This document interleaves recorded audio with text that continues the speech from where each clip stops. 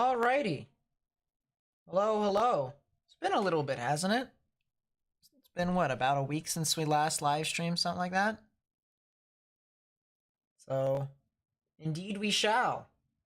It is June 5th, 2022. Of course, if you want to take a look at more current weather, I highly recommend clicking onto my channel and finding more current videos and or live streams that will be talking about more current weather. Otherwise, we're going to be talking about a pretty interesting severe weather setup today, as there could be widespread hurricane force winds, and it will more than likely be an overnight threat. So, yay me, I'm going to need some coffee. So, without further ado, let's get started, shall we?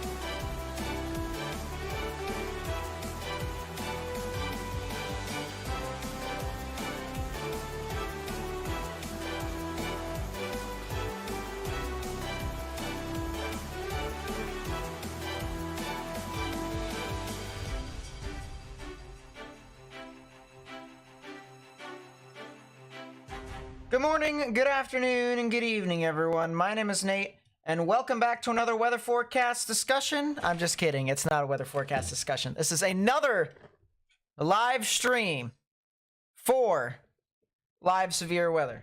All right, we got some more severe weather going on today, so we're going to be trying to cover it to the best of our ability. How's everyone doing in the chat? Hopefully you all are safe and at the comforts of your home. If not, if you're abroad, if you are on the road or whatever, I do thank you for tuning in here this evening or morning or afternoon.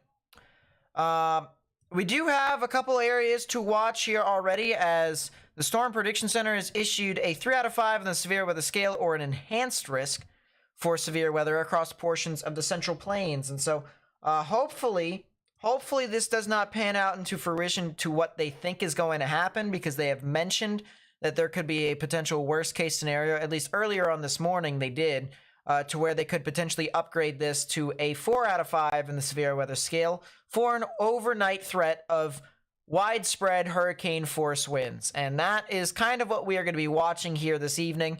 And we're going to be monitoring this all the way until, I'd say, probably about midnight, maybe a little bit past midnight. And by then it'll give us a sign as to whether or not it will pan out into fruition to what the Storm Prediction Center could think is a worst case scenario, or to their best case scenario to where nothing really happens and we have a lot of scattered showers and thunderstorms that could produce large hail, some damaging winds, and of course the chance for a tornado or two. So you can see across the board, we do have a 3 out of 5 in the severe weather scale indicated in this orange right within here.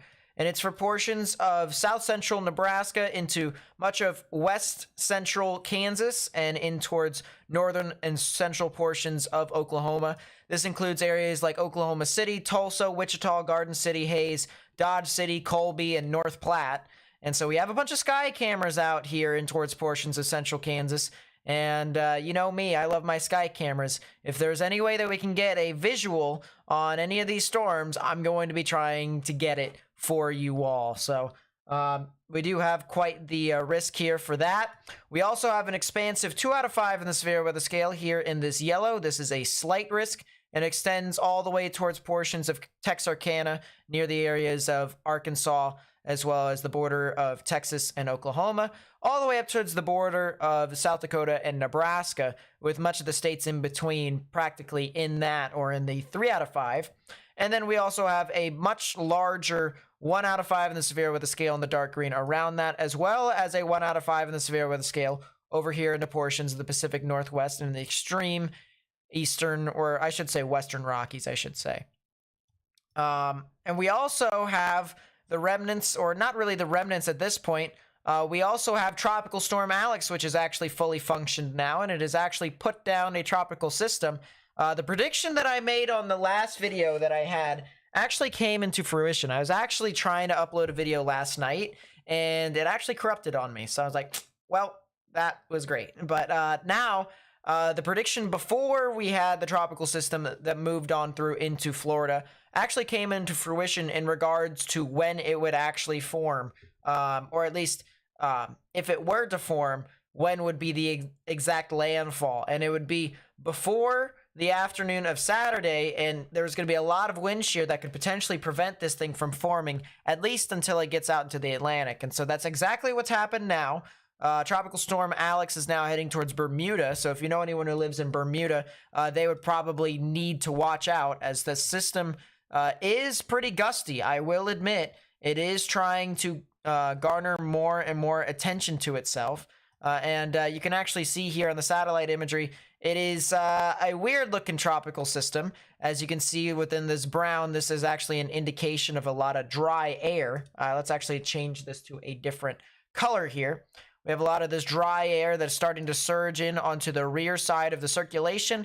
And on the other hand, you have a lot of this, convection that is trying to wrap around on the southeastern side all the way up to the northern side. So basically, it's more of kind of an extra tropical storm, more or less. It's borderline tropical due to the fact that this kind of resembles more of a severe weather setup, to where you have your classic low pressure system and your cold front ranging down below with your dry line surging in back behind it. So it's kind of a mix. That's kind of what's happening right now, but the big thing to note is that if you're in Bermuda, there is going to be a lot of strong damaging winds that are going to surge on through, as well as the threat for, of course, a tornado or two possible.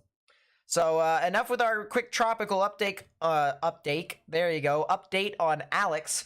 We'll go back here to the severe weather, and let's get into the nitty-gritty of what exactly is going on here right now. And the one thing I will say is if you see any weird color tables, I'm hoping that everything has been fixed. Actually, it has been fixed. But I am conducting some research with a research group that I have actually more or less, I should say, recruited, and or they filled out a application, and we're just kind of doing it ourselves.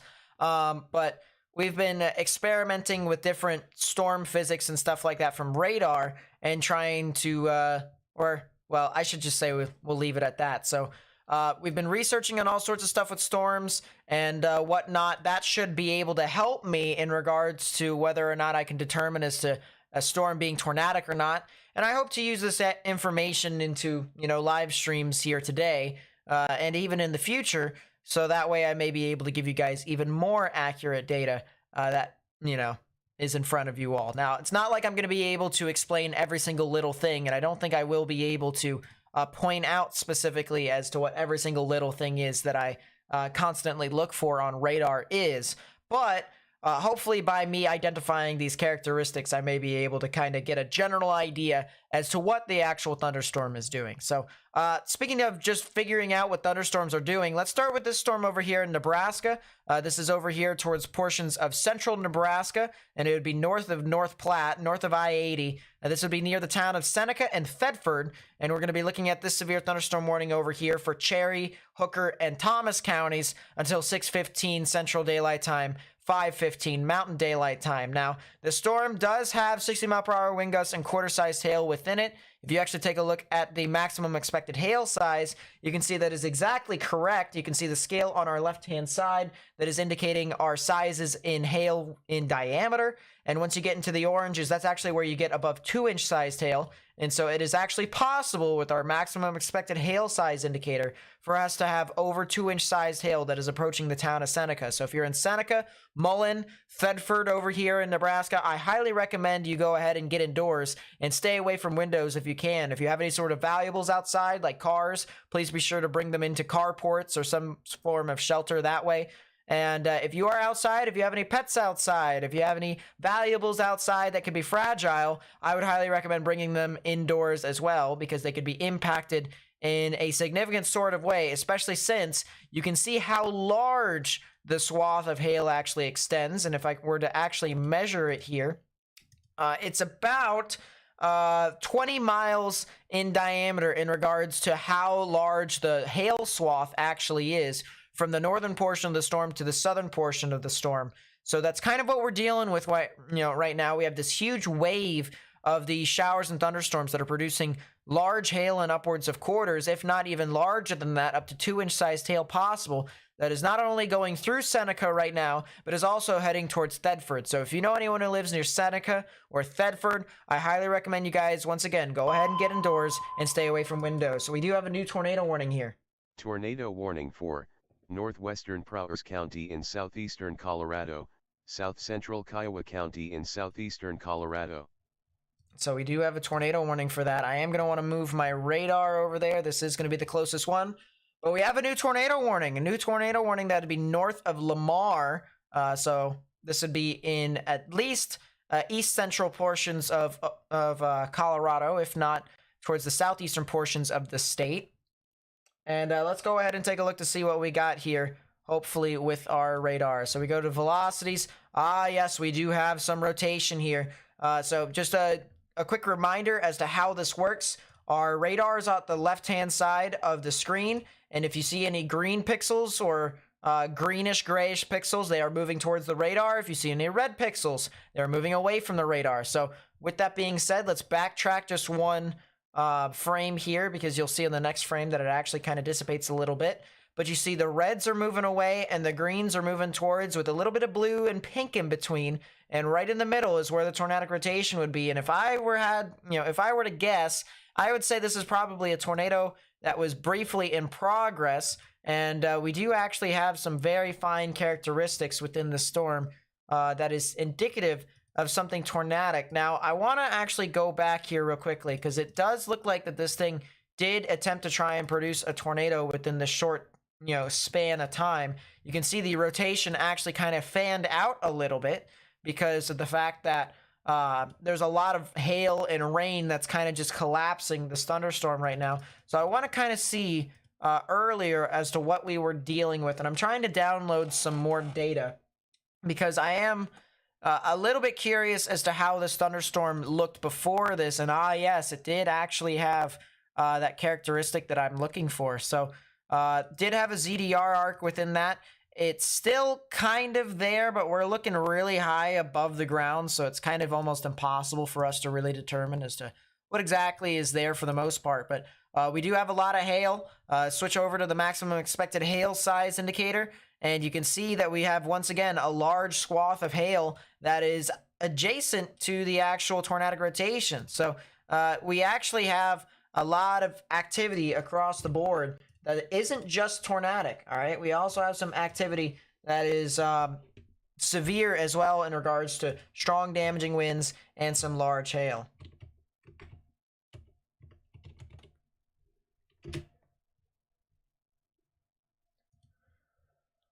I want to pull something up here real quickly. Trying to chase in central Iowa. Do I foresee anything, especially to watch for? Real quickly here, guys. Real quickly. I do remember there being a mesoscale discussion for central Iowa, so I am going to want to look at this. They said the watch issuance is a 5% chance, so very low chance of them issuing a watch, whether it's tornadic or severe. It says thunderstorms developing across central Iowa may be capable of damaging winds and large hail through the early evening hours. This threat will most likely remain too limited to warrant a watch issuance. So there is a shot, there is a chance for some severe weather, but otherwise, not really too much according to what the Storm Prediction Center says. We can pull up the radar here real quickly to see as to what exactly we got here. And we got a lot of scattered convection for the most part. 2 seconds, please, as I take a look at the environmental factors of this system. I do have some decent cape. Not a whole lot of veering. Yeah, we don't really have a whole lot of veering. And let me just take a look at the 850 millibars winds. And take a look at the 700 millibar winds. Yeah, that's pretty linear. So I don't anticipate anything too interesting besides maybe, just maybe, some sculpted shelf clouds. So you might get some shelf clouds. It might be north of the Des Moines area, heading towards the Waterloo and Cedar Rapids general vicinity. But other than that, I don't really anticipate too much over for portions of Iowa. All right, so let's take that off, and let's go back to our storm here down into portions of Colorado. And the rotation here has not increased in strength over the time period of us looking at Iowa. So that's kind of the good news. The one thing I do want to take a look at, start using this now. This is a very messy supercell, Yeah, not a whole lot of shear, actually. So, more or less kind of a very weak storm in regards to shear-wise. But, I mean, supercells can produce tornadoes. It just has a higher likelihood when it has higher shear. And this environment doesn't really have a whole lot of shear. To illustrate this here real quickly, I do want to go ahead and take a look at the meso-analysis. And I want to show you all the storm relative helicity, the effective storm relative helicity. So here's the storm relative helicity. And this, basically, just for reference, chat, is where the favorable wind shear is for tornadoes to develop. Now, it's not always the case to where this shows you exactly where the most favorable area is. But it gives you more often than not an idea as to where where the strongest environment could be if there were a thunderstorm to form within that. So you see here that we do have a couple showers and thunderstorms that are firing off across the board, but you also see these little squiggly lines right within here. All these squiggly lines, they even have different colors. They have different numbers and stuff like that. This is not in Ontario, Canada, by the way, so let me fix that so that way nothing is confused upon. But we do have these areas to where if you have these higher numbers and the thicker blue lines, those are the higher favorable environment, I should say. Well, that's kind of bad English, so let me rephrase that. It's the best environment, more or less, from a wind shear perspective for tornadoes to try and produce. So that's kind of what we got here. And we notice that we have a little bit of it. We have a very skinny line over here, a very small circle near that thunderstorm over into portions of Colorado. But it's not that, that's not really a whole lot to the point to where this storm can completely, do some whack stuff like produce significant tornadoes across the board and be like long track violent stuff. All right, so we would need a stronger environment within that area for it to do so, because we don't. We're faced with something like this. And this is, once again, I mean, it's not like this is, a cakewalk. It's not like this is something to where the storm should not be taken seriously, because if you think of it this way, I mean, this storm is already, it's in a good enough environment to produce tornadoes. So, assuming the fact that it's already produced a tornado warning, could have even potentially produced a tornado, we have to consider down the line that the areas that could be impacted by these storms could potentially be in the risk for tornadic development, could have tornado genesis within that area. So we are going to want to watch very closely for this storm to continue to progress. And so definitely something to watch out for as this continues to move off towards the south. So Lamar and Grenada, as well as Bristol and Hartman, and areas along Highway 50 over here in southeastern portions of Colorado, you guys need to watch out. All right, these storms not only are producing some strong damaging winds and tornadic conditions, but you also have the threat for large hail. You can see here on the maximum expected hail size that we have some values over here that are over 1.5 inches. So we are going to want to take a note of that. I actually am, on my spare time, I think what I'm going to do, chat, is I'm going to kind of improvise this color table a little bit so that it's a little bit easier to identify as to what the scale is in between, like, no hail to 1 inch, and then from 1 inch to 2 inch, and then from 2 inch to 3 inch and stuff like that. I think I'm going to make it a little bit easier to try and determine, but otherwise, definitely got some activity still that is heading towards Lamar, Bristol, Hartman, and Grenada. So if you know anyone who lives over there in Colorado, I highly recommend watching out for this. Could your brother in Fort Sill, Oklahoma, get any severe weather? Let me take a look real quickly. Let me take a look. Well, that's Lawton. So Lawton is actually in more or less the 1 out of 5 on the severe weather scale. So I think they're going to be fine, honestly. I don't think they're going to be... I think they're going to be too far southwest of the main area to be concerned here for right now. So I think that'd be my my best judgment here, more or less, as to what's going on. Let me pull up Radar Omega. Let me pull up Radar Scope so that I can get a couple of extra radars to have. There's a couple severe thunderstorm warnings south of Calgary, actually, so that's kind of interesting. May want to check up on that here in a bit. And there's also some severe thunderstorm warnings over here near St. John, next to a low pressure system over there. So that might actually be something to look out for a little bit later on too. But for right now, we're going to stick with this cell.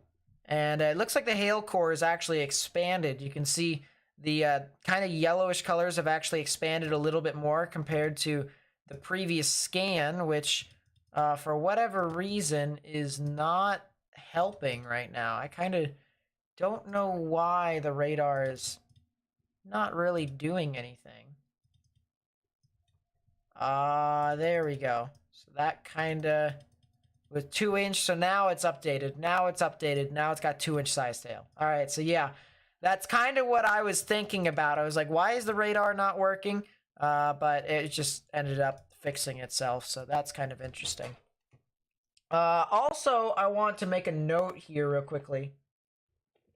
I want to make a note here real quickly that the storm has also split from this storm. So those two storms were originally a part of, actually it's not a split. It actually formed along the outflow boundary. So it didn't split. These are just two separate storms right here. One over here and then one right here that are kind of, doing their own thing. So that is something to note. And because of that, I think Lamar could potentially get some activity rather than not, due to the fact that this entire complex more or less has expanded. I want to take a look over at that storm. They actually have a severe thunderstorm watch over for this area, which is kind of interesting. That cell near St. John's is kind of interesting. I will admit, it's a little small cell, so I don't think it's got too much potential as of right now. It's very small at this time, but it is heading towards St. John. So I think that should be something to watch as that continues to progress further and further. Gabe with the 5, thank you so much. I really do appreciate it. Have you changed my cultured background? Not yet. I've been, I actually haven't really been thinking about it a whole lot. Interestingly enough.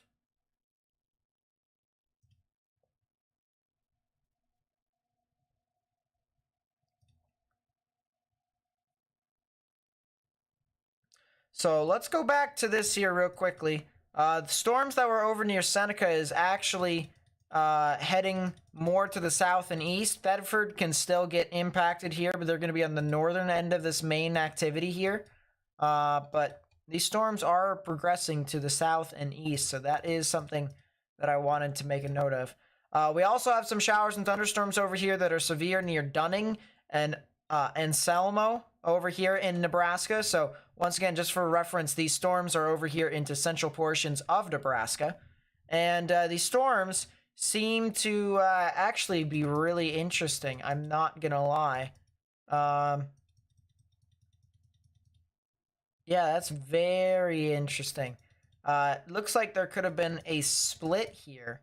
If not, there's a ZDR arc right there and another arc right there.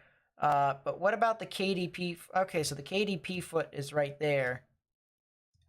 So hold up. Let me consider the following here real quickly, chat. So we're going to want to do that.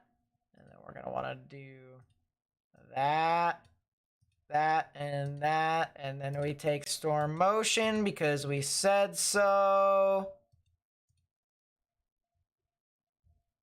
I don't think storm motion is correct. But regardless, that definitely does not look like a tornadic thunderstorm at this time. So that's kind of the good news. But yeah, a lot of large hail here within this area. A lot of large hail here within this area that I would watch out for. Looks like it could elf later on.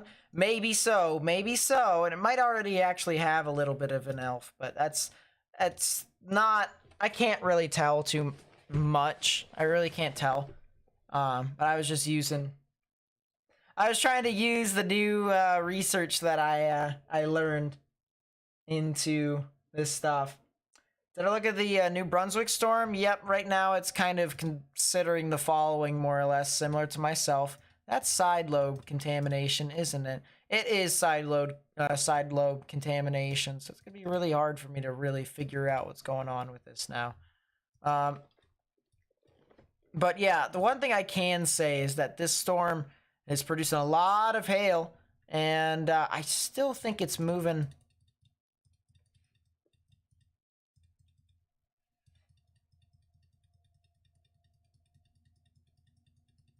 So yeah, now I guess it is curling off to the right now. Let's play the loop here. No, it's still moving south. It is still definitely moving south.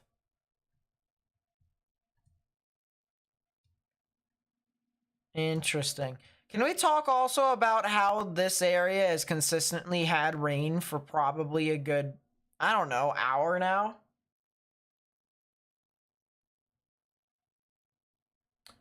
Yeah, look at this. This same exact area over an extended period of time has got nothing but rain and rain and rain.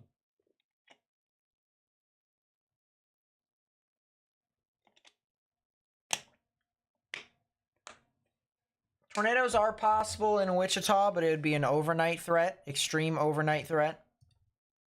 So,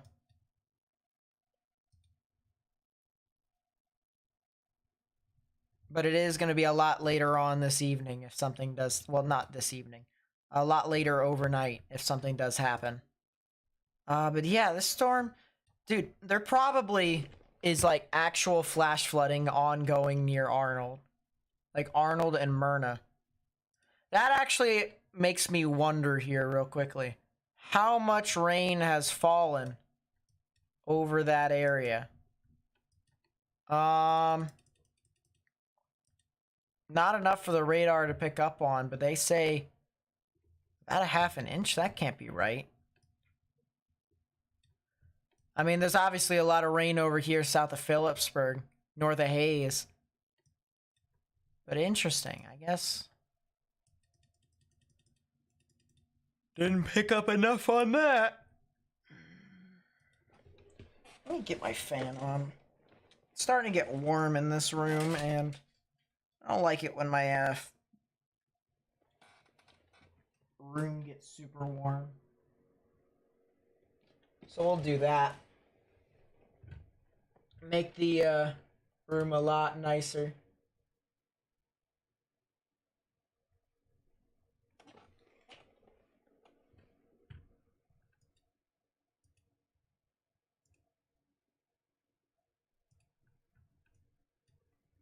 Let's see. Storm just southwest.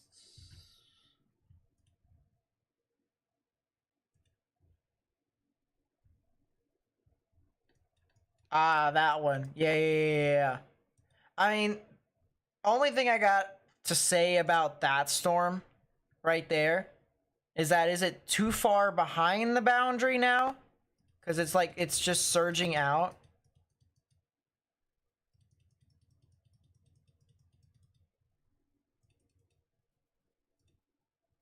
Although that could have been a brief tornado, unironically. That could have been an actual land spout.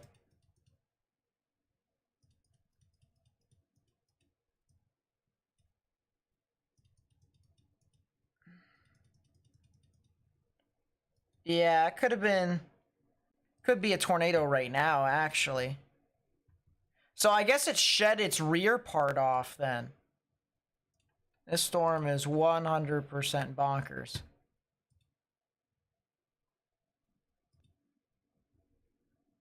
%100 bonkers. KDP has a lot of... So it's wet hail. Shouldn't this storm collapse over the next few scans then, I guess? Maybe?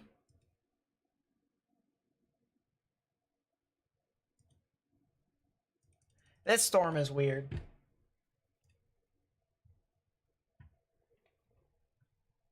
But yeah, the storm in the middle of nowhere, south and west of Thedford, does actually have a little bit of rotation within that storm. It actually does. So that's going to be something to potentially watch out for. I don't anticipate anything long track with that. I really don't.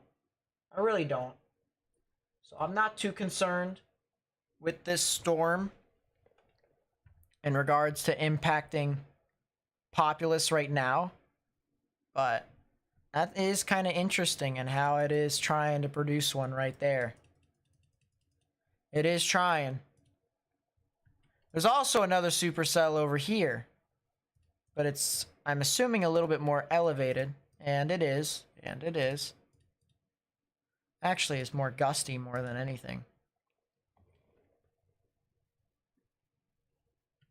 Anyways, let's get back to the important stuff. Callaway. So this is the other severe thunderstorm warning that's south of the Anselmo storm. The Anselmo storm, has been producing a lot of large hail, but this storm over here has been producing a lot of rain and hail over the same exact area. As you can see, it's just been forming over the same general area for probably the past hour. More than likely for the past hour, so might see some flash flooding within that area soon.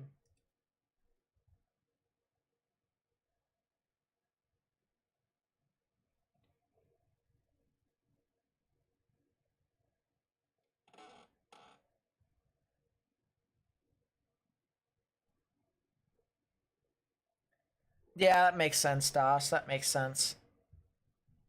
I'm still trying to implement all this new stuff in general here, so I guess this stream is a little bit more of a test stream to try and see if I can use the knowledge that I just got, put it into fruition.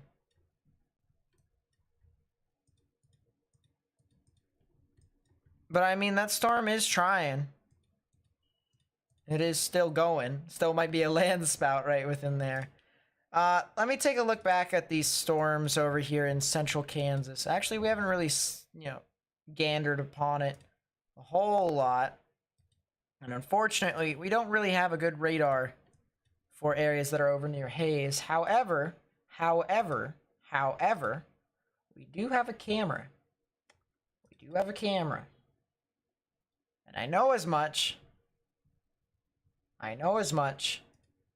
Because I use this camera all the time.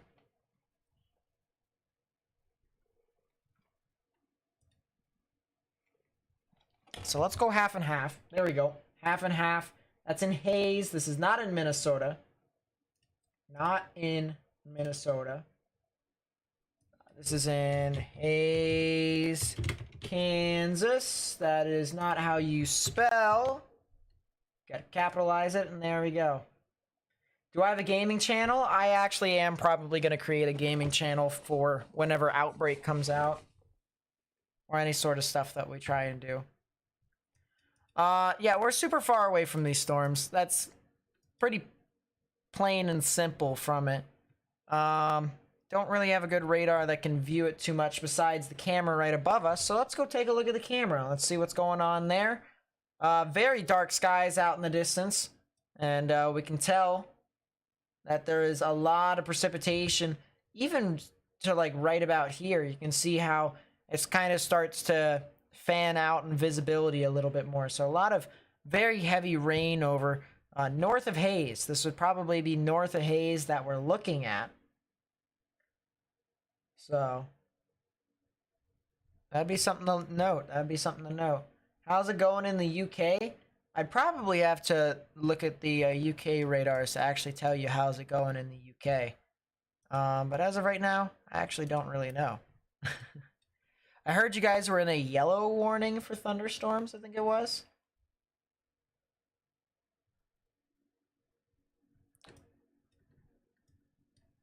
Let's go back to the tornado warning, because I'm sure everyone is curious at this point what's going on. I'm a little curious myself. And we do have a little teeny bit of general rotation, but it's just like it's pretty weird. It's pretty weird. What isn't weird, however, is that the storm continues to dump significant amounts of hail with this. To me, there looks like a ZDR disruption, but it's like we're looking at 9,000 feet, so it's almost impossible for me to say that that's true.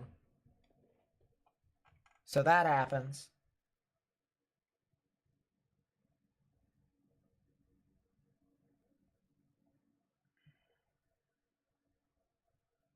Yeah, water tower does look like a mushroom over there. It does, it does. Yeah, Oklahoma could get some activity, but it would be overnight tonight. So I think now would probably be the best time to talk about these said severe weather stuff. So let me create that as a new tab here. Let's do this, that.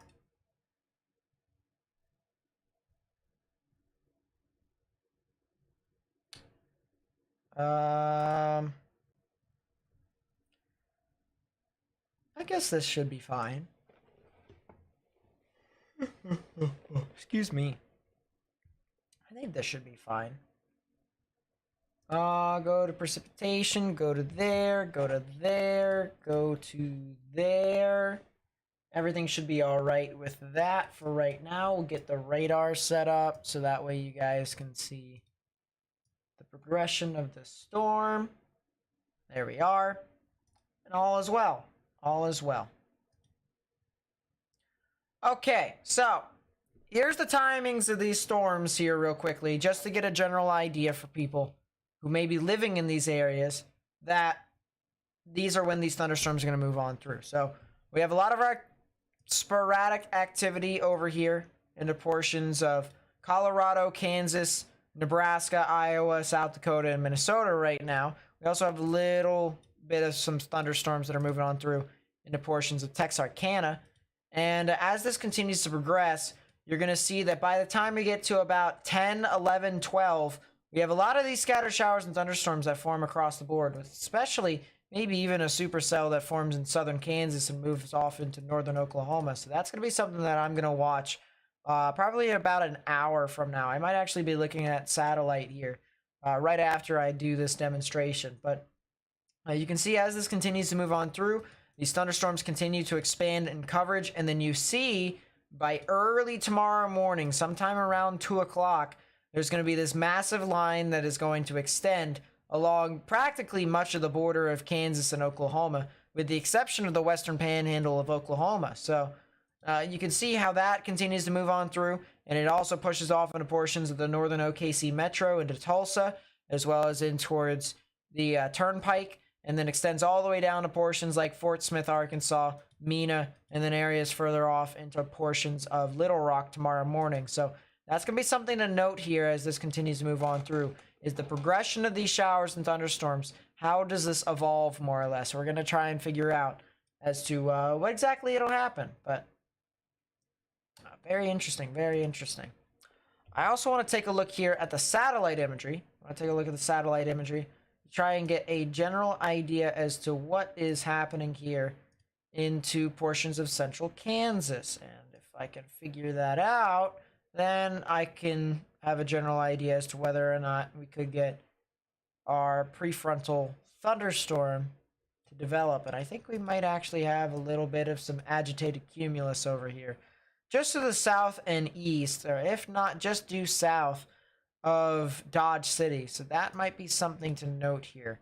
But we do have some of these other showers and thunderstorms. We actually have some more showers and thunderstorms that are forming along this boundary over here. Near the general area of Hackett's, isn't it? What? No, not Hackett's. Benkelman. Jeesh. Losing my mind already. But yeah, near Benkelman. There's a little bit of activity over there. So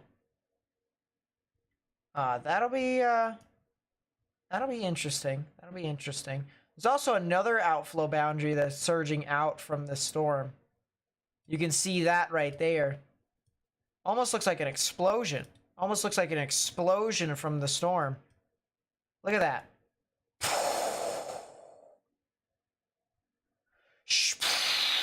That's exactly what it looks like. It's pretty crazy. So that's something interesting to note. Something interesting to note is that there is an outflow boundary there, and if storms form along that outflow boundary, then weird stuff can happen, and that's kind of what I want to avoid. So we'll see what happens with that. Real quickly. Alma with the 5 months of becoming a weather watcher. Thank you so much. I really do appreciate it. Says, without Hockey Boy and Nate, about the Wichita Falls area tonight and tomorrow. I'm not expecting them to get too much activity tonight, to be completely honest with you. I really don't. So I think you guys should be fine. Now tomorrow, I also think you guys should be fine as well. Don't expect too much activity for you all. There's some consistent activity over here in the Central Plains for quite a few days. Day 5 also has some interesting severe weather over here. This would be on Thursday, so maybe our next potential live stream would be on Thursday, unless if tomorrow or Tuesday does something. So that'd be interesting. But thank you so much for the 5 months. That is the best way to support my channel, and it really does mean a lot to me. So thank you so much, Alma. Thank you. What's up, Megan? Welcome to the stream. Or I should say welcome back. Welcome back. How's everyone doing in the chat so far? A lot of widespread severe weather, hail and stuff like that. So I know that might be kind of the boring stuff of weather, but you know, large damaging winds and spotty hail, they're all impactful in their own way. So that's kind of why I'm here. There's a little storm over there from the other supercell that I saw. Oh, ZDR arc! Look at that! Look at that! Look at that! Hold up. It is a crappy ZDR arc. Very crappy ZDR arc. But it is there. It is very crappy. But we got something. Close enough. Let's see. We'll technically put the middle right there. Or actually, the ZDR arc is technically right within this area. So let's take a look at that. Just outline that, put the middle in there. Go to the KDP. Find that up there. Let's put the middle right there. Connect the dots. And if it's a right angle, this thing will, could potentially produce a tornado. Or it's in a spot to produce a tornado. Oh, it's close. Oh, it's close. Oh, it's close. I wouldn't be surprised if they issued a tornado warning with that.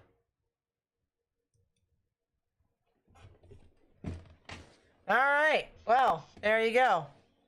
Yeah, this is, hopefully I get an automated way of doing this now. Hopefully I get an automated way of doing this. I didn't want to show you guys there because it's pretty complex and I don't want to explain it all. I don't want to explain it all. But yeah, lo and behold, the storm is very weird. And yeah, here's our ZDR arc more or less, kind of like right within here. I know this can be constituted as part of it, but it really kind of isn't. It really isn't. So this right here is the ZDR arc right there, because it's on the northern side of the inflow notch. So that's interesting. Told you about the storm 5 minutes ago. We told everyone else about the storm 20 minutes ago. So that happens. DOS told me, or at least gave me an idea a little bit about it. What? Yeah, 20 minutes ago. So we've been on it. We've been on these storms. But this stuff is weird. But I would not be surprised if this storm got issued a tornado warning. If this storm, you know, this storm... Oh, there's the ZDR arc. Now you can see it's a whole lot easier to see. There it is. Look at that. There it is. So there's the ZDR arc. It's got a weird left flank velocity enhancement, I'll tell you that much. Oh, there it is. There it is. There it is. It's gonna try. It is gonna try. If the ZDR arc does not get broken, this thing will try to put down a tornado. This thing will try to put down a tornado. Ooh, the new data is so nice. Love the research group already. True facts. When a bunch of people come out to try and do this. So this would be a good example to use for research comms. Let me put this in that chat. This would be what, 23 16 49 product.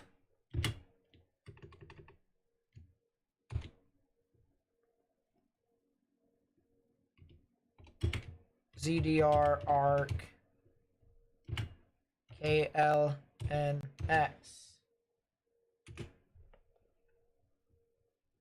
ZDR arc is still there. It's still there. It's still going. This thing is trying. This thing is trying.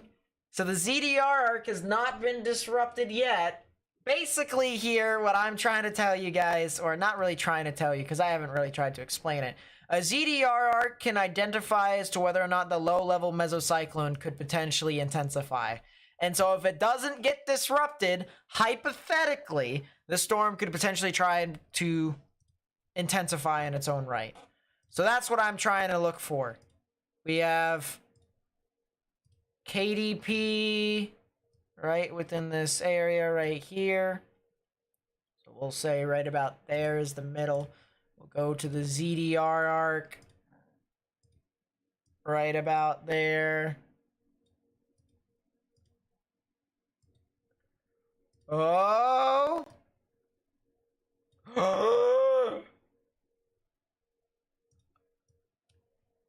It's close enough. It's not completely a 90-degree angle there, but it's close enough. This thing is gonna try and put down a tornado. Keyword try. Oh my gosh.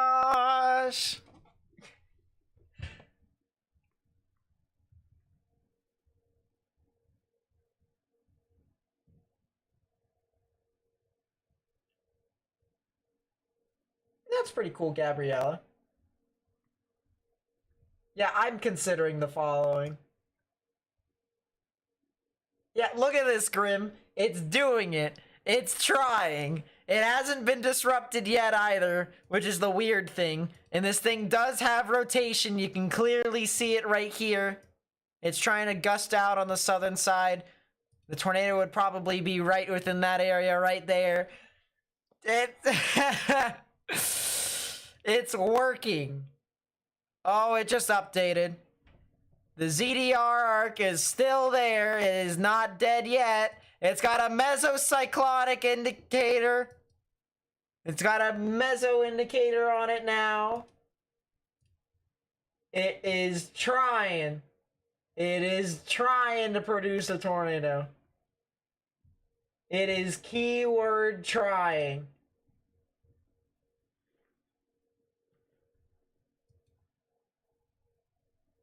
Oh, there it is. There it is. There it is. It just updated. It's gonna try and put down a tornado. They would probably... Now would be the time to issue the tornado warning. Now would be the time to issue the tornado warning.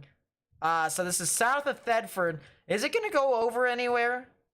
Yeah, for the most part, it's just... Or... Actually, it's kind of heading more south-southeast. So hold up. Let me track this out.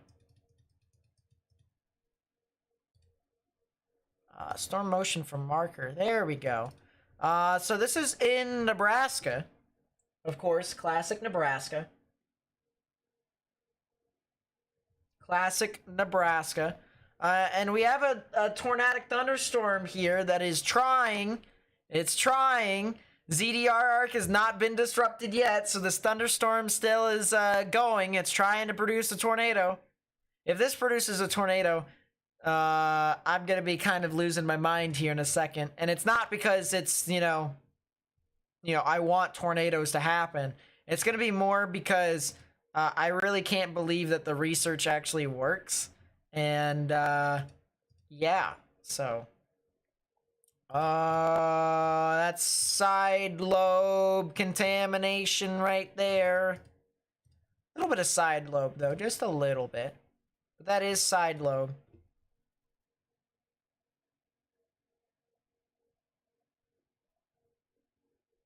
But yeah, we do have a tornadic thunderstorm right here in Nebraska. We're going to continue to try and watch out for it. Another side lobe. Side lobe continues to play a role of contamination. But the ZDR arc still stands. It is still there. There's a lot of hail over here, actually, so I'm a little concerned about that. Maybe a little. I'm hoping that it doesn't get disrupted. But... we do have a storm that is trying to produce a tornado. It is almost there. And the rotation is still there, so the storm it's just a little elevated, a little teeny elevated. A little teeny bit elevated, but it's there. It's there. What is the green triangle? The upside down green triangle tells us how much hail there is within the storm. So let's take a look here. In this instance, at the maximum expected hail size indicator. And on the left-hand side right here, you can see the scale of hail. Scale of hail. And, yeah, once you get to the oranges, that's 2-inch size hail and above. And once you get to the reds, like the deep reds, which is not on this, hopefully we don't see that, but it'll be like a deepish reddish, like a deepish light reddish. Kind of like a cherry, like a bright cherry. That'll be more of 3-inch size hail. So we got almost 3-inch size hail, almost 3-inch size hail within the area, but for the most part, we got a lot of stuff. Oh boy, trying sounds weak. Yes, because it is weak right now. True facts. This storm, listen, this environment is not going to be producing your big giant tornadoes that form across the board. All right, that's not how this works here today. It's not going to work like that, but more or less this is just me. Oh yeah, that's right. I did want to try something with 3D. Hopefully the side lobe doesn't ruin everything, but I did want to try something. Oh, that's an update.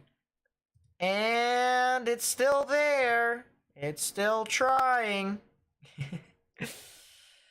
But let's take a 3D of the storm because I did want to see. Oh, that's not helpful. Let me move it back a little bit more. Go to South Idaho. I'll take a look at Idaho another time. All right, I want to use the stuff that I just learned. Okay. I wish the ZDR was actually shown on here. So then I could, kind of use ZDR. That'd be pretty cool if we had 3D for ZDR. But it happens. Got a lot of inflow and outflow. We'll say that. And we do kinda, very much so kinda, have a little bit of an inflow notch. We do.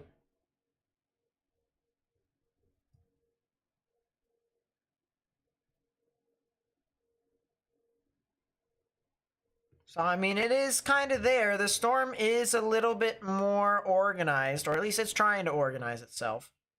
More or less. Look at this large hail core there. Look at that. Look at all the pinks right within the red. So the red is like the very heavy raindrops, and then you have the pinks, which are hail for the most part. You can see large hail core right within there. Storm's actually holding up a lot of this hail. I'll tell you what, if this storm fails to exist, if the updraft fails to continue to function, all that hail is going to come down. It's going to be one giant, fall swoop. One giant swoop. Well, the ZDR arc is still there. It's still producing rotation. So the mesocyclone is still there. So technically the research is not wrong. The mesocyclone is still going about. Actually has some really good rotation in the upper levels too, which is kind of funny. Now, just because the ZDR arc and the KDP and whatever that I just did, just because the research dictates on that of the low-level mesocyclone, it cannot 100% of the time predict tornado genesis. All right, that's... believe it or not, even the meteorologists right now still don't know exactly where the tornado comes from. So, huh?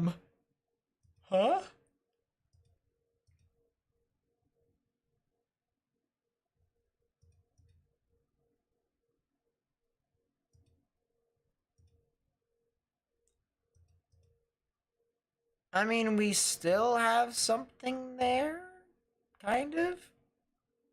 We actually have a left flank velocity enhancement, which is kind of funny. This green triangle now, this green triangle right here, that's a TVS, Tornado Vortex Signature, but it's not. In this case, it's wrong. In this case, it's wrong.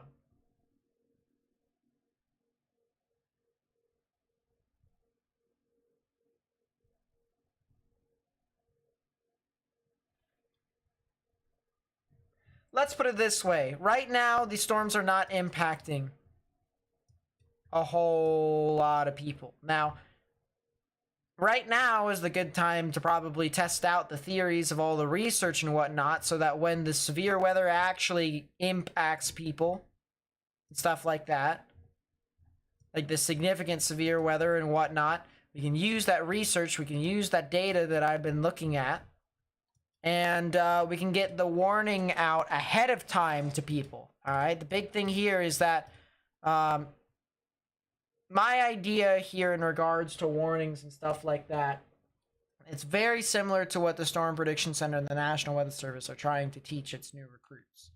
is we're trying to find new ways to issue tornado warnings sooner so that we can get the warning out sooner. And so if we can take a look at this stuff, take a look at the data, you know, it may be able to get to the point to where it's helping me figure out exactly as to what's going on with these storms so that I can tell you all what's going on and you guys can prepare accordingly. So that's what I'm working on right now.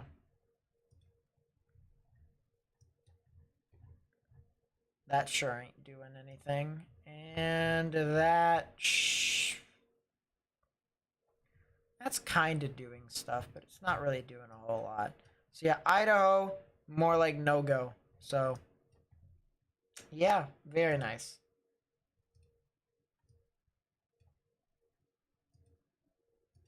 All right, back to the Supercell at hand. It looks like it is recycling and trying to put down another tornado. The left flank velocity enhancement starting to circle back around. Does this look more like a classic Supercell to you all? Baku Flint with the 10. Thank you so much. I really do appreciate it. Thank you so much. What are the colored boxes? Are you talking about these colored boxes right here? So like the one that's in yellow, and then the one with a bigger outline here at the bottom part of your screen. You talk about those?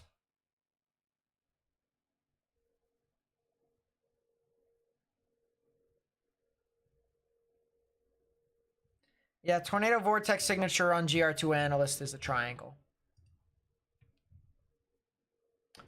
Oh, it's still trying. Look at that. It's trying to go. Oh, did it get disrupted? It died.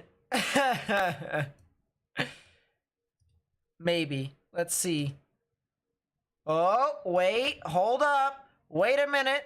Wait a minute. Wait a minute. It didn't die. Hold up. Wait a minute.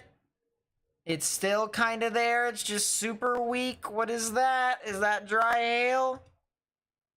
It's dry hail. Hold up. Wait a minute. The storm's not dead yet. Hold up. Hold up. Time out.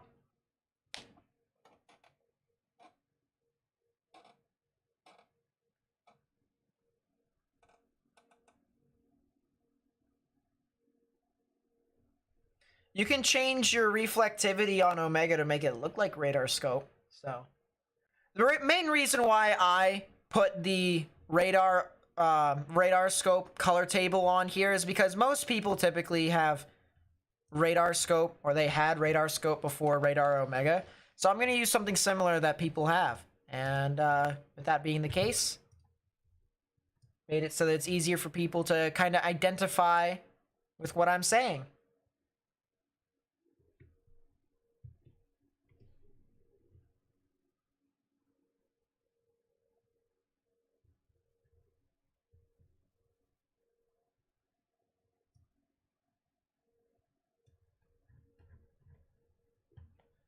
Where is this? This is in central Nebraska. And it is still trying. Did the ZDR arc officially go away or no?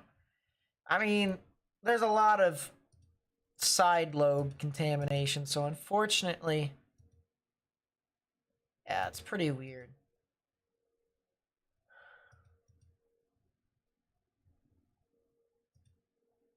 Oh, that's a new scan. It's still trying. I want to take a look at a new scan. Let's actually put up Nebraska. Let's just, because assuming that we're going to be still in Nebraska looking at this storm, might as well put it up there. There we go. There we go. Let's take a look at this other storm near Callaway. This might be a storm to watch near Callaway. A lot of hail around this, so maybe the ZDR arc has been disrupted over there. And if that's the case, that storm's going to be a hailer. And that looks like it to me. It did have a small ZDR arc, believe it or not. There it was. But then, oop, on the next scan, wait, I'm looking at 0.9 tilt. I need to go back a few. And there we go. Yeah, so there's the ZDR arc right there. Boom. And then you can take a look at the next few scans, and there's a lot of hail around the area. A lot of hail. And KDP indicates that the ZDR arc more than likely got displaced. More than likely. So therefore, this storm is hail. More than likely hail. But it does have some very strong rotation with it near Callaway. So that's kind of interesting. The fact that it's still going. Well, maybe it's not hail. Well, it is hail actually. But ZDR is picking up on the hail. So maybe this is dry hail too.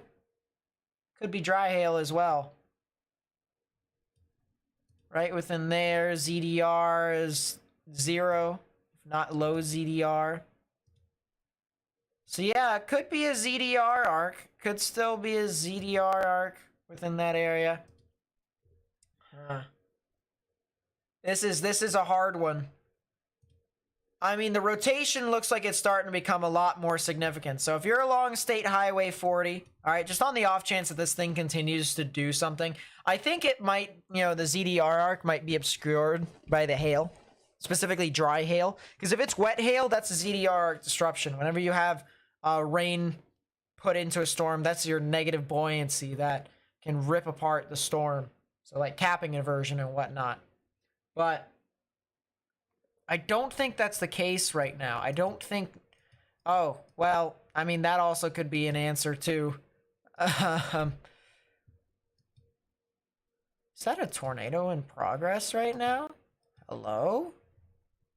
I mean, we have a literal 3-body scatter spike that's going straight through the storm, so it's hard enough to try and determine as to what's going on. Speaking of which, what about this cell? Did this ZDR arc actually die? Looked like it did die. It's hard to say. This storm continues to elude me. This storm continues to just make me want to just lose it. Yeah, Callaway is like pretty close. It's in a 3-body scatter spike right now. But it is rotating more and more and more.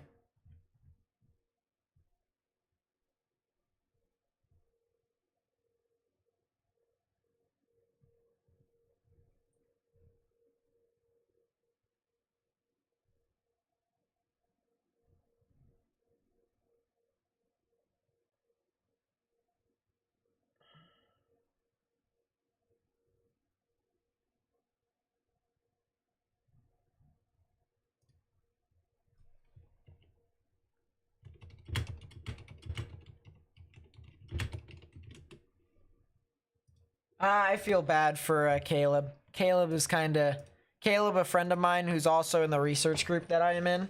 He's in Miami and he can't get out because his flight keeps getting delayed, so that's pretty nice. Alma with the 2, thank you so much. I really do appreciate it. Thank you so much. Really does help the channel.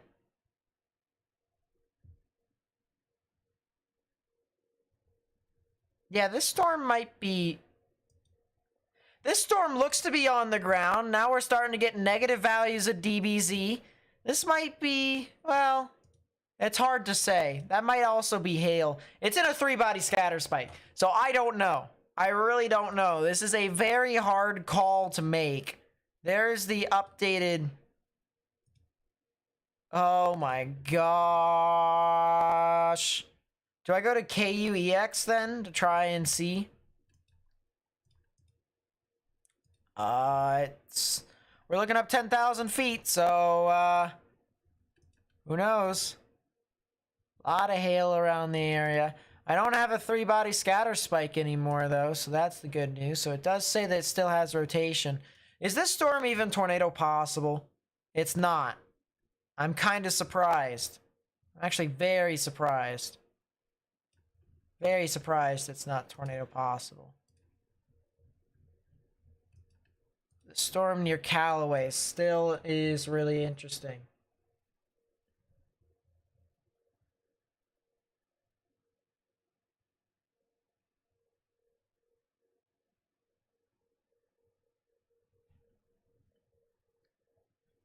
what does the updraft turning like looking into a tail supposed to mean? So ZDR arc, okay? So whenever you have a storm that on the northern side of the inflow notch, that would be like right about here. Okay, that's your ZDR arc. Whenever you go onto ZDR, and whenever you see you have a lot of reds that arc like that, that basically can signify that the low-level mesocyclone could intensify, which obviously then leads to tornado genesis sometimes. All right, so basically, usually all storms that produce tornadoes undergo this process if it has an organized supercell. Now, not all the time does a strengthening low-level mesocyclone produce a tornado, okay? But this just gives us a general idea as to whether or not a storm could be getting ready to get to that stage. And that's what we're trying to look for. So that's what a ZDR arc more or less is. It's the SVC that I refer to it as sometimes. What is this storm doing? It has a ZDR arc again, I will say that much. So it's right there. It does indeed line up. About KDP.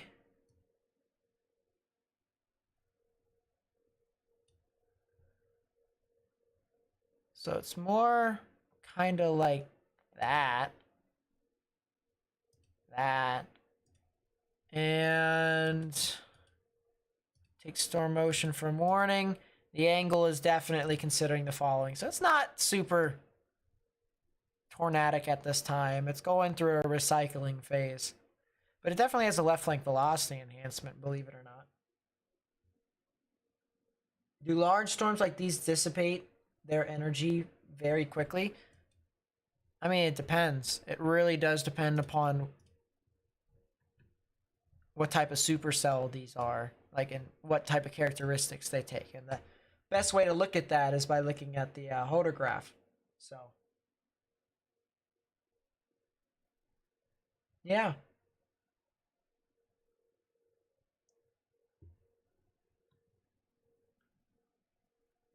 Yeah, I haven't taken a look at any storm chasers. Are there any storm chasers on this cell? By the way, the supercell approaching St. John, yeah, it's considering the following just like I am, so it's not really doing too much. Yeah, there's like a cell, or there's a couple people actually on this. No one that we know, or no one that I know at least. Daniel Zaid, Dale Kaminsky, John McKinney, Gerald Doremus, Tyler Kurtz, Lori Bailey, Trevor Nation, Brandon Payne. Yeah, I don't know. There's also some people over here on Benkelman. I've never heard of these people either. Oh, there's a report of a tornado. Rotating debris cloud. No clue who reported that, but still pretty cool. Yeah, I've got no clue who all is actually over here. Gonna be honest with you all. I don't think any of the main storm chasers that chase are out here today. And if they are, then they're probably not near the storms from the looks of it. Because I'm trying to scan through all the spotter icons to try and see if there's anybody. What about over here near Victoria? Christopher Schneider. Thomas Bat. Stephen Henry. Yeah, I don't see anyone. I don't see anyone that are is really gonna give us a whole lot. I do not. Go back to the storm over here with significant hail in Colorado. Vince is out today? It's not like I can see what he's doing. Oh, he is considering the following. He's nowhere near the main area. But it's not like I can do stuff or see his content. So he is on the storm, but he's just progressing south.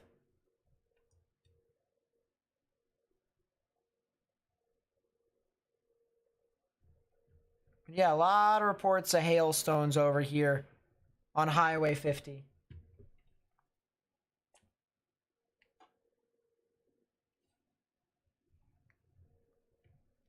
Yeah, on this channel, let's just like not let's like kind of the thing of it is that I can't really show Vince's stuff. I really can't. One, because he blocked me on Twitter. For what reason, I don't know. Really don't. And two, even if I were to take his footage, apparently he licensed, or I think he licensed every single thing. If not, then he just really doesn't like me. But anyways. All in all, in short, I can't share his content because even I can't even, you can't actually share the live stream unless if you have licensing with it. So yeah.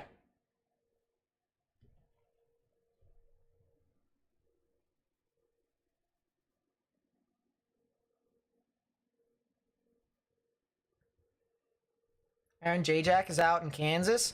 Nice. I'm not sure I can show J-Jack's stream either. Most Storm Chasers I technically can't show their stuff, but if they posted anything on Twitter, then I can show it.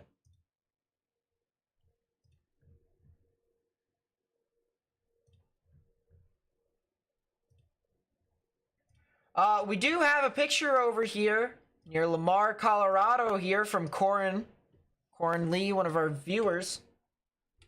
And look at this. Can't really see can't really see a whole lot of stuff over here with this, but then as you go over here, look at that very skinny wall cloud that he's got. Very skinny wall cloud that went near Lamar, Colorado. So that's pretty cool. And he notes that he didn't see a funnel or a tornado on this. This could be a little funnel, maybe, but it's, I mean, once again, it's really hard to not be there and to say that there's something going on, whereas if you had a person there, such as Corin, they're kind of watching this live and whatnot, so, yeah. Sup, Carbonado? How do? Did he only block me on Twitter? I think.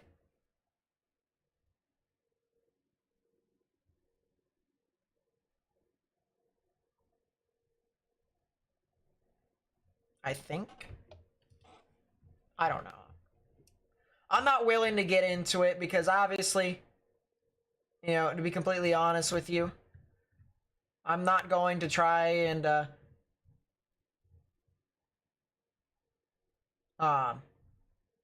seek forgiveness when I clearly don't know what I've done, and if people have been having issues with me in the past. So I'm willing to talk, I'm willing to communicate, I'm willing to do all sorts of stuff that needs to be done, but of course, gotta be met both ways too, so.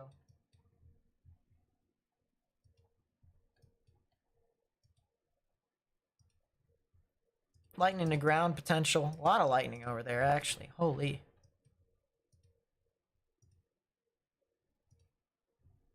Alright, let's go back to the storm over here near Callaway, because this storm over here still looks like it is trying. ZDR arc is no longer there. That is a lot of... That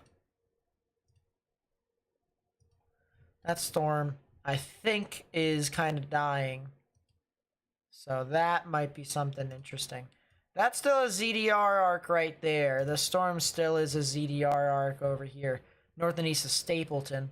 There's also another supercell developing just directly near Stapleton, right within that area right there.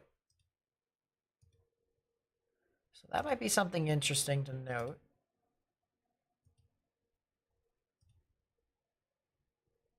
There isn't exactly that much displacement between the KDP and ZDR, so we don't exactly have too much on this. But yeah, we do have a ZDR arc. Nate with no hat? Yeah, I know, right?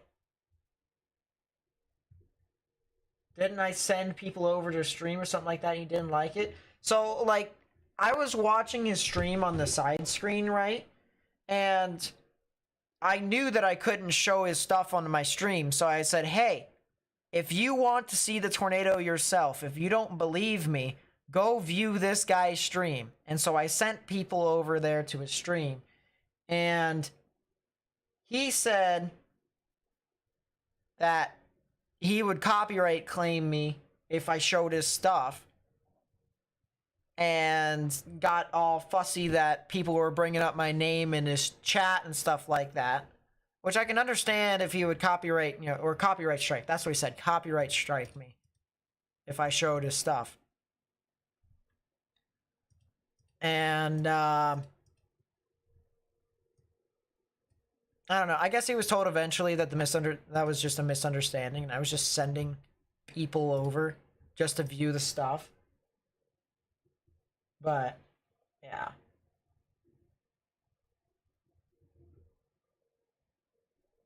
Listen, Omega is good for its price.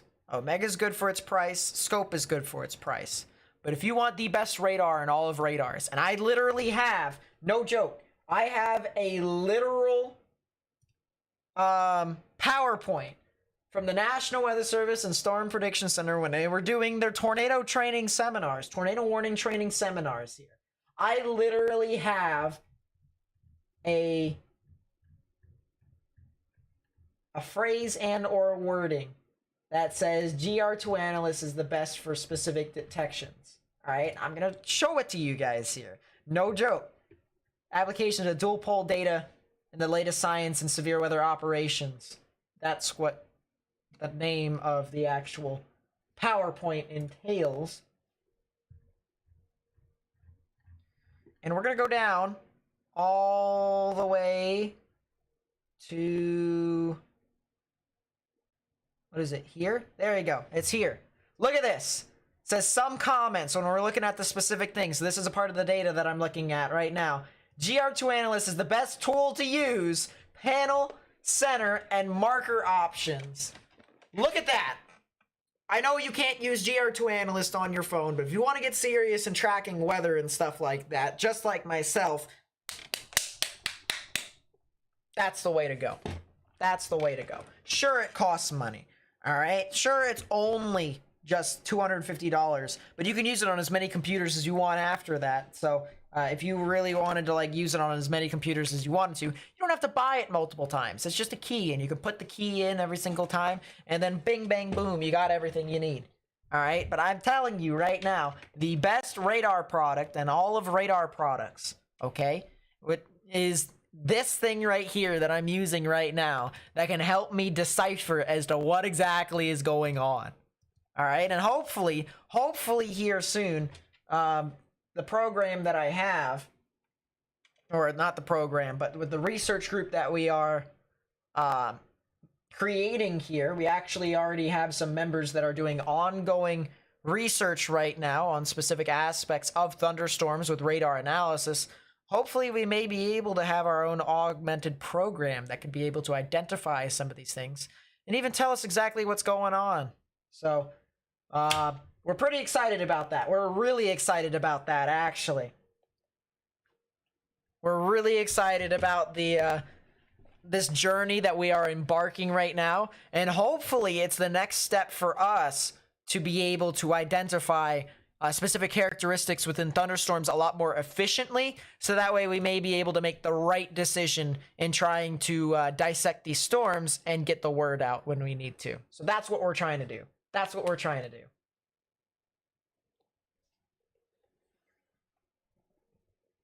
Thanks. I decided to just, well, actually, we went to church earlier on this morning, and I decided not to wear a hat today. So I was like, you know what? My hair is still looking pretty nice, so.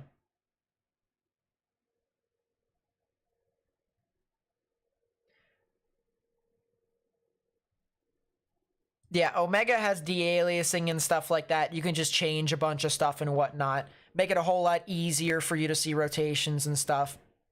You can see specific characteristics within storms. So as I said, if you were serious about looking at this stuff, then yeah. Me and Ryan friends? I mean, we haven't really talked a whole lot, if any.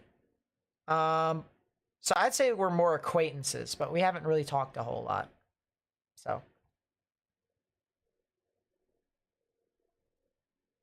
Either that or just people we know. A lot of hurricanes this time. I think it'd be something similar to last year, honestly. And this might be a hot take, but I think we're at least going to get a Category 4 that'll make landfall somewhere in the Gulf. That's my prediction this year, and it might not even be a prediction because, you know, to other people it could be like, oh, that's just common sense. But to other people, it may be just one of those things to where they're like, I'll see it. You know, I'll believe it when I see it. And that's understandable. But that's kind of what I'm going at. Yeah, this storm has a ZDR disruption, therefore that storm is going to kind of become meh a little bit.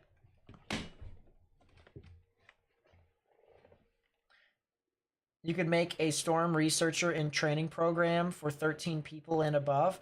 Actually, for my research group, because I already have an application set up for it, it's actually for people ages 16 and older.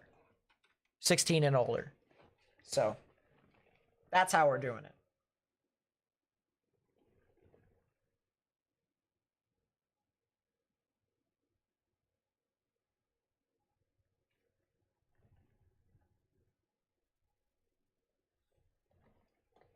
Friends know when it's... There you go, Nightmare.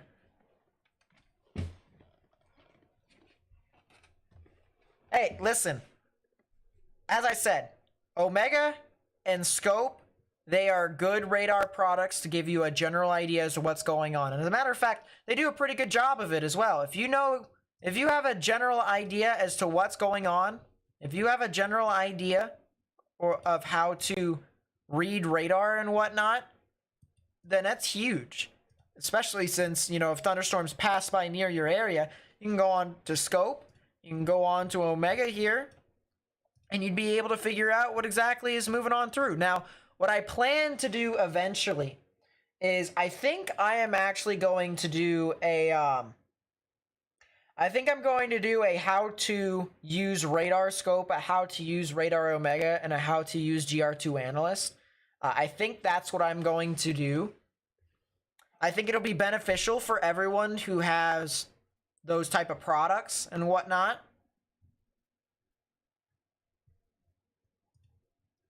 I think it will be beneficial. Because this channel, let's be honest here, guys. Let's be honest here. Alright?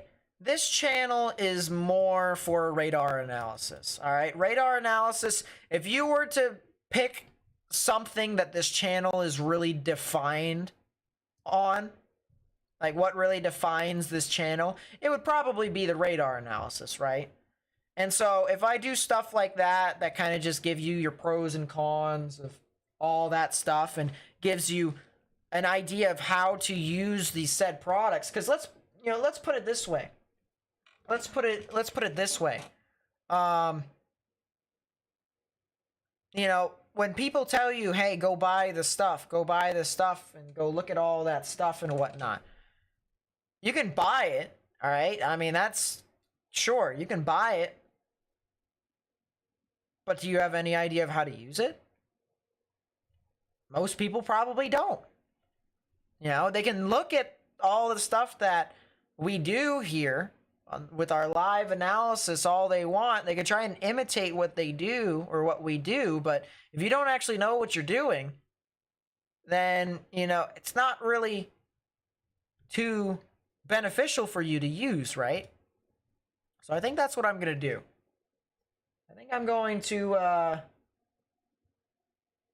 make a video series of how to use radar scope, how to use radar Omega, and how to use GR2 analyst. Should you get radar scope? It's $10.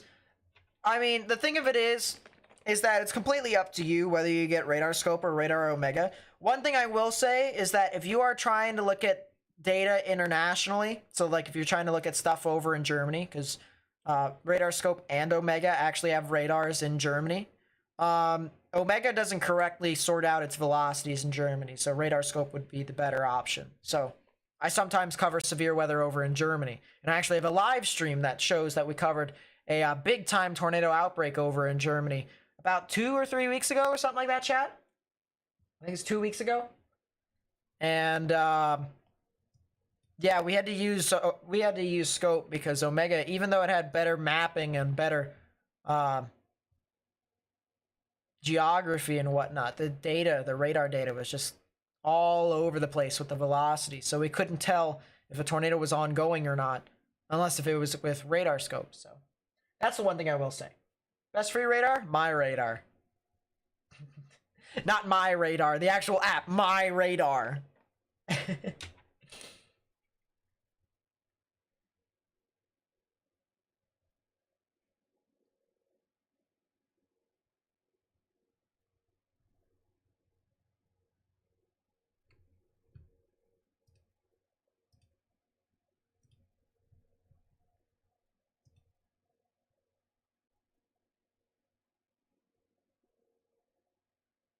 Maybe join forces? Me and Ryan? I mean, that would be pretty cool.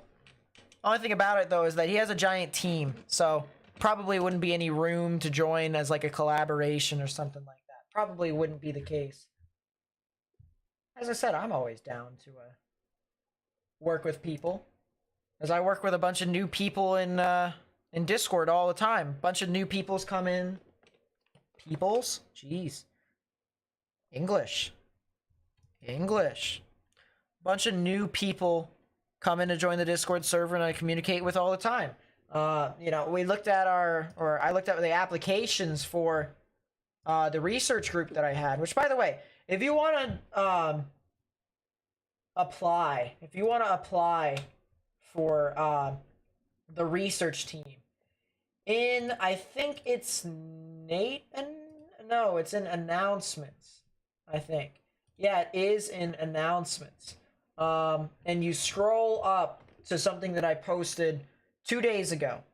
We have a research team application in there in Discord. You can do that, or you can go on to my Twitter. Go onto my Twitter, and I'll actually pin this to my profile so that people may be able to see it. But you can apply there as well. Once again, ages 16 and up. And I might favor you a little bit more if you know how to code, especially with Python. So, how do you get radar scope for PC? Depends upon what type of PC you have. If you have it on Microsoft, just go to the Microsoft store and buy it that way.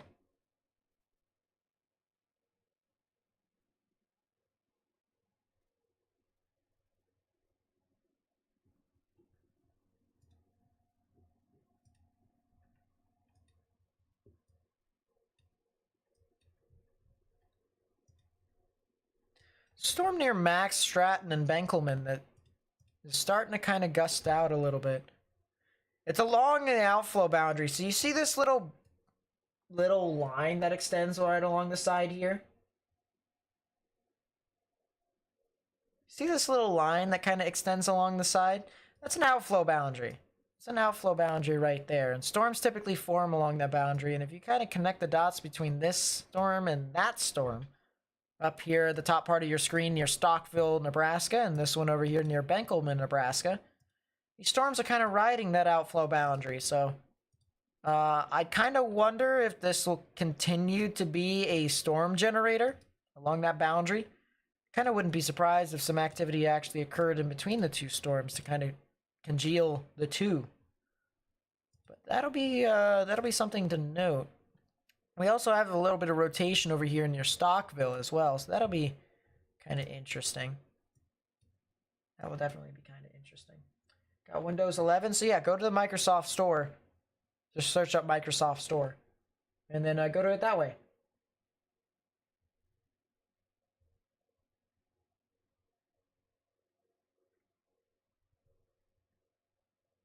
Talked about collaborating with meteorologists. Yeah, that's more than likely. I mean, that would be the best way to grow the channel. Take a look at local meteorologists and just go local area to local area.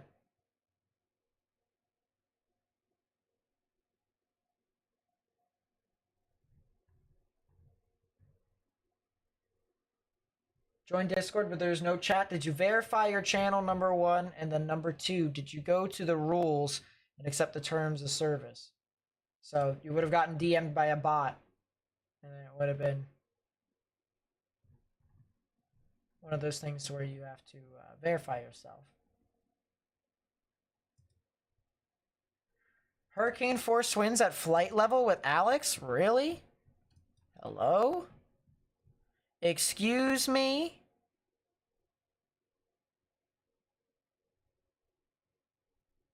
Yeah, that is hurricane force winds at flight level. That's kind of manga-ass.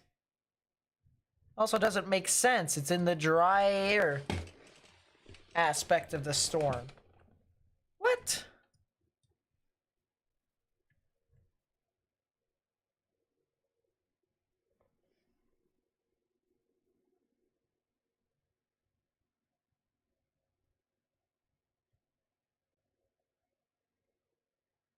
Yeah, I've covered a lot of tornado outbreaks. Let's put it this way. At the end of the month, on the 28th, I believe, it'll be my 3-year anniversary here on YouTube. 3 years. 3 years. So I'll be going into my 4th year after that. So you can say I've probably had consistently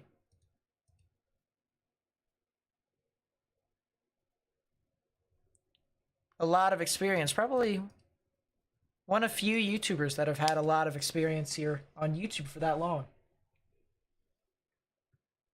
Evening, Rachel. Currently tracking these thunderstorms over here in the portions of central and southern Nebraska. A lot of them have a lot of strong damaging winds and large hail with it.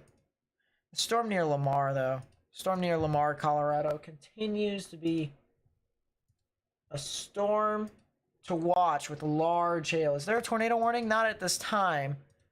Man, the storm continues to shoot off a lot of hail. Lot of hail.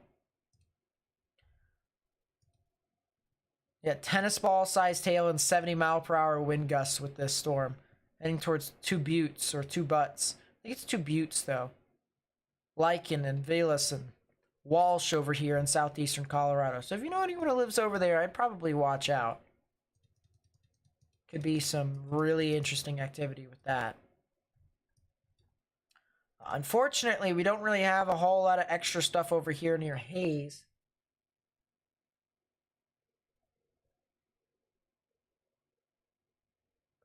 Which would be the best radar for this? Goodland? Maybe? Hello? Nani? Dodge City? Please? No? I might need 2 more radars. I think we're starting to get to that time period where I think I need 2 more radars.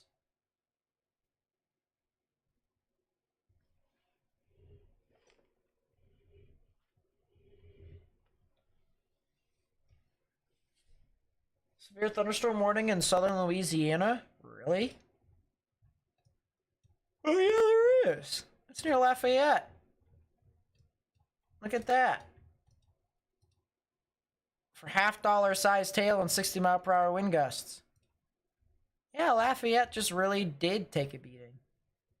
Interesting. I think I'll leave her radar over here for the time being then. That'd probably be really helpful for us. Alright, let's go to Earth.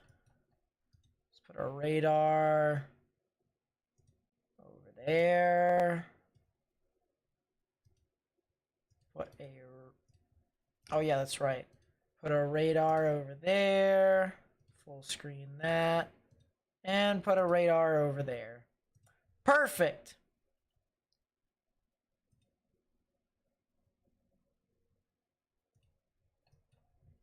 So these storms are definitely not in view of Topeka. Although it is approaching Salina, and that might be something interesting to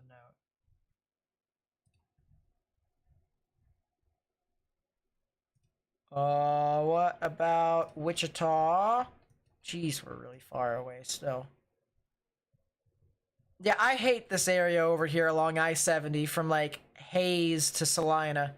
There's, like, no radar coverage over here. It's in the middle of a dead zone. They honestly should put a radar over here somewhere. I don't care if it's in Hayes or in Salina. They need to put a radar over here. Probably Hayes. Probably Hayes. You put a radar in haze, it makes a lot more sense. Maybe a little bit outside of haze. But there's got to be like a radar somewhere that you can put over there. I know funding for the National Weather Service and Storm Prediction Center is obviously, it's just NOAA in general, I should say, is kind of pretty low. All right, but if the funding for the National Weather Service ever goes up, I've got a couple areas that probably should get radars, and I have a good reason as to why.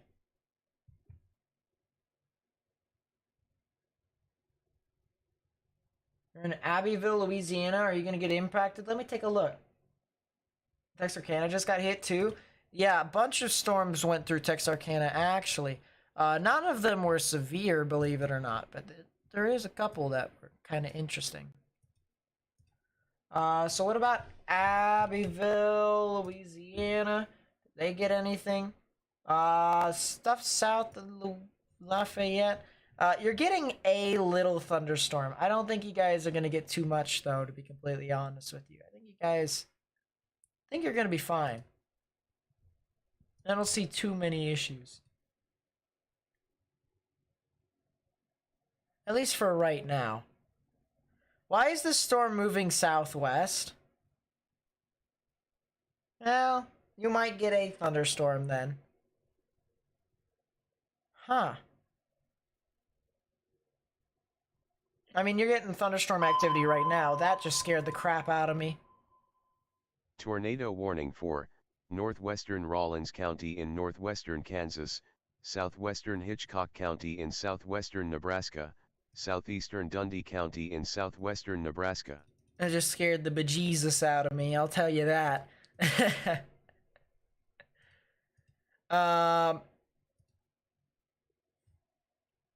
Yeah, that's a tornado warning. Does it have a ZDR arc? It has a weird looking ZDR arc, but it sure does. What is that? What is that? Hold up. KDP. Yeah, you're telling me that this thing probably... Yeah, this isn't a supercell. Okay, I just had to get that out of my head real quickly that this was a supercell. It's not. It's a bookend vortice. Idaho just reported a funnel cloud. Idaho doesn't exist.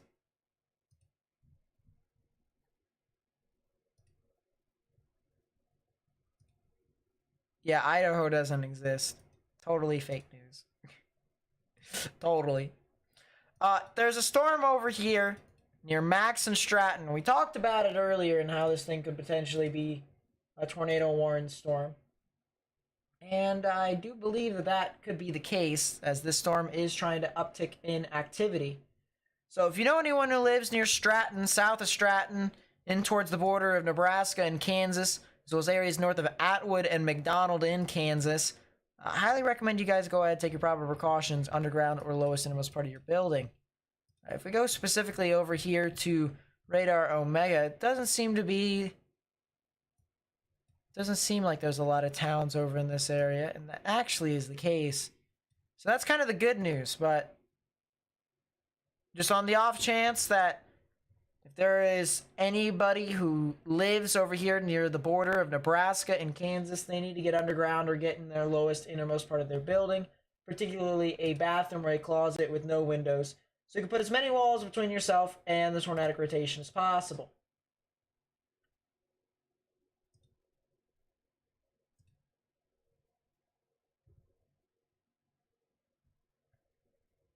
Because we do have quite a lot of activity.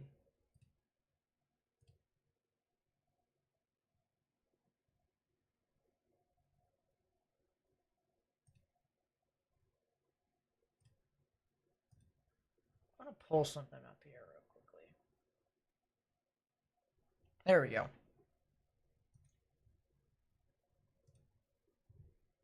But yeah, the storm, it's right in there. Right in there is where the rotation would be. If we were to pull up the velocities. All right, so once again, if you're new, this is how you look at radars, how you look at velocities. If you see red or reddish gray pixels moving away from the radar, you know, those pixels are moving away from the radar. If you see green ones or greenish grayish pixels, they're moving towards the radar. Seems how our radar is down at the bottom right hand portion of our screen. Specifically, it is actually right there near Goodland. So make a note of that. We go back to our rotation here, and you can see that's where it's at. There definitely is a little bit of rotation with this storm, so that is the reason why the National Weather Service has issued this tornado warning. And actually, this thing has a mesocyclonic signature. If you span up with height, it actually does have a little bit of rotation.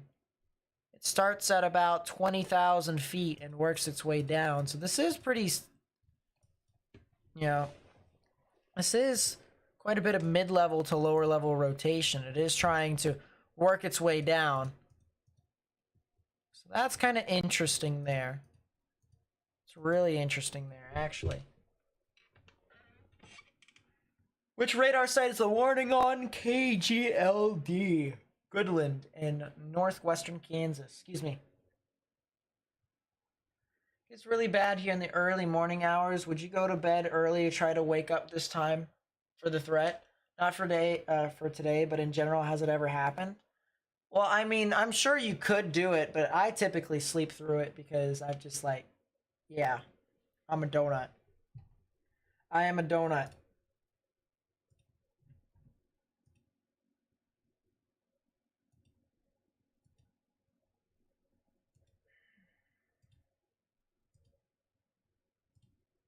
I typically am a certified idiot, so.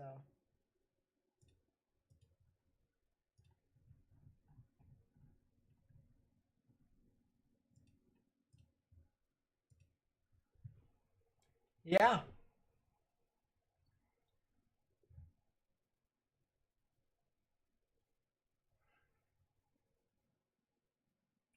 We're in Kearney in an RV. Do you think these storms will die out before they get here? More than likely not. More than likely not. I do think they will continue to maintain its intensity as it approaches Kearney. Now, the timing in which these storms actually get to you, it'll be a while. Probably be about an hour and a half to 2 hours. So you still have a lot of time. There could also be a chance to where it actually veers off more west of your position too. So that's the other thing there. But I do think you guys will be getting impacted by these storms, or could be impacted by these storms.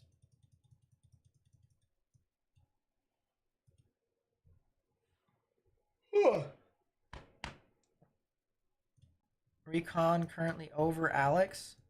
Yeah, it is. They're doing circles inside of it. 983 millibars. That's nice. You're in northwest Kansas driving. What should you do? Well, where are you at in northwestern Kansas? Because depending upon where you're at can determine as to what information I can tell you. Speaking of information I can tell you, the storm over here north of St. Francis, Kansas is producing a lot of hail. Look at the maximum expected hail size, and I think that'll tell you all you need to know. Jeez. Can I check Idaho? Idaho doesn't exist. On another note, there is a storm here that is trying to do stuff, but it's not there. It's not there yet. Excuse me. Yeah, that's some pretty large hail. Usually when you get over the 3-inch hail size, 3-inch hail size there, I mean, that's when stuff really hits the fan. Any sort of windows or any sort of windshields that you may have could potentially try to shatter completely.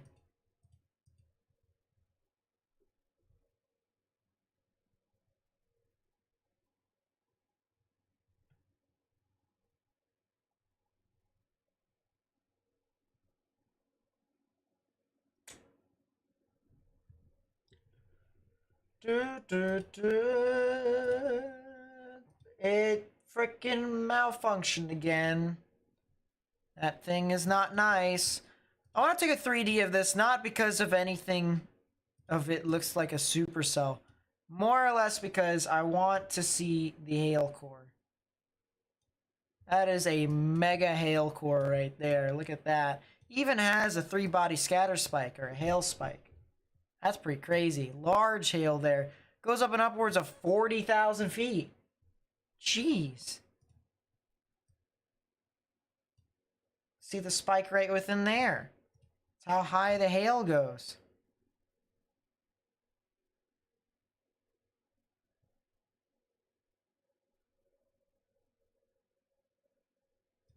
That's pretty manga-esque.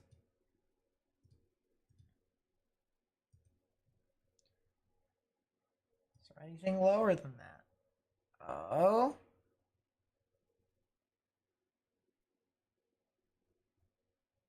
So it'd be kind of close to...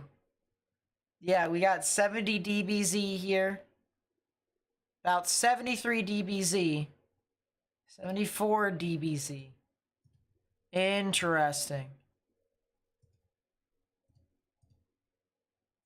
This thing is producing all the hail. And back here, it's actually dry hail, too. Yeah, right where the hail spike is, it actually is dry hail. Huh. Interesting.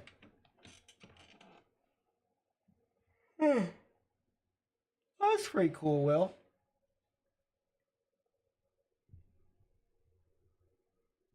The severe in Idaho, it's doing things. It's been doing things, but Idaho doesn't exist, so therefore it's not doing things. Let's take a look at KPUX and see the storm over here near Lichen. And we're super far away from the radar, so I immediately regret it. Immediately regret it.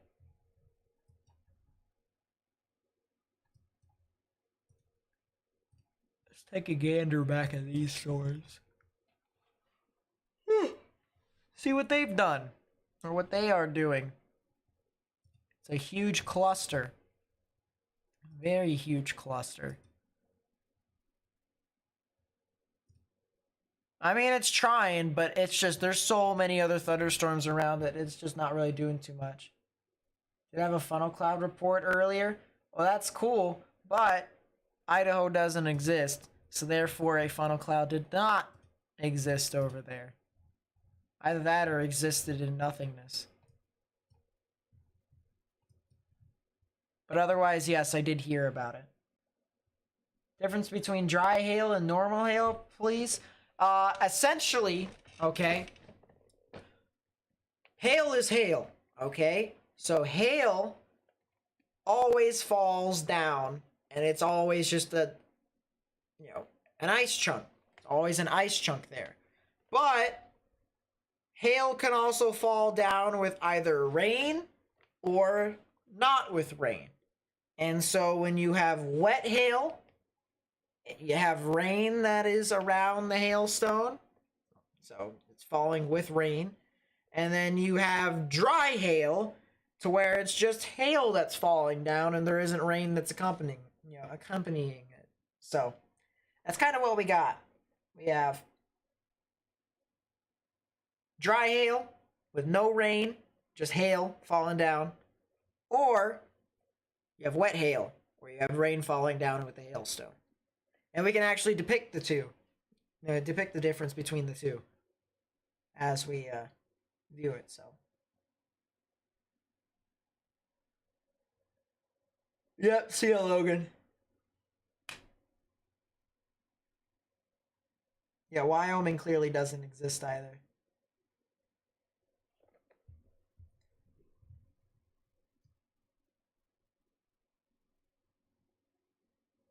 $70 fragments. There it is.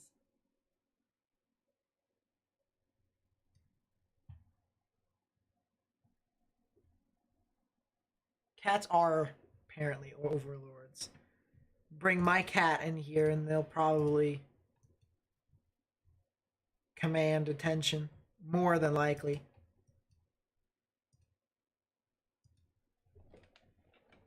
But yeah. between dry water and wet water. Technically, water isn't wet, but I say water is wet anyways because it's easier to say. But yeah. Let's put it this way. Water is water.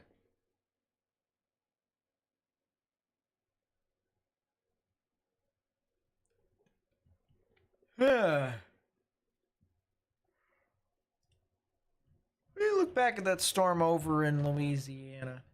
By the way, the yawning fest has begun, as I cannot control myself in my yawning. No more severe thunderstorm warning for Lafayette, more than likely because the storm disintegrated into millions of pieces. And that is the case. The storm has to get, disintegrated into millions of pieces. So that's good. That's very good.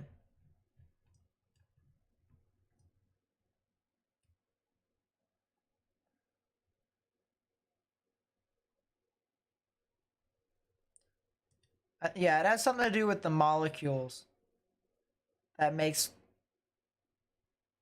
things around it wet, but not it. It's weird. I'm not willing to look it up to try and figure out how that works. But it's just easier to say water is wet. NATO cast earlier at a 15% on the Kansas-Nebraska border, probably because of these thunderstorms. Probably because of these ones over here.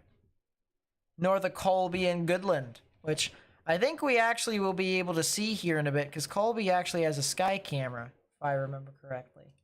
As a matter of fact, let's see if I can pull it up now. Salina also has a sky camera too.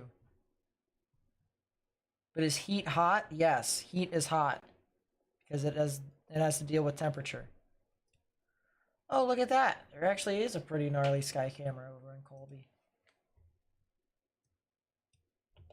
Look at that. That's in Colby. That is in Colby. And if you wanted to know if it's in Colby, look at the top left-hand side, because it tells you it's in Colby.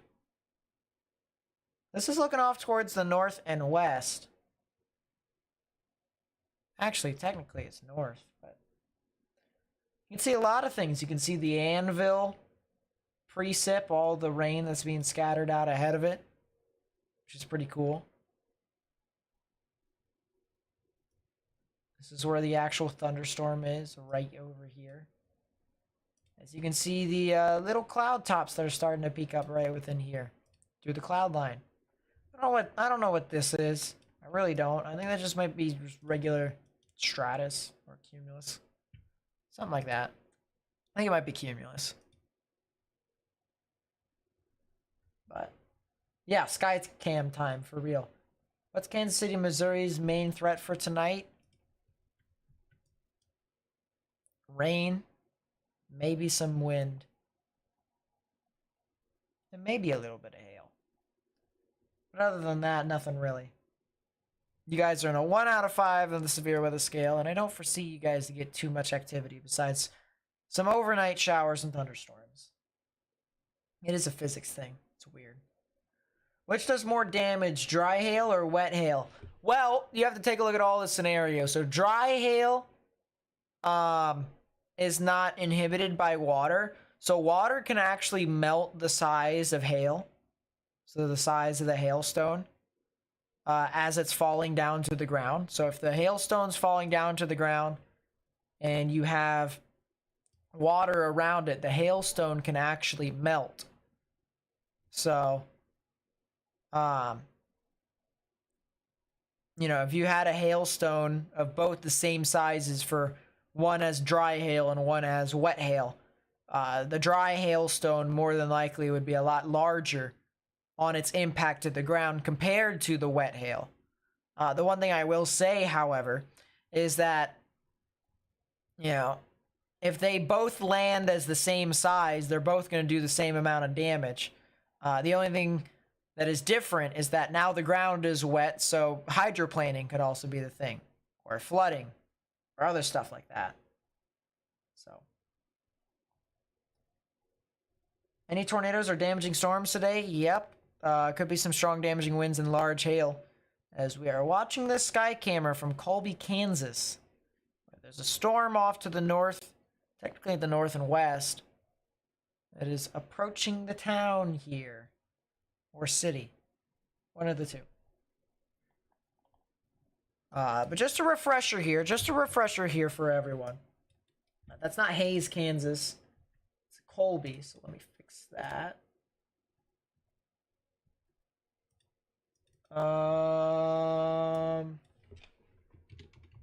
Colby. There we go. Just a refresher for everyone. Here's the convective outlook for today. As you can see, there is a 3 out of 5 on the severe weather scale here for portions of this orange. So if you're in that, you're in a 3 out of 5, other known as an enhanced risk. If you're in the yellow, that is a 2 out of 5 on the severe weather scale, other known as a slight risk. And then if you're in the dark green, you're in a 1 out of 5, which isn't really super concerning. The main threats include tornadoes. So you have a 2% chance in green, 5% chance in brown. So the higher likelihood of there being tornadoes within a 25-mile radius would be within that brown area. Large hail, once again, as it extends from portions of North Platte down to west central and even central portions of Kansas. That includes Colby, Hayes, Garden City, Dodge City, Wichita. And then all the way down towards the Woodward and Enid areas over here, northern portions of Oklahoma. And we have our strong damaging wind risk, which will exist here from the border of Kansas, Nebraska. So it would be south central Nebraska down into central portions of Kansas. So that would include areas like Salina and Wichita, Hayes, Norton, Pratt, all the way down to OKC and Tulsa. And the severe thunderstorms will continue to exist even into the early hours of tomorrow morning. So that's kind of what we got here. Pretty widespread threat. And it'll be a really gnarly overnight threat here, too, as this continues to move about. As I said, we plan to live stream all the way up until about 11:30 or 12. And then we're going to reevaluate as to whether or not we need to continue to live stream. So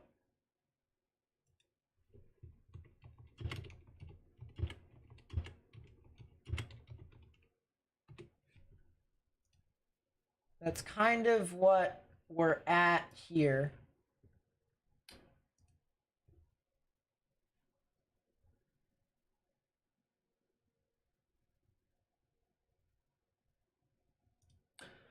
Let me do something here real quick.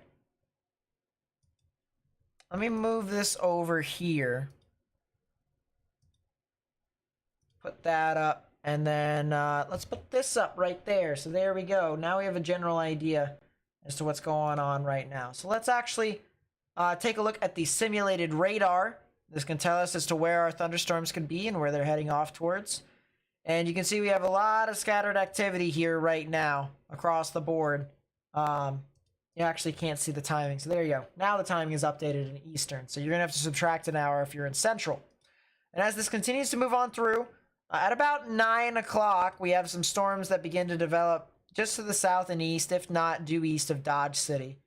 And they'll begin to uptick in activity as they continue to spread further south.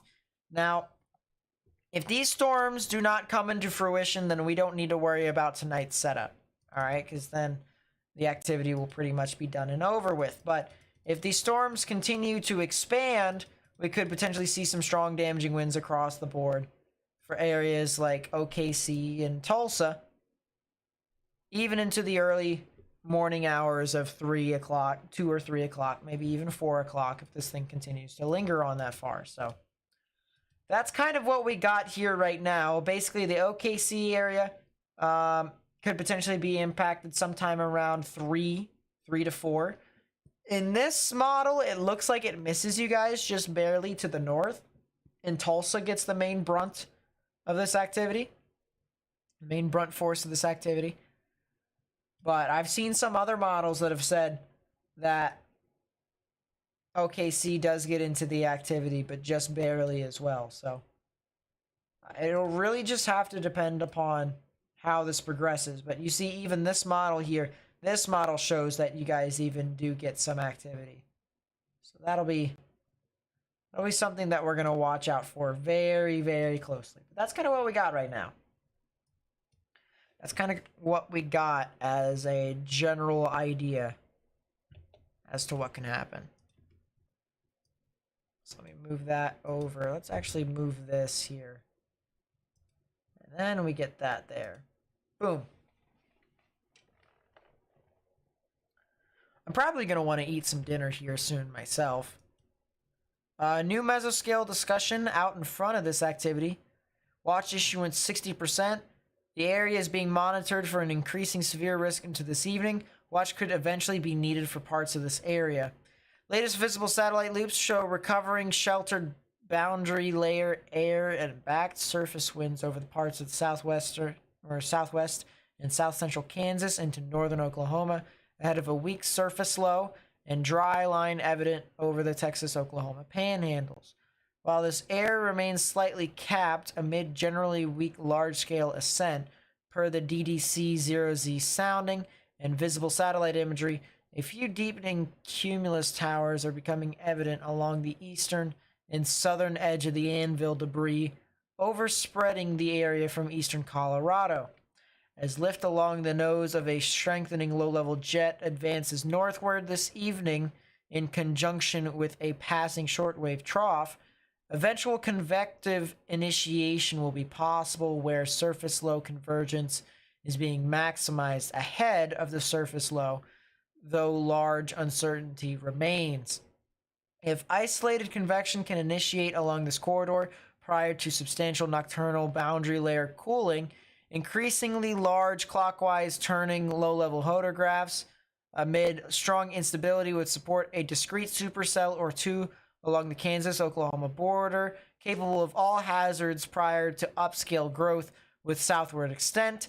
Timing and location of convective initiation and subsequent evolution, is still unclear, though current thinking is that a watch could eventually be needed for parts of the area this evening. So basically they're saying is there's a potential for a supercell to try and produce strong damaging winds, large hail, and maybe a tornado or two. Maybe, you know, a strong supercell that could try to develop over there in those areas. Yeah, I know these words are going over their head. So basically what they're saying here is that strong storms that could produce tornadoes are possible over here in this portion of the state. I think we should move the Topeka radar down to KVNX. I think I should take a look at Dodge City's radar and consider the following. Because, yeah, there is a little thunderstorm that is trying to develop over there. It's a little teeny one, but it keeps failing. It does indeed keep failing.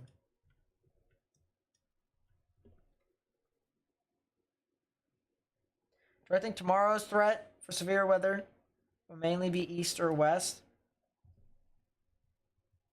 Don't know if it can go either or. Let me put up real quickly the convective outlook for tomorrow on Omega. So here's radar Omega. This is tomorrow's outlook. And this is where the main area of severe weather is going to be. You can see a lot of the yellows are over here towards portions of the Central Plains. So that's going to be where most of the severe weather activity is actually going to be. But there could be some lingering activity from this event tonight into tomorrow that could lead to some strong damaging winds and a few tornadoes over here, especially towards the Mississippi-Ohio River Delta. Could potentially be some activity over there. So that's kind of what we're looking at. That's where the main activity is. That's where the main activity is. Let's go over here. Let's just watch Colby here. Colby, Kansas.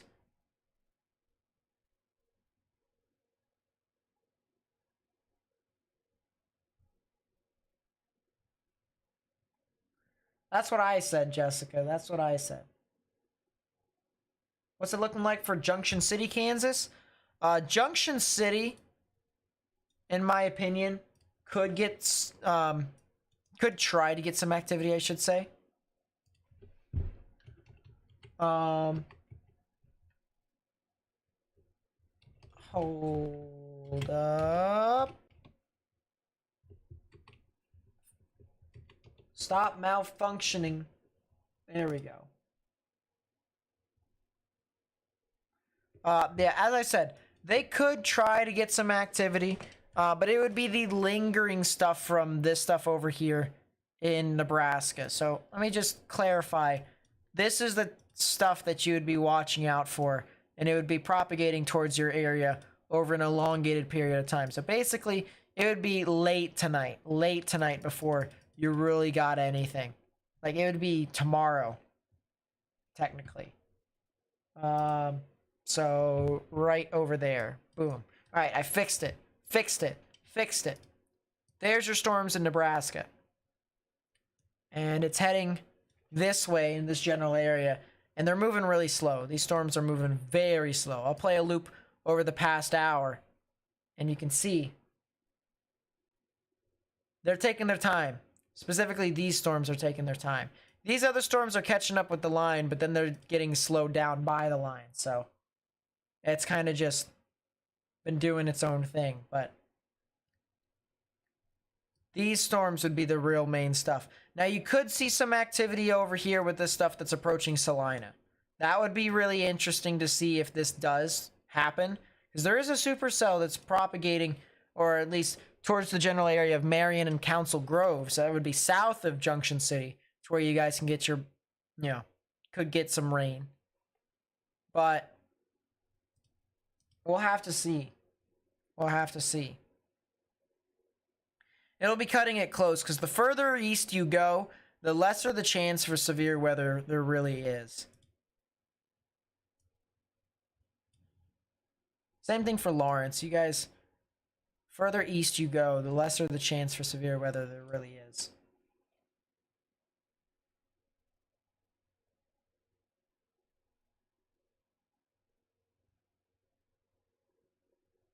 That burger. I'm trying to figure out, where is Burger King? I don't have any Burger King here at the moment. I would like to get some dinner, though. I would like to go downstairs and say, hey, I'm going to make myself a plate, then come back later. I think that's probably what I'm going to do here soon, honestly.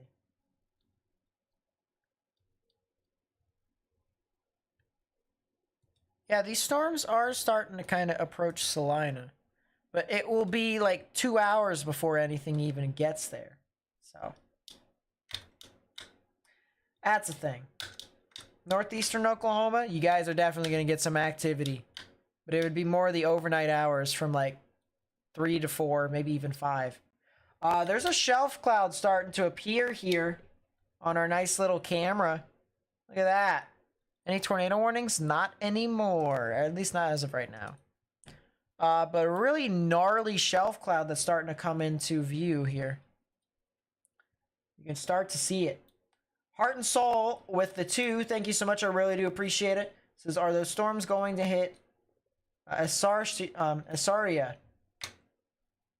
Let me take a look. Asaria. My thing keeps malfunctioning. That's very nice.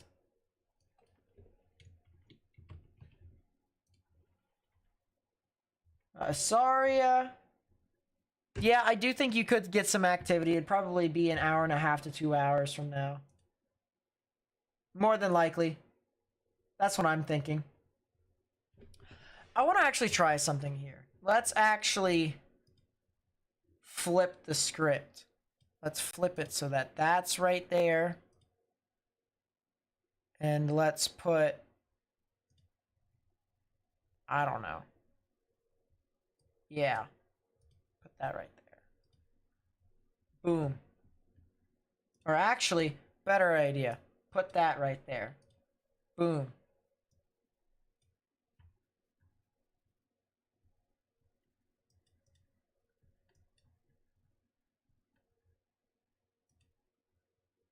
Nah, kinda. It kinda works.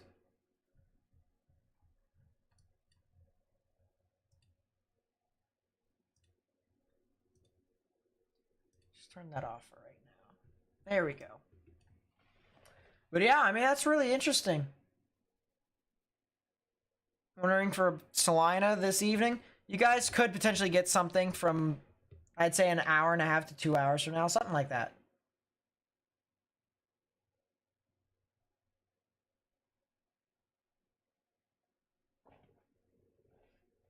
But yeah, that's a heck of a shelf cloud that's starting to develop there.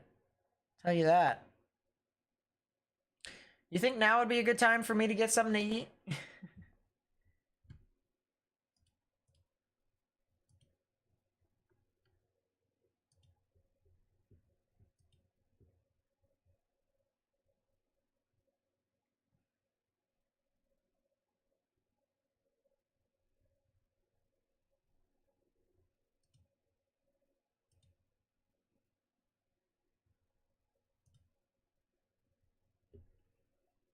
Assaria. Assaria. View.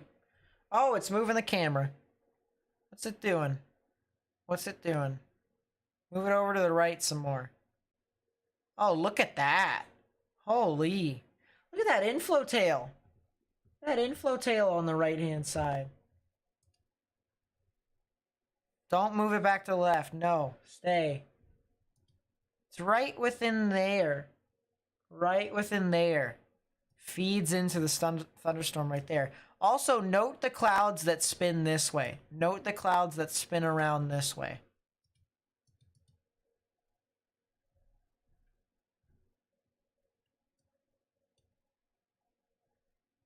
Am I going live tomorrow? Unlikely.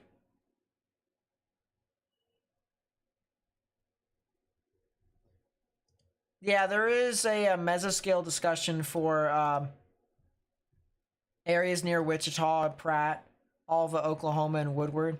But it's more for the thunderstorms that'll be developing over there. So, yeah, I'm going to get something to eat real quickly.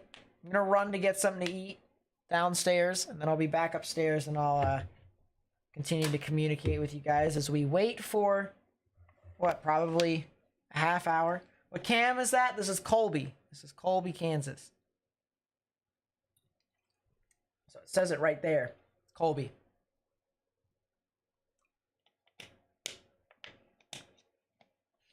Yeah, I'll get something real quickly. Do not move. If you want, you can watch the camera.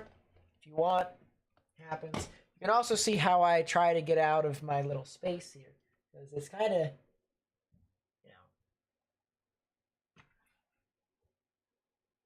be a little difficult to get out, but it's fine. All right, you can kind of see. I have to shimmy my way around. Shimmy, shimmy. Look at that. Ghost can now talk to you. All right, I'm getting food.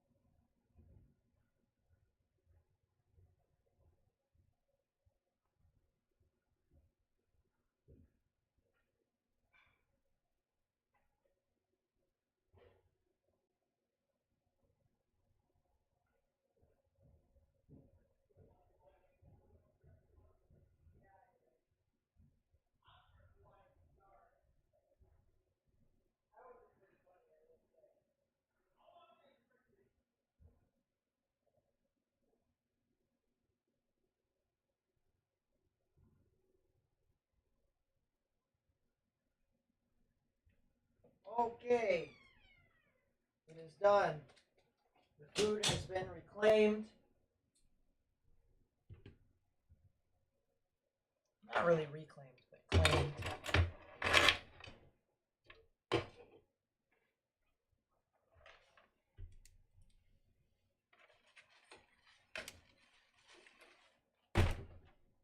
Ouch. Put that right there.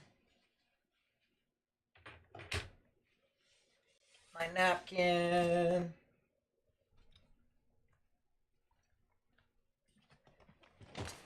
All right, there we go. See, even I need to eat sometimes. Even I need to eat. So what we shall do is we shall do this, and we shall watch. We shall watch that while I eat, I should say. That's a heck of a shelf cloud and or mezzo. Crazy storm.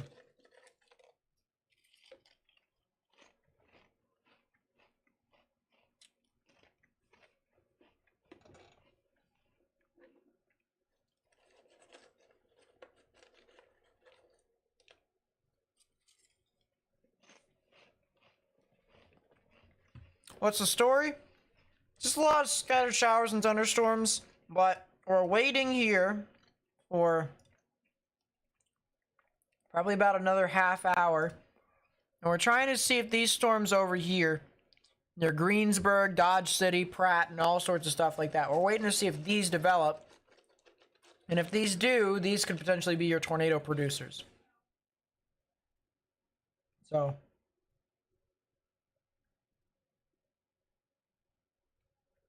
we're waiting and we're trying to see if it does happen, and if it doesn't, then we'll head off. But if it does, then oh boy. What am I having? So I'm having this kind of pot roast with carrots and potatoes, as well as Cheez-Its on the side.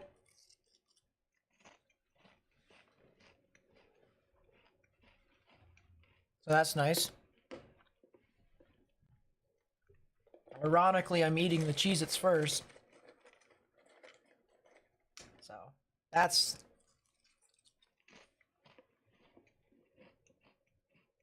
once again very nice.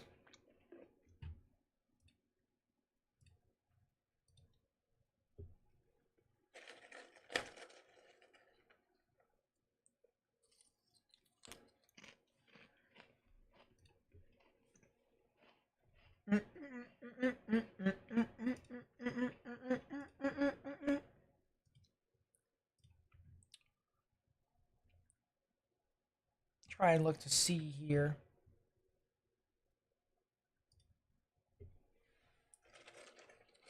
Wow.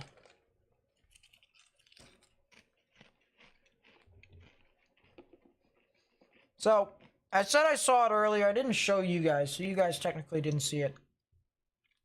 That's NATOcast for you. That's NATOcast.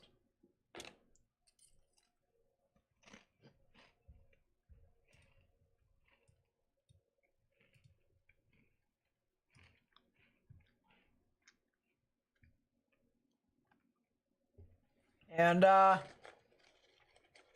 you guys can see, got a little something there. A little probability for tornadoes right there within that area of development near the Dodge City area, south and east of Dodge City.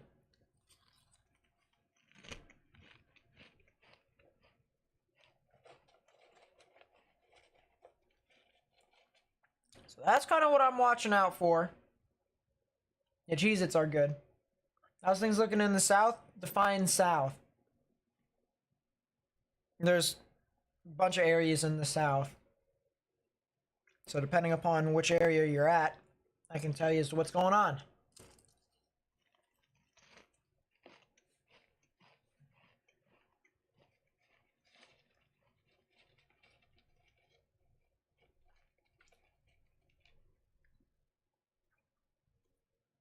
There you go, Dustin.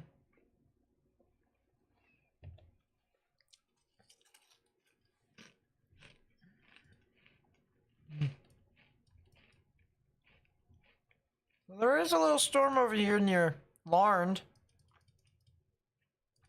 Trying to do it.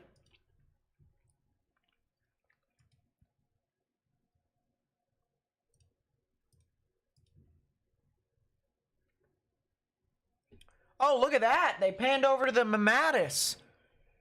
Look at that, chat. Wow.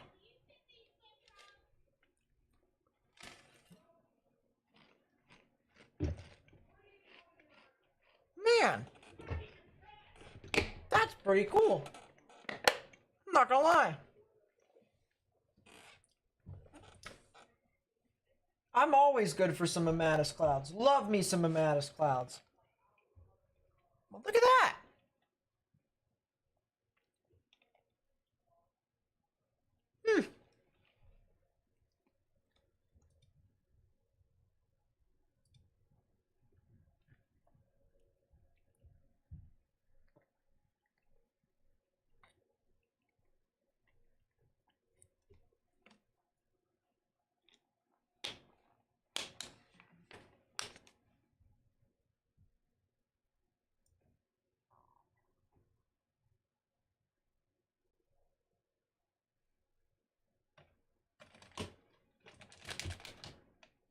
You're in Millwood? Once again, don't know where Millwood is.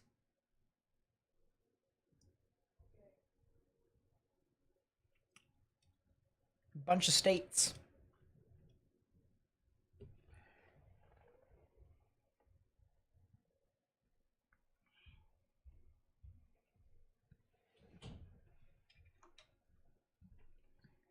Wait, what is that on the side?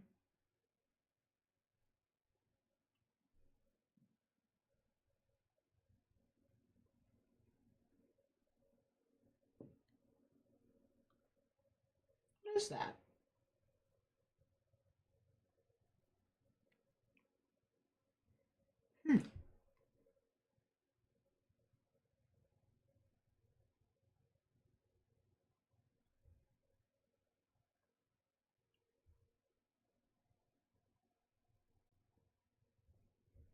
I honestly have no clue. There's like something on my side over there and like the... on my table. And it's kind of just like... bleh.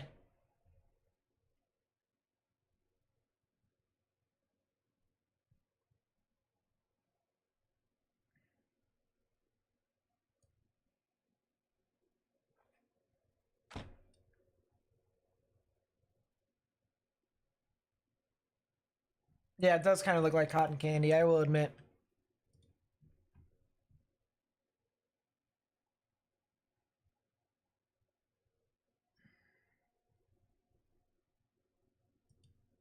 Yeah, that's the stuff that we were looking at, Galaxy.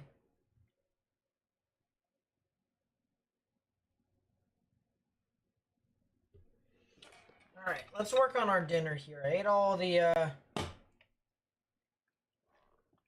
Cheez-Its. Let's look at the real food. Eat the real food here.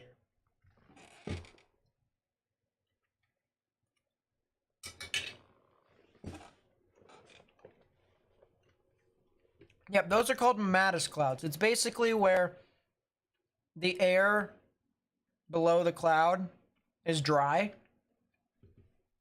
And so it forms up in a little ball, little cotton ball.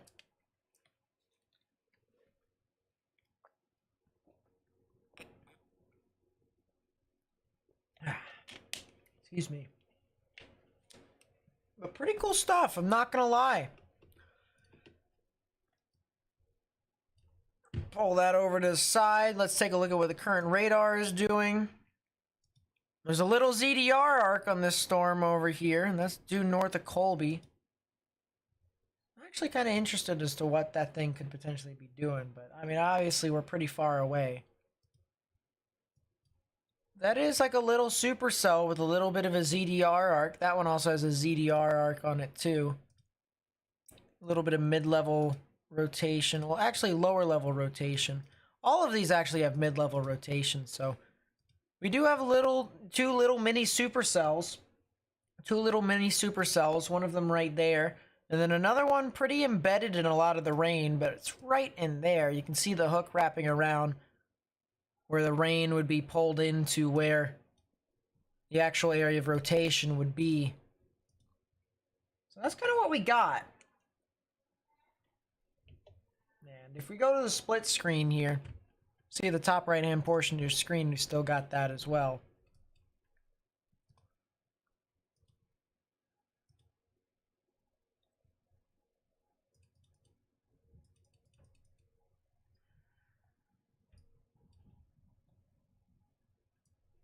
Also had a 55-mile-an-hour wind gust report here from Wonderground. So that's pretty funny. Wonderground measurement. The cell in Colorado is dead. Cell in Colorado is dead. Check Twitter. More stuff on Twitter. It's another sky camera. For what? Well, that's in Des Moines. There's not really too much stuff that I'm going to want to look at because it's not like there's a bunch of stuff over there. There's no severe thunderstorm warning, so I'll be fine.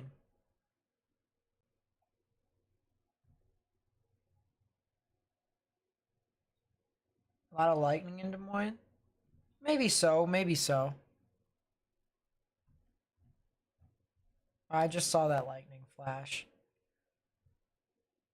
Yeah, I mean, I'll look at it to see, but probably fine. It's probably fine if we just stay with what we got.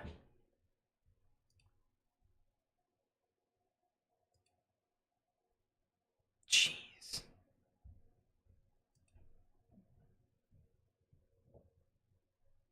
I should sell oranges? What? Why?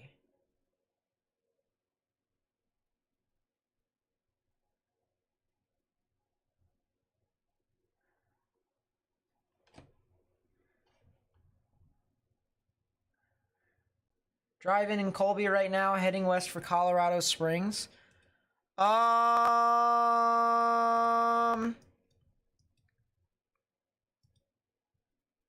Will you be able to make it? That's the real question.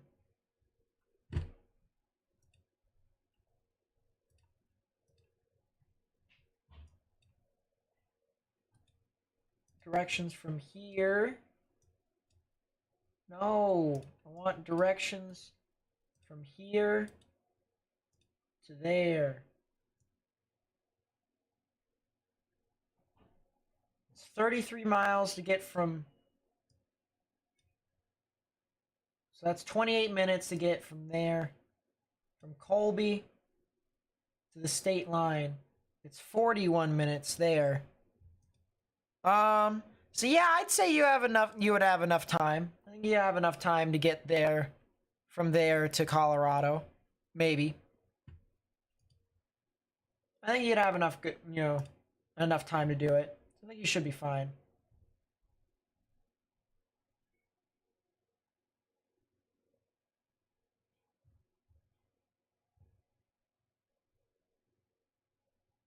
F in the chat. Is there a possibility of a tornado at all? Maybe with this storm, maybe a small one. But the reason why we're streaming right now is because the storm's down here in southern Kansas, which are starting to increase in activity. Starting to uptick here a little bit, actually. So if those storms actually do mature, could potentially see a big severe threat for hail and tornadoes. Maybe even wind after everything congeals. But in the short term, definitely hail and tornadoes.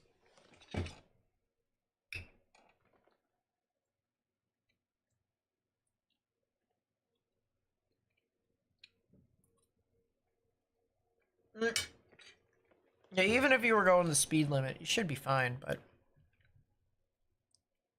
I get it.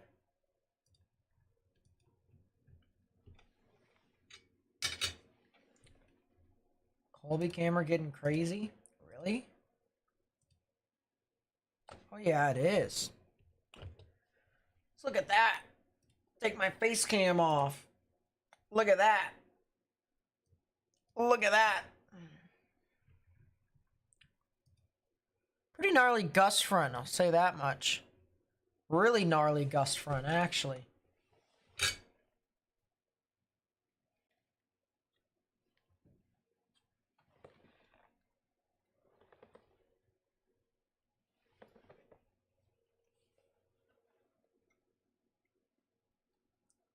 Will OKC be fine?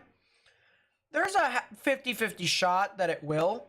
But if it is going to hit OKC, it'll be sometime around 2 to 3 in the morning. Is this going to hit Woodward? More than likely.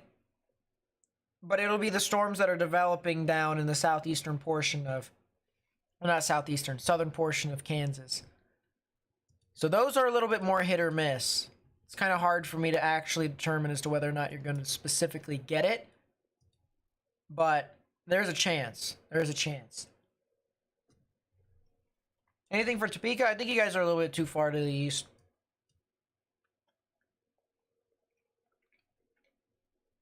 But man, oh man.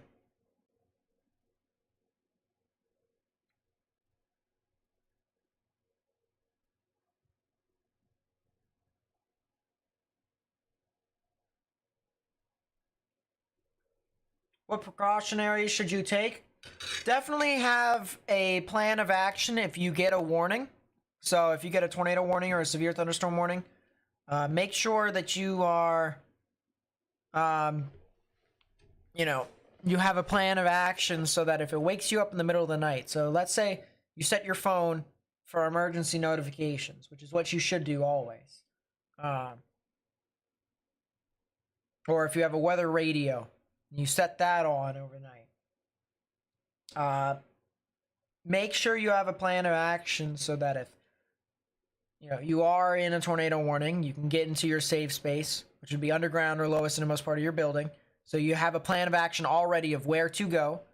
You already have pillows. You have a helmet in there. You have shoes or socks and stuff like that. You may be able to get into those areas, so that way you may be able to be safe.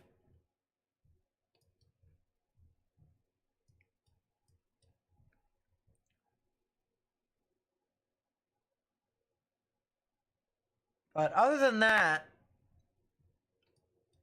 if you're in Wichita, besides having a plan of action for where you need to go in a specific warning or a specific circumstance, all you can do really is just kind of wait and make sure that you have a way of getting emergency notifications. If the National Weather Service issues a severe thunderstorm warning, make sure you have a way of getting it. They issue a tornado warning, make sure you have a way of getting it. So, it's actually something really interesting starting to kind of develop. Possible brief land spout occurred. I knew it! I knew it! I knew it! I knew it! That's where it would be. They just reported a brief land spout over here along State Highway 27. And it would be actually, in my opinion, a little bit to the west of 27. It would be right there. So yeah, there's a tornado report right there of a land spout that developed right within that area. So this thing has formed little gustnados and stuff like that. Little tornadoes.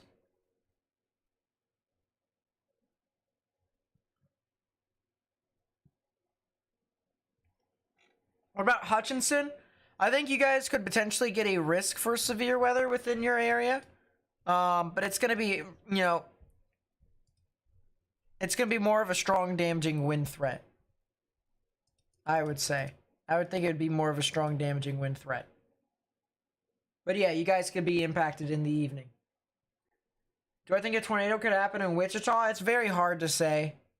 Because tornadoes, it's really hard to predict them in a specific spot. Very hard to predict them in a specific spot. I know that's not the answer you're looking for, but it's just the truth. So all I'm going to say is that it's in an environment to where it could form, but it's not a super high chance of it to form, if you get what I mean.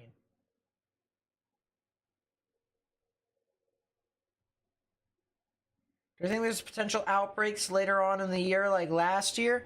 I mean, it's really far out. The thing of it is if we, continue to get a La Nina, then I wouldn't be surprised if we did. I still think we also can get some really strong tropical systems. I still think that there could be like and this is by no means, backed by scientific knowledge. This is just me thinking based off of years in the past. We are probably going to get some form of Category 4 hurricane that's in the Gulf of Mexico. More than likely. More than likely. So. Sky's starting to look real gray here in Woodward. Yeah, there's a lot of just general activity, general storms that are moving on through. I actually want to see here real quickly. So the reason why it's looking gray, for you at the moment is because if I play the satellite imagery for you here, you see all these little wispy clouds that are, starting to get shot out from these little areas over here of like higher clouds, like these little, little bumps, and how it's getting pushed away from the little bumps. So the bumps are where the thunderstorms are. They're called overshooting tops. And once they do that, it's basically shooting the rain that is accumulating from the storm over the top of the storm, and then the wind is picking it up and shooting it all over the place. So these wispy clouds are actually starting to get to Woodward right now, and that's kind of the reason why it's cloudy instead of, some areas that are over in like Tulsa or like, Lamar, Colorado, whatnot. Let me turn on my face cam again. There we go. So much better. So let's get the half and half screen. Put that back up. There we go. Now we have a general idea of what's going on.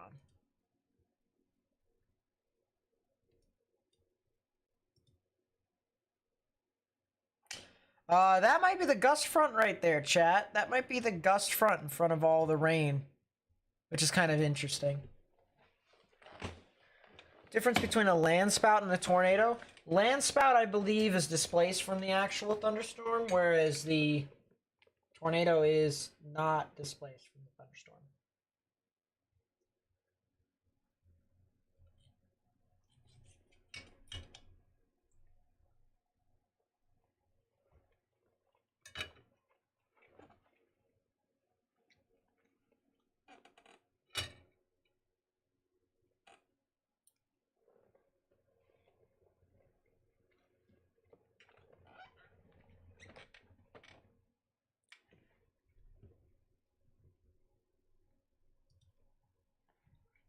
No longer severe warned, which is kind of interesting. I think the warning is expired on this.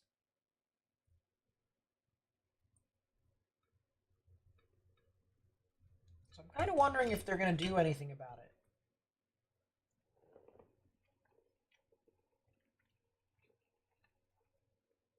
What's the indoor weather station on the wall? Why? Well, first off, I was about to say, what happened to my camera? Froze for a second. That's for the weather station that is literally right up directly above me in on top of the roof. So this basically tells me what's going on right now. So for instance, humidity outside's 50%. It's perfect for me to open the window. I don't want to get moths and stuff like that in this room, so happens. Do I see a derecho happening later on tonight? Probably not. I don't think it'll have enough ground to cover.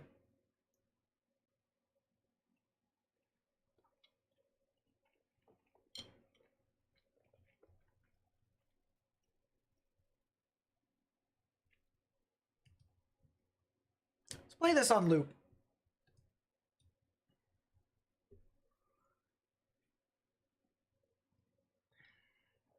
And actually, instead of us playing this on loop, Let's just go back to the regular view here. Just take out my face because that's where most of the activity is looking at. Right over my face. Every single time.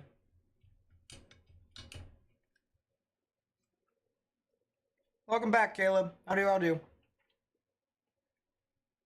type of stuff do I have on my roof? I have a Davies Pro. So it's like the high-tech one. Can't remember what it's specifically called, but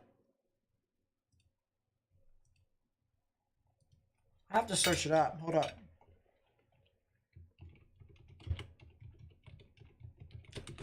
Costs a lot of money, I'll tell you that much, but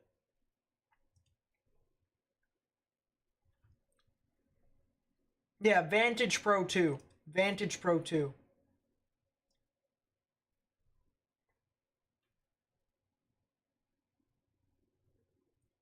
So that's what I got. The Vantage Pro 2. Man, this dinner is really good. Oh, that's a tornado warning.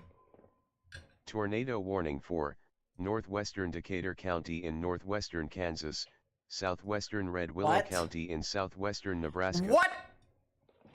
What? Excuse me? Why? Oh yeah, it definitely does have a little bit of rotation. Lamau? There is someone who's taking a shower next to me, so that's kind of funny. Yeah, that's the only thing about this studio is that we're right next to,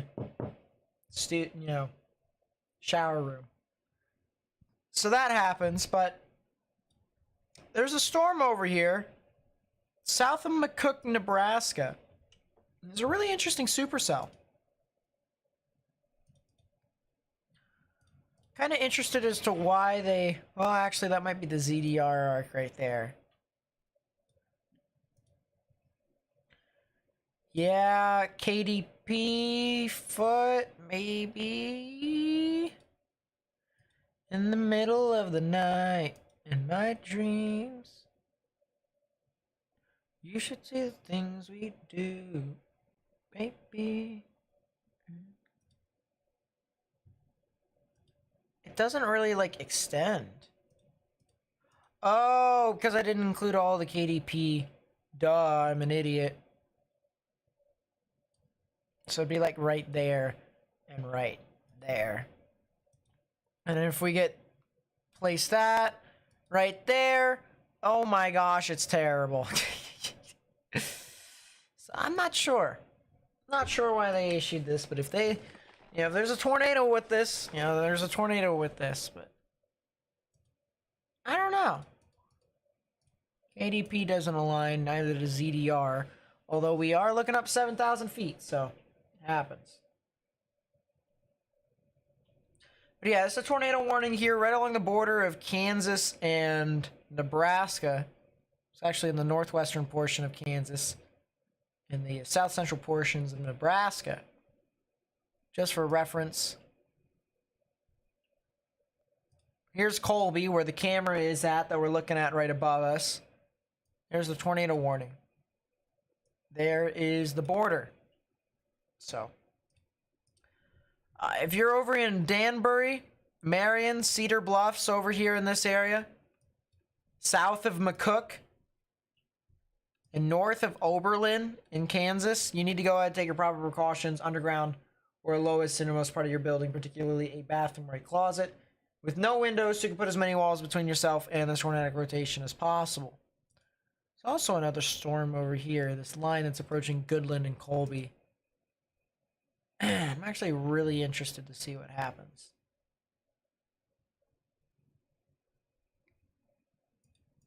But yeah, so that's our tornado warning right now. Had reports of 60-mile-per-hour wind gusts over in McCook earlier. So that's kind of interesting.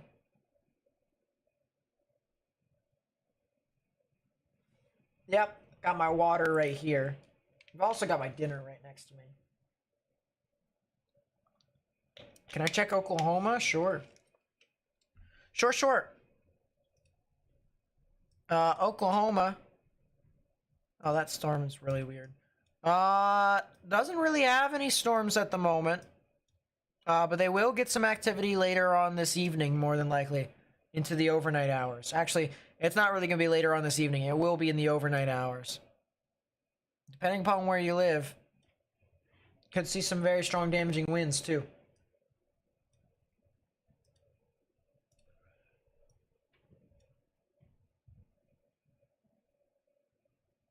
But yeah, thank you, Basil, for the reminder. Now it's making me really thirsty all of a sudden, so now I gotta take a sip. Nah.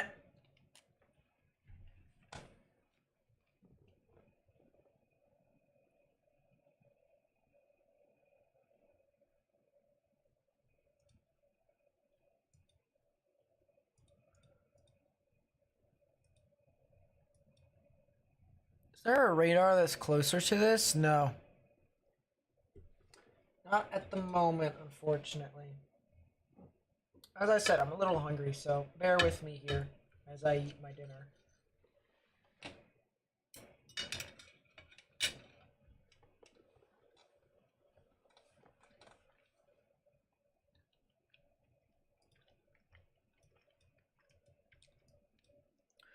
Wisconsin has a lot of general showers and thunderstorms at the moment, so not really too much stuff really focused for them.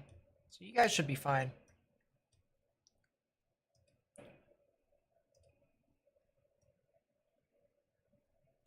Has anyone experienced a tornado?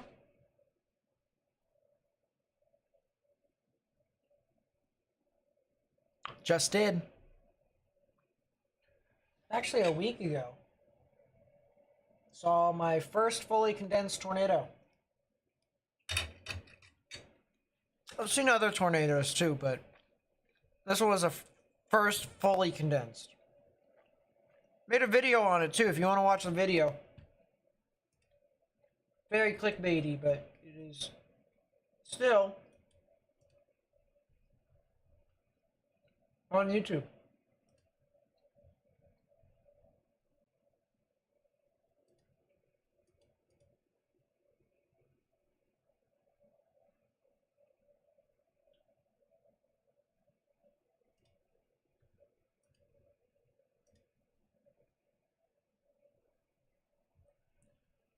Check Ohio. Ohio doesn't have anything. Ohio's fine at the moment.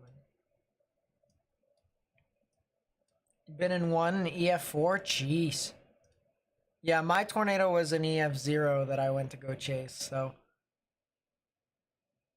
But to be fair, I also live on the East Coast. Well, not exactly on the East Coast, but I live near the Mid-Atlantic. And we don't really get a whole lot of stuff. So, I don't really have too much experience.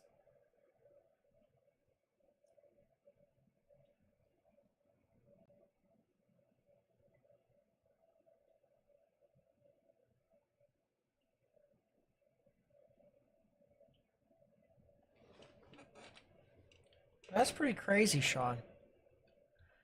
That is also some very high values of reflectivity. Look at that. Got into the sky blue. That's 75 dBz. That's a lot of hail there. A lot of large hail. Look at that. 3-inch sized hail. Jeez.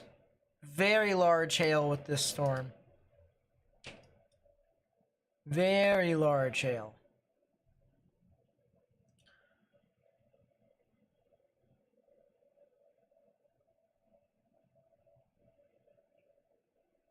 Take a look at Dodge City real quickly. Oh, this storm near Pratt. Oh, these storms. What are they doing? Hold up.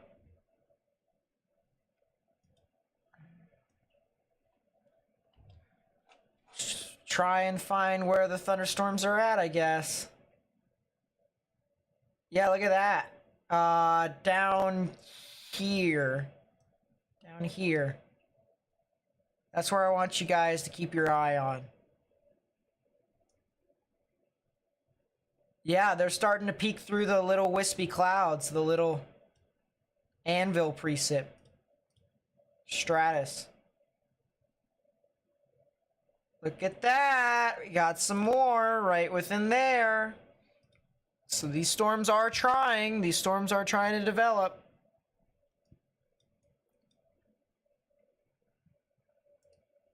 It's a lot more kind of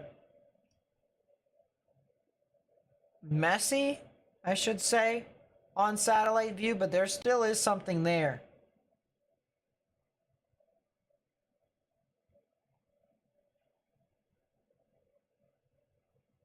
What point do you recommend not trying to outdrive a tornado? Never.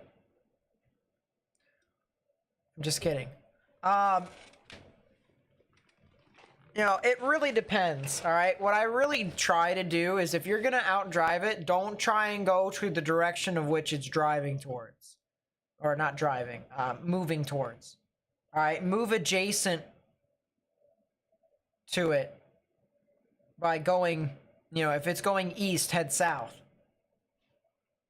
If it's going east, head south. Oh, yeah, look at that. It's blowing through. We got 2 supercells. More than likely near Pratt. Look at that. They are trying. They are trying to become full-fledged supercells, so it's going to be something to watch. Will we be able to use our research on it? I don't know.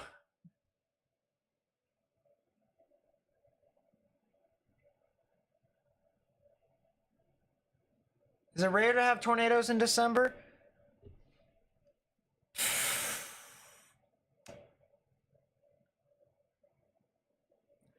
Climatologically, yes. Lately, no. And the only reason for that is because of the current weather pattern we're in, which is called a La Nina, which basically means the waters in the equator are below average rather than above average in their sea surface temperatures. But eventually we'll go back to an El Nino to where the waters are above average over there. And things will be different. We'll actually get severe weather for once.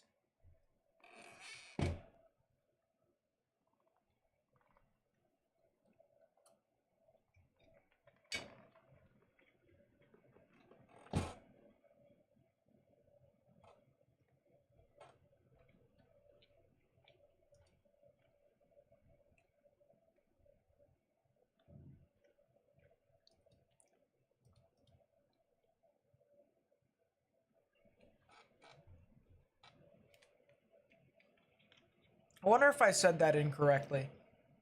What I meant was, lately, it's not rare. Before, it was. So yeah. Is this a website or some type that you're viewing these cells on? So, the thing you're looking at right now, that's satellite imagery on College of DuPage. So, if you want to look that up, College of DuPage weather, you can. And it'll be under radar and satellite. However, what I'm viewing this right now with the radar, this is an application called GR2 Analyst, the best radar program in all of radar programs. Even the National Weather Service and Storm Prediction Center agrees. So, if you're dead serious about viewing this on radar and you want like the best radar and whatnot that you want to buy, that you can be able to identify specific characteristics and whatnot, GR2 Analyst. Search that up. Version 3, because they just came out with a 3rd version, which is what I'm using right now. Otherwise, for $10 on your phone, it's either Radar Omega or Radar Scope. Either or you can buy and it'd be good. So how do you detect a La Nina pattern? Once again, all you need to do is just look at the sea surface temperatures at the equator or in the Pacific. And it'll tell you if it's above average or below average. And if it's average, you know, if it's in the middle, it's neutral.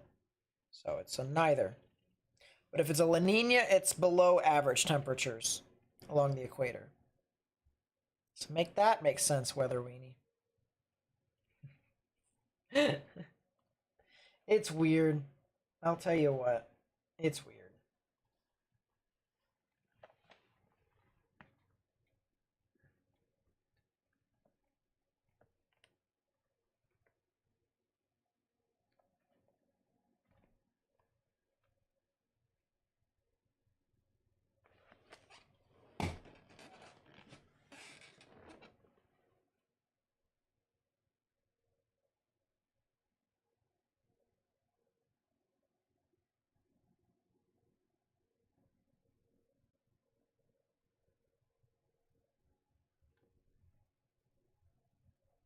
assuming you guys are talking about Mayfield in the chat. Yeah, Mayfield was probably one of the craziest single tornadoes I've covered.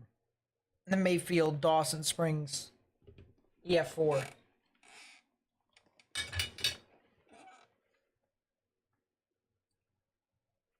No, I have not seen, at least I haven't covered an EF5 on radar. I've covered tons of EF4s, tons of EF4s. I mean, as I said, it'll be coming up on my 3rd full year anniversary on, at the end of the month here. And I'll be heading into year 4 of me doing this on YouTube in July. But, just to put it into perspective here, we haven't seen an EF5 since May of 2013. And, it's a good 9 years now. Good 9 years since we last have seen one. So, yeah, it's kind of eerie. It is kind of eerie. Do I think I will ever cover an EF5? I hope not. I don't know though. Mayfield was almost an EF5. Yes, it almost was. Only reason why it wasn't was because most of the structures, if not all the structures that they found, were not heavily fortified to the point where it would represent EF5 damage. It very well could have had EF5 damage, but because the structures there were not of quality to sustain EF5 damage, they rated it EF4.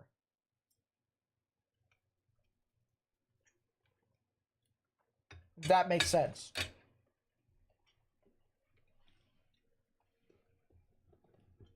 So basically, none of the houses could provide EF5 damage to support there being an EF5.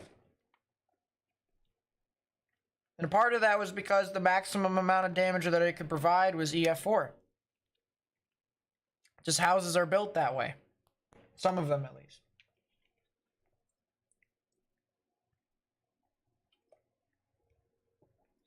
Bassfield So-So tornado was insane. Oh yeah, that was the first ever significant tornado that I have actually covered in depth. And I was just like, oh my gosh. Did I cover that? As I said, I've been doing this for 3 years, almost 4 years. Or going into my 4th year in July. So that tornado was in 2011. And we can do the math. That's about 11 years ago. So yeah, definitely did not.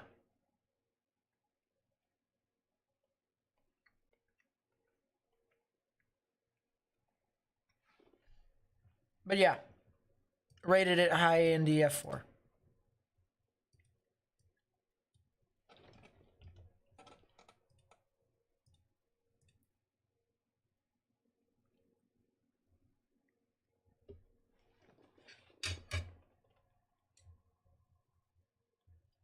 Yeah, unfortunately, I couldn't cover Noonan because I was actually on vacation. Told my family, I said, never going on vacation in March ever again. Can't convince me. You can't convince me.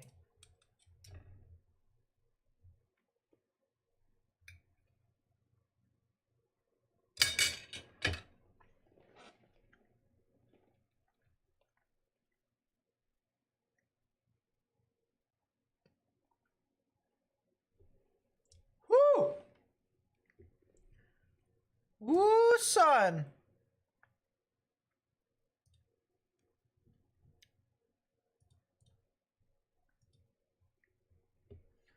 Woo, son!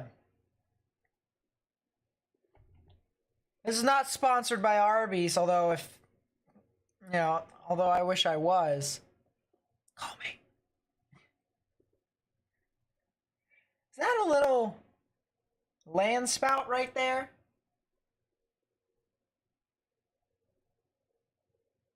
A little land spout? Do I think tornadoes are more concerning than hurricanes? I mean,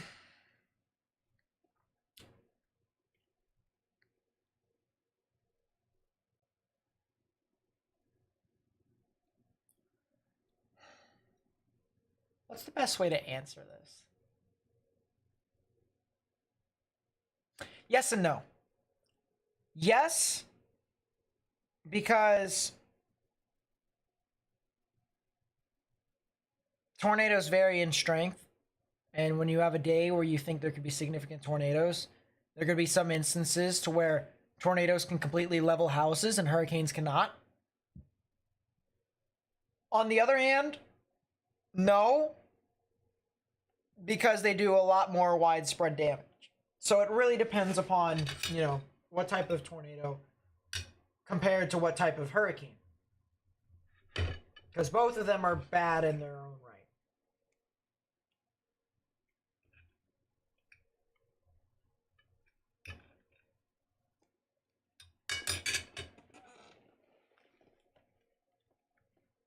Man, look at that mothership there, though.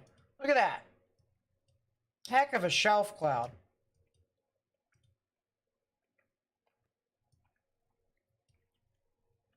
I mean, that's just alien. That's actually alien. It's like the day after, well, not the day after tomorrow. It's like Independence Day. No joke, Independence Day type stuff.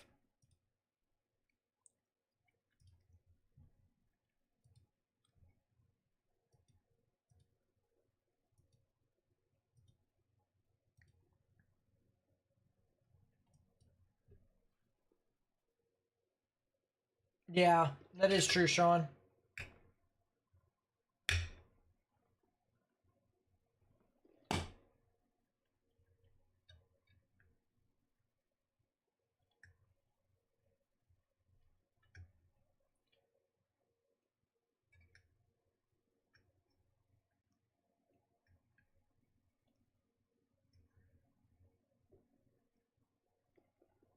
Man. Where's that? It's in Colby. Colby at the top left-hand side. Not in Nebraska. Hold up. There you go.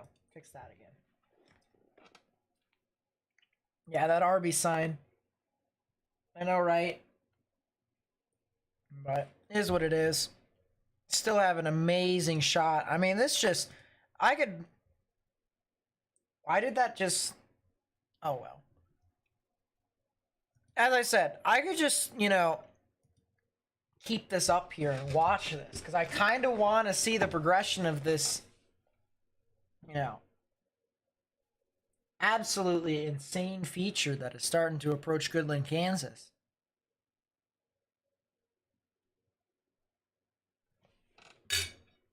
I also want to eat a little bit too.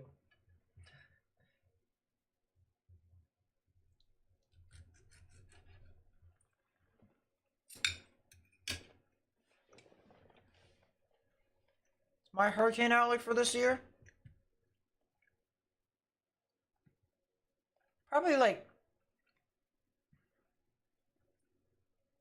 18 to, well, 19 to 21, something like that. That's how many named storms we probably could see. Maybe 22. Yeah, it appears to me that that's a wall cloud. Chat, I'm assuming chat's asking about this thing right here. That's a wall cloud from the looks of it. I'm trying to see if there's any more organization with this storm, because it looks really weird. I'm gonna be completely honest with you. I mean, yeah, as if the picture didn't do it justice of how weird this thing actually looked. You know. Is this a sign that I should get Arby's? This is a sign that Arby's should partner with me and sponsor the stream. True facts. But anyways,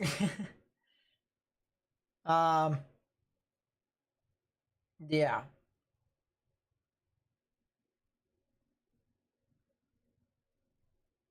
Orange cream shake. There it is. Funny thing about it, you know, just food in general. I didn't have like Dairy Queen. So I hadn't had like Dairy Queen in like a year and a half or 2 years. And I had it the other day. I'm like, yep, it's pretty good. I enjoy Dairy Queen. I enjoy Dairy Queen. I will have have to go get Dairy Queen more often. It's just where I live, there aren't any.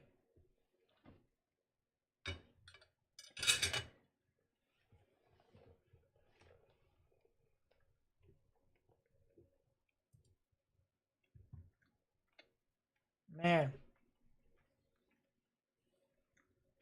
Now I wish they would zoom out.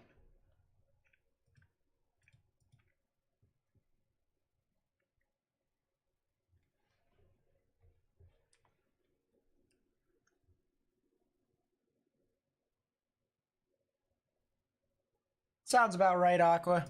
That really does sound about right.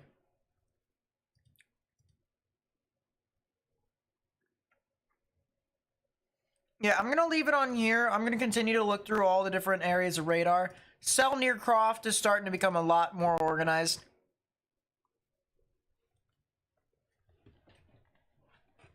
Let me reach for this here quickly.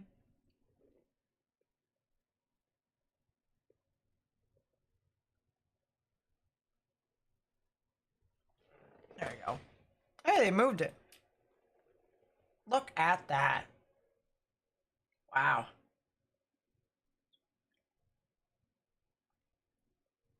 Wow. That's how crazy weather can get. Tell you what.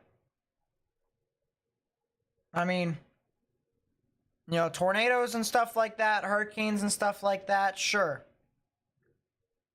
They're pretty crazy, they're life-threatening and whatnot. And they're terrible.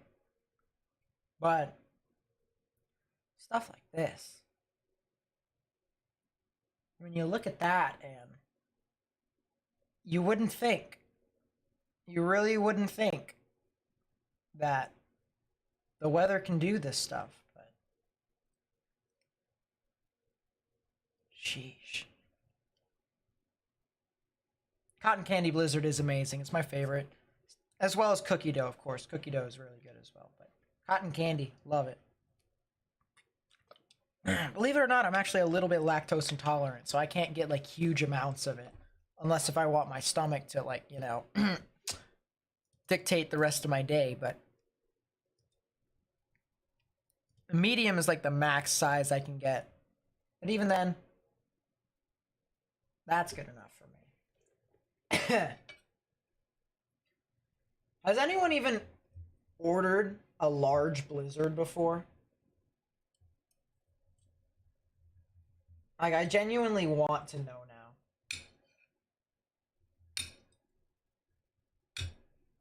Because I've never seen or heard anyone order a large blizzard before.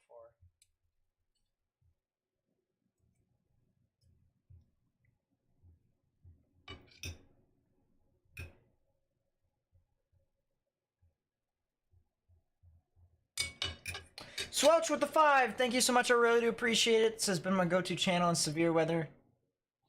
Days for months now. Keep up the good work. Appreciate it. Thank you so much. Thank you so much. You show the radar of this part of the storm. Is there any rotation? Good question. Good question. Before we do that, real quickly, I do want to give you guys an update on the storm that's over here. This would be almost due east of Dodge City, almost due west of Wichita near Pratt. And there's a storm near Croft that is starting to really materialize now. So we might see a supercell here that could try and produce something tornadic. Probably within the next, I'd say 30 minutes. I'd say 30 minutes. Very high ZDR column. As a matter of fact, ZDR column is very well defined. And the ZDR arc just appeared. Well, actually, it didn't just appear. But it's been on here. ZDR arc, which shows basically an idea of whether or not the low-level mesocyclone could intensify, so basically an area of rotation. And whenever we see that, that tells me that that is the case. So we do have a ZDR arc in place with this storm. And we'll have to come back to this here pretty soon to see what's going on. But let's go back to this storm over here in Goodland and see what this storm is really doing. You take a look at the velocities, and there isn't really too much to really infer upon. The radar is really close to the storm, so we can't really see too much. We can see There might be a little teeny bit of rotation over here to the north and east of Goodland, but it's just pretty meh at this moment. It's a lot of strong damaging winds and large hail at this time. So I'm not really anticipating too much activity. Besides, I mean, of course, the insane looking cloud that we see at the top part of our screen. So that's kind of what we got at this time, but man, oh man, let's go back to that shot. When they tilt the screen over one more time, that's when we'll take a look at satellite. Because I do want to see what's happening with that storm now in southern Kansas. Because that's probably going to be the next it storm here sooner rather than later.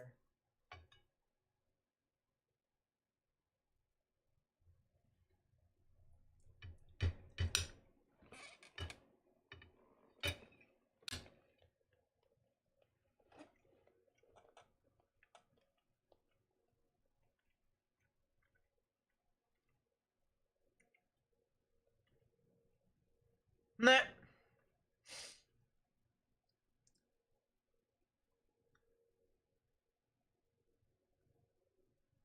So smalls and large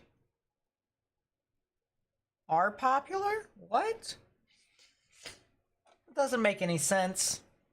That doesn't make any sense.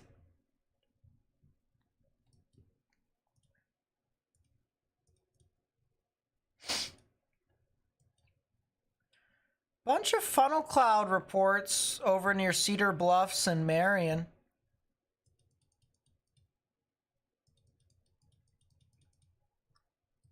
That storm is so weird.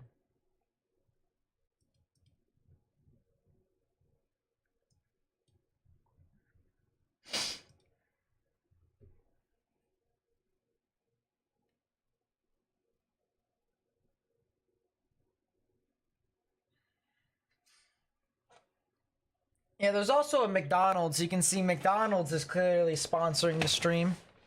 This stream is brought to you by Arby's. We have the meats. And by McDonald's. I'm loving it. Tell you what, I'm loving in this shot. Wish they would zoom out, but I'm loving this shot.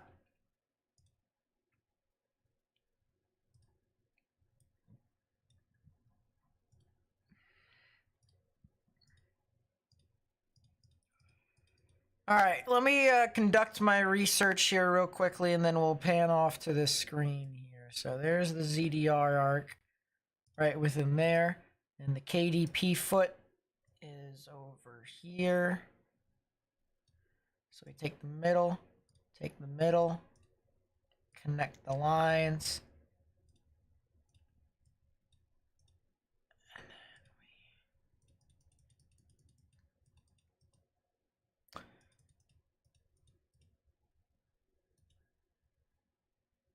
Place marker there. Store motion from marker. Oh, it's got a lot of streamwise vorticity. Okay, so yeah, these could be tornado producers. So yeah, these storms that are over here near Pratt, in between Dodge City and Wichita, these might be tornado producers in the future. These are definitely going to be storms to watch. 100%.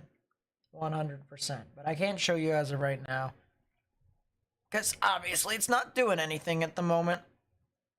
So we'll just see. Yeah, they have the meats, but thank God they don't have the tornadoes.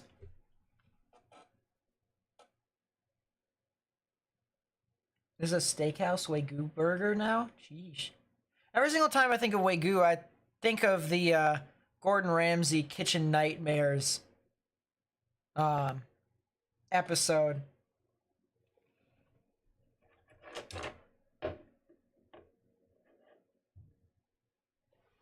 With the burger thing. The crazy people. All the people are crazy, but, you know. Every single time I hear Wagyu burger, I think of, oh, Kitchen Nightmares.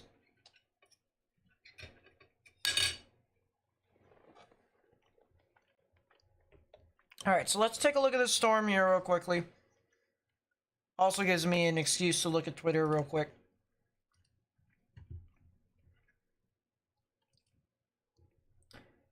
Jeez.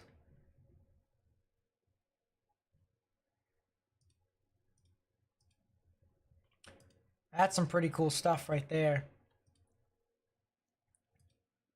What is the line showing? More than likely an outflow boundary. More than likely an outflow boundary. Is there anything else that I need to see on Twitter? As I said, if you guys find anything on Twitter, please be sure to at me at Nate_Snyder. That way, I may be able to get perspectives out.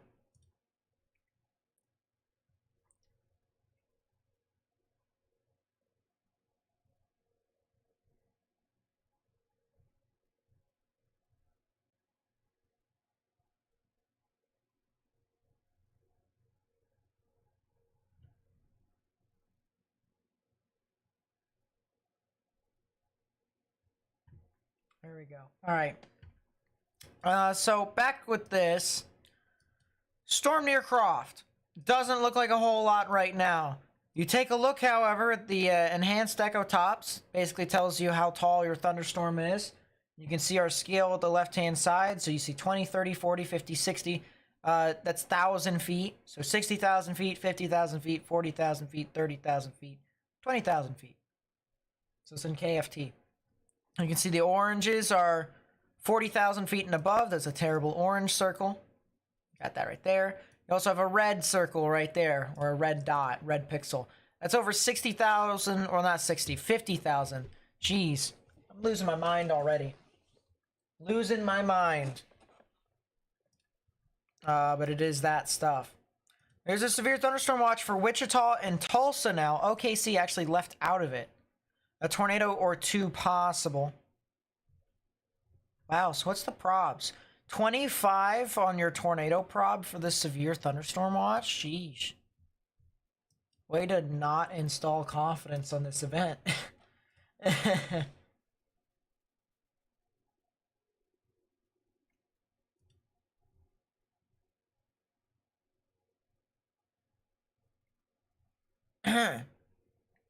Interesting.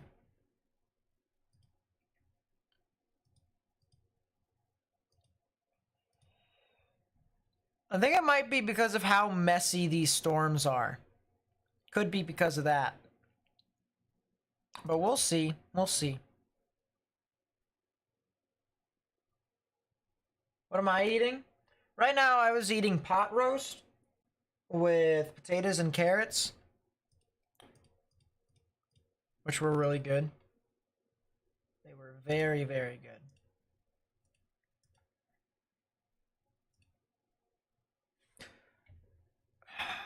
I don't know what they're currently looking at up there in Colby. I think they're just like, you know, someone's just asleep at the wheel and they're making spinnies. Spinneroonies. Something like that. They clearly are doing something.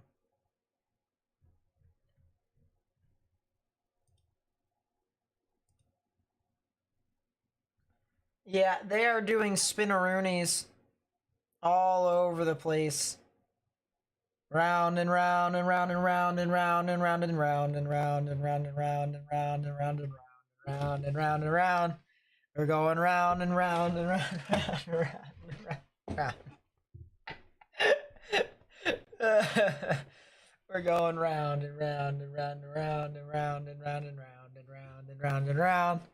We're going round and round and round and round and round and round and round. Finally, it stops. Holy. Golly. It's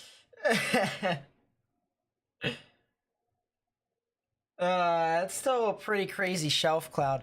Might actually be some tornadic rotation, I will say, near Goodland. So that might be something to watch for, but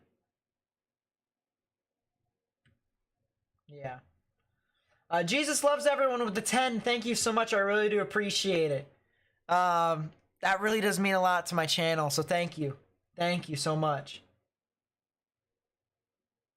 Yeah, this stream's sponsored by the fuel prices. where it's actually cheaper to get gas over here in Kansas than it is where I live. So, ooh, flash of lightning right there. But yeah, thank you so much. Thank you so much for the 20. It really does mean a lot to the channel.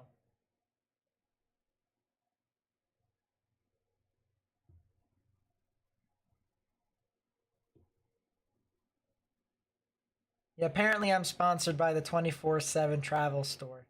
I love how 24/7, if you play like Grand Theft Auto, it's also a convenience store for there. So I'm sponsored by the 24/7.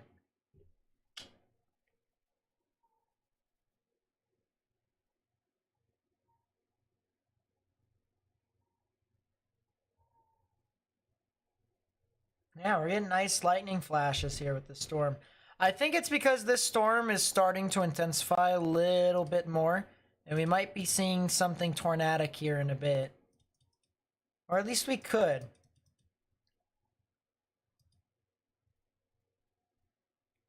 It'd be on the right part of the screen, right hand part of the screen. But to illustrate it further, basically we have some pretty strong damaging winds that are jutting out here north of Edson, heading towards the Brewster area. So that would be something that I would note for. And if we just kind of take a look at the general flow, somewhere on the backside over here could be where a tornado could form. So look like a mothership UFO, because it is a mothership. True facts. It is Independence Day, everyone. It is Independence Day. The second one, more than likely. And yeah. Here we are.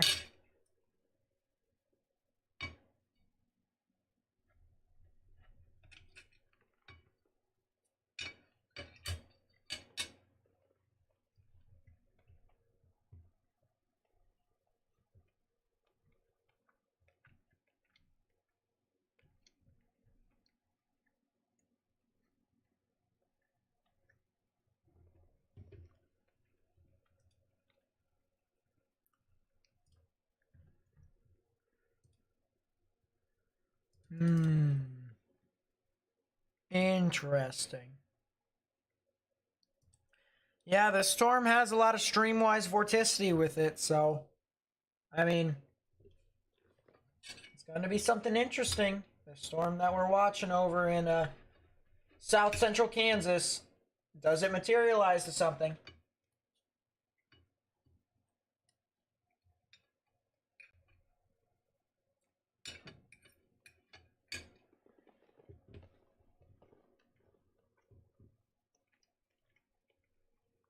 Yeah, for real, we gotta charge the aliens.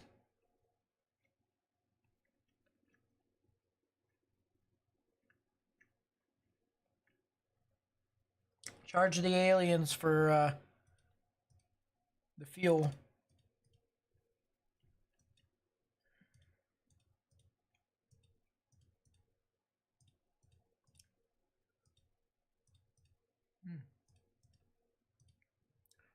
Interesting.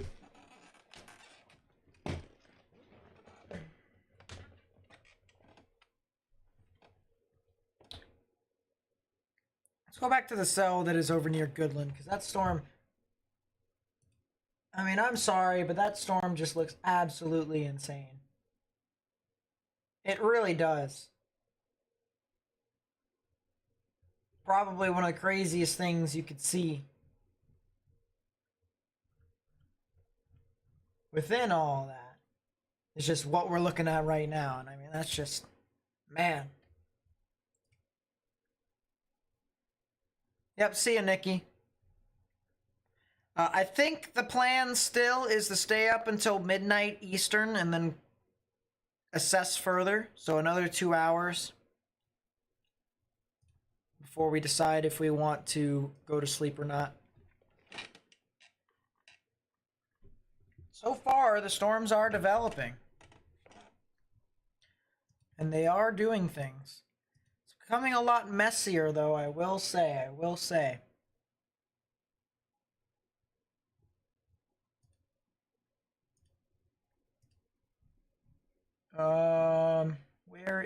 is. There it is. I mean, it's not in a terrible environment.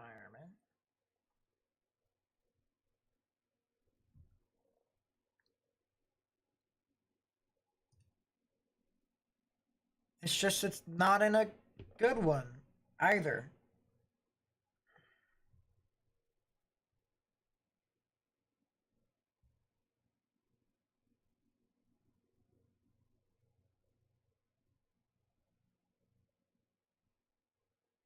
Vorticity doesn't even increase.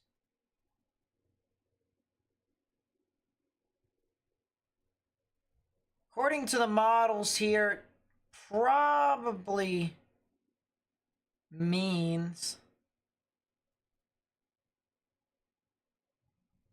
that I call it quits at midnight tonight. Something of the sort like that.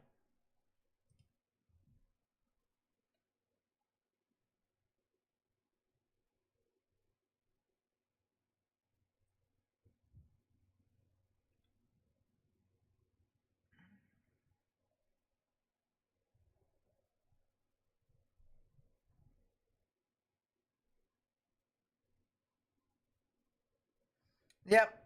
Oh, hope you make it there safely, Matthew. Hopefully you make it there safely.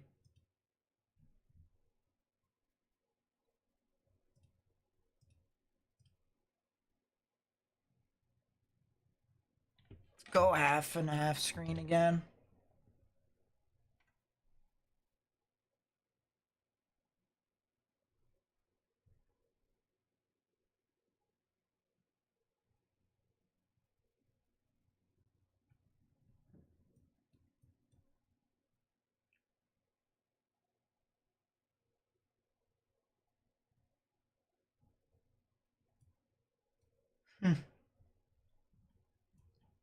Yeah, we got a lot of very strong damaging winds approaching the Brewster area.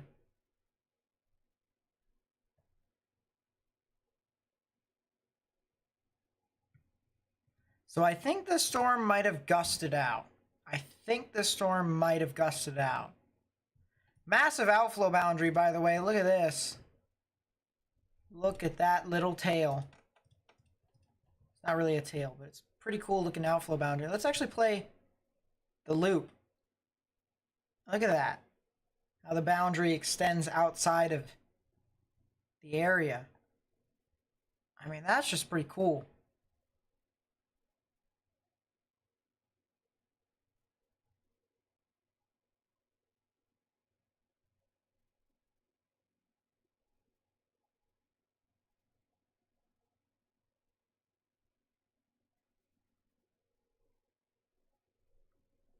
Man, oh man.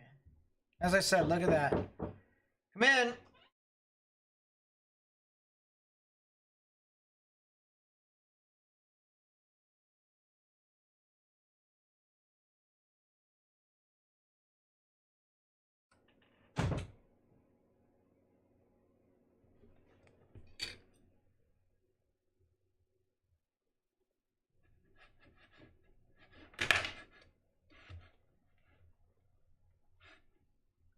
Try and get that.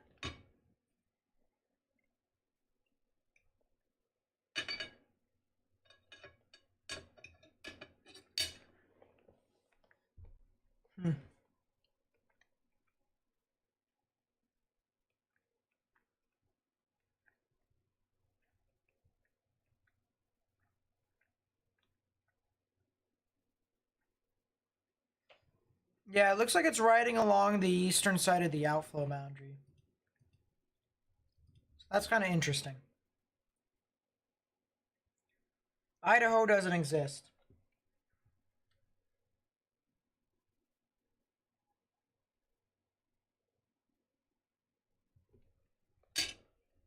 That sounds about right, Gwen.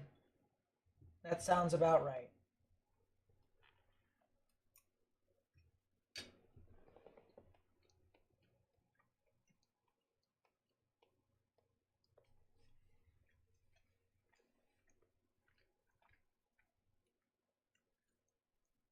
More than likely Scud, Alec.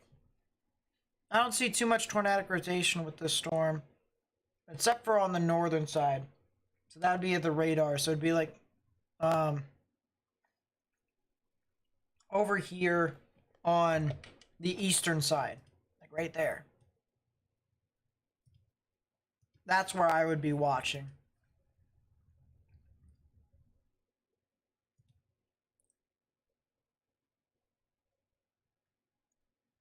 Because there is rotation in that area that I'm watching. You can see right here, I have a lot of reds moving away. You have a lot of gray greens over here too.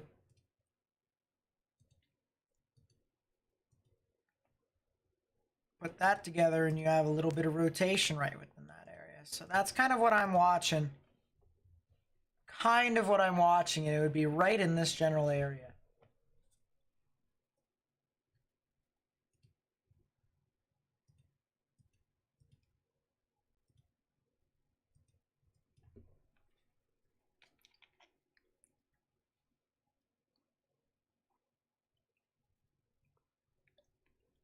Woo!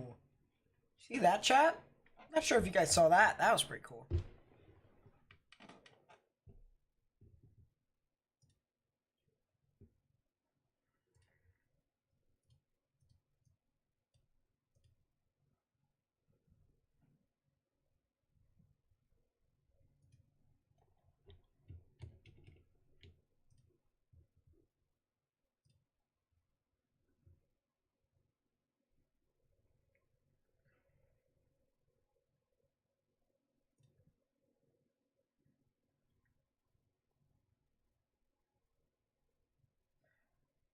The storm.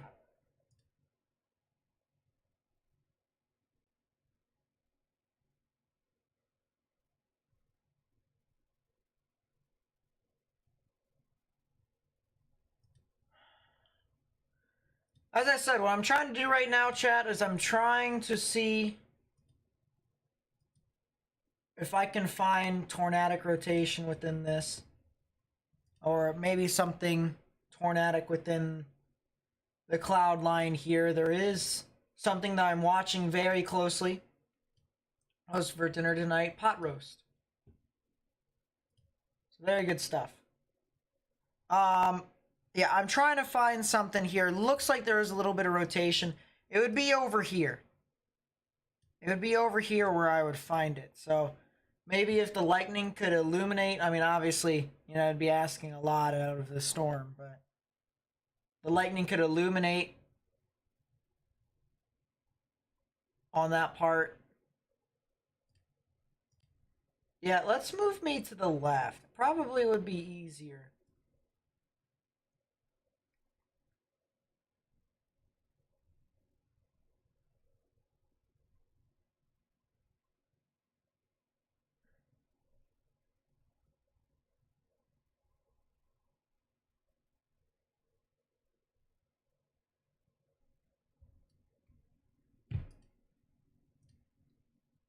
Yeah, something like that. There we go.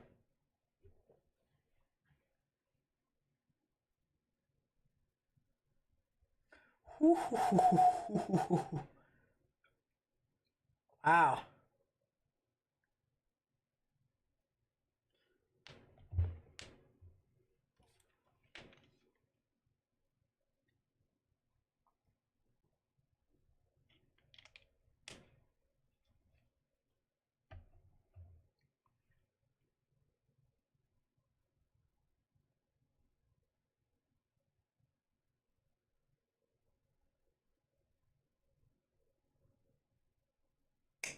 Yeah, I don't really see too much. I see the cloud base, all right? So I see the cloud base right within here, but then of course this light cuts it off.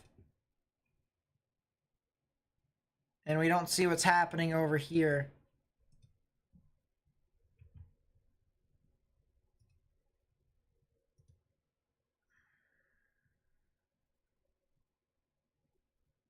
What's going on right beside my head? Not really anything. Not really anything, to be completely honest with you.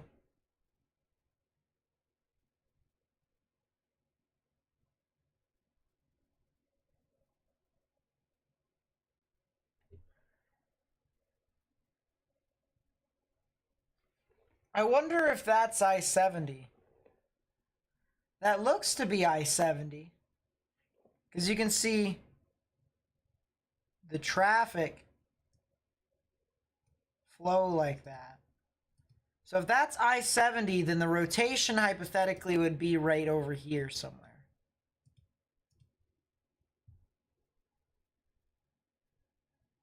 That's what I'm getting from this. The storm that's south of Pratt is now severe warned. Oh, there we go. Much better view of this.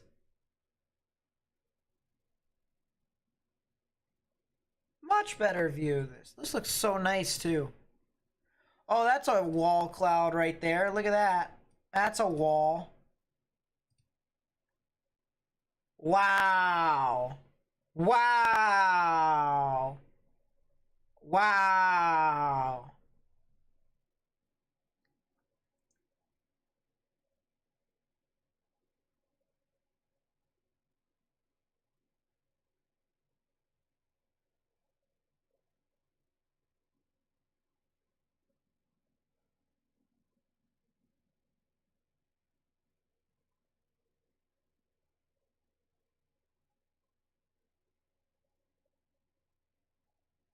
I think I'm okay with just looking at this for right now. I think I'm okay with just watching this for right now. Not sure about you all, but I think I am. Wow.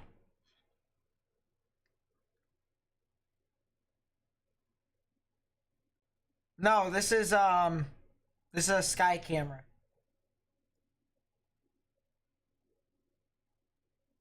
Sky camera out of Colby, Kansas.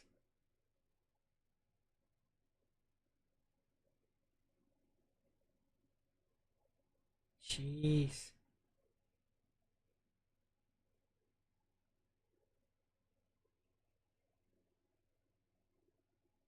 Now I'm really interested to see what the best lightning strike is going to be. That we can see, of course.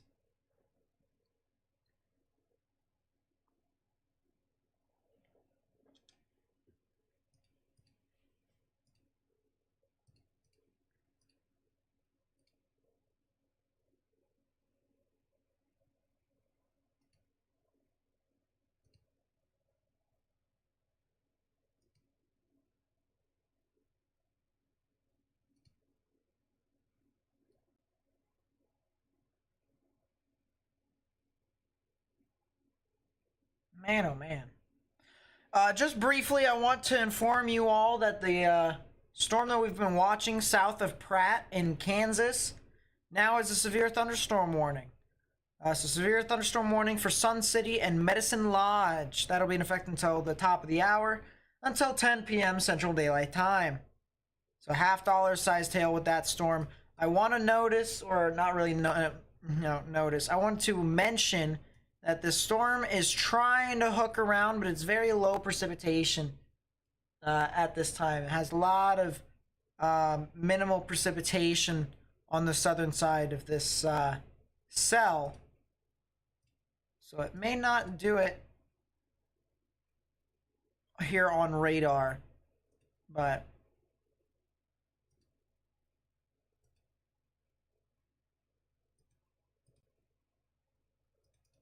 this is going to be something really interesting.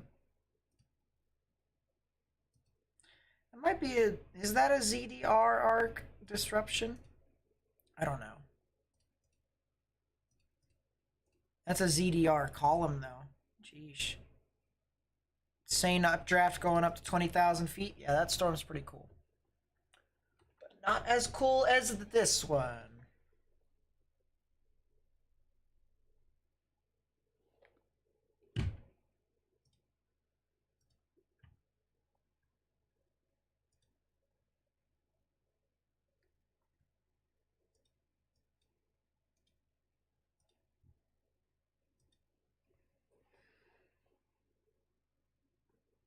Tyler Morgan with the 8 months. Thank you so much. I really do appreciate it. That really does mean a lot to my channel. Thank you so much.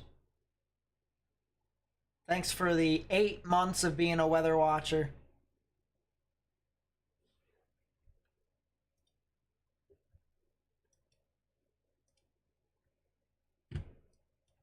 And yeah, it has been, what, 7 to 8 months of watching supercells on Skycams. I mean, that's kind of what we do.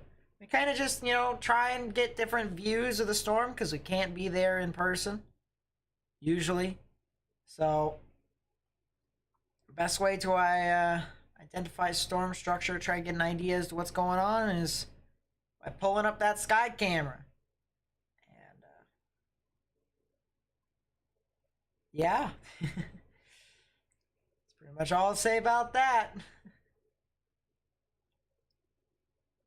Wonderful view of the storm as well. Don't know if it's the same storm.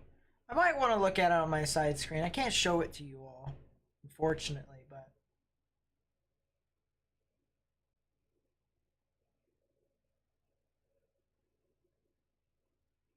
whew.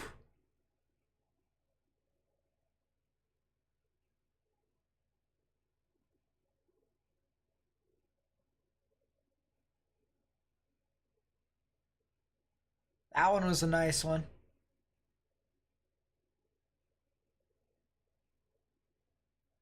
The storm, by the way, is no longer severe thunderstorm warned. So that's kind of the good news. No longer severe thunderstorm warning. The storm that went through McCook that had the tornado warning had dollar bill sized hail, apparently. 4-inch size hail in diameter. So that is something to note. Had some pretty large hail with that.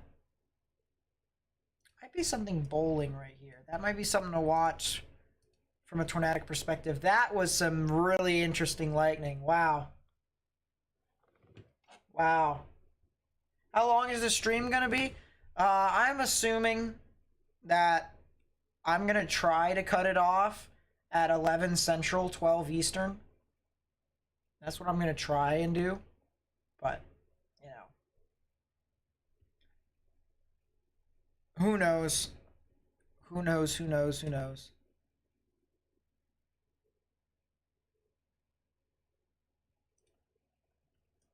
Things bugging out again.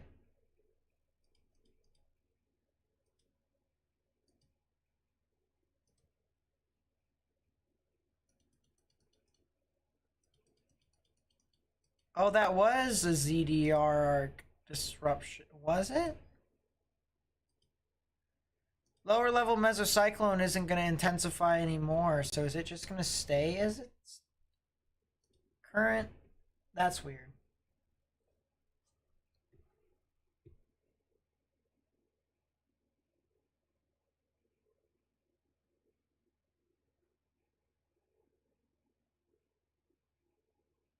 There it is, Dustin.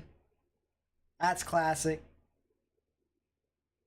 Whenever I go on 287 in New Jersey, I think it's 287 actually, traffic usually flows very quickly over there, so I have to make sure I'm kind of on my game to see what happens, monitor how traffic goes.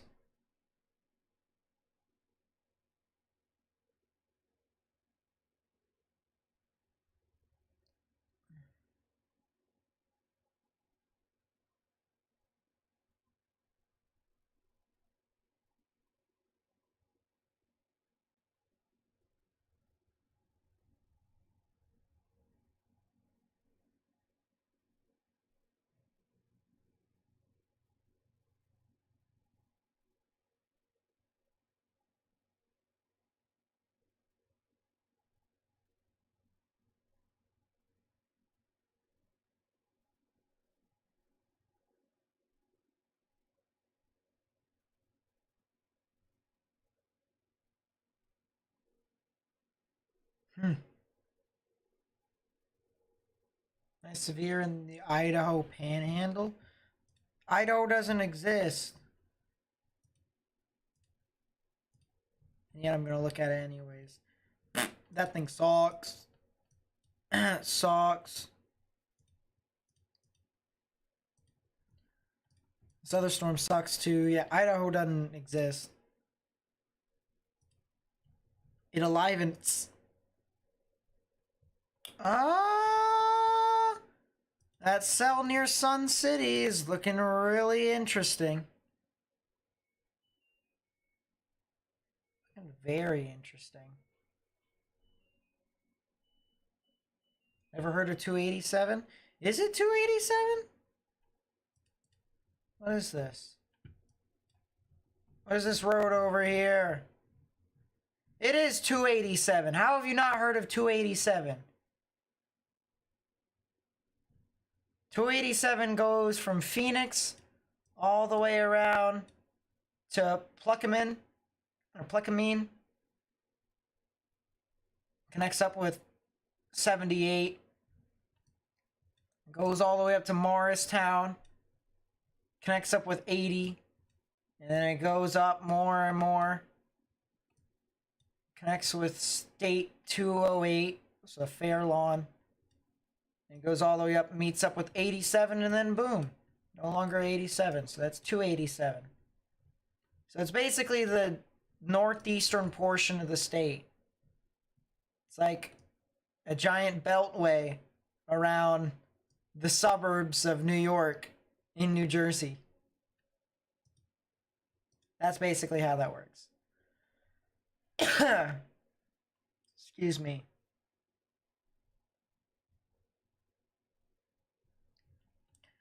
But yeah, 287's fast.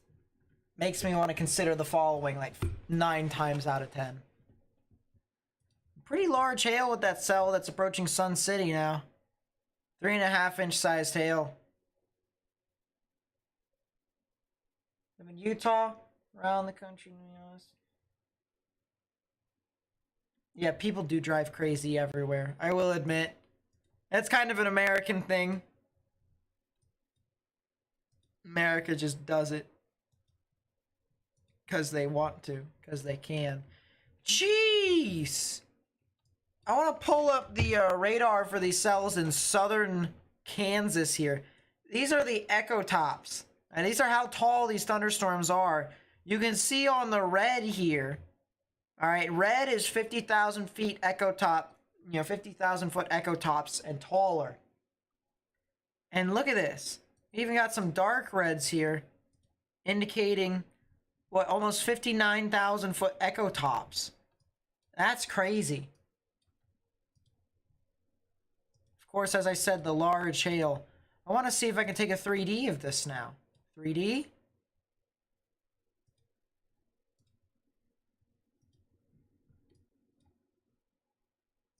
When I look at you, and the world's alright with me. Oh no, it hasn't flown much, and the world is gonna be da, da, da, da. A lovely, lovely day, lovely day, lovely day, lovely day. Isosurface. Jeez.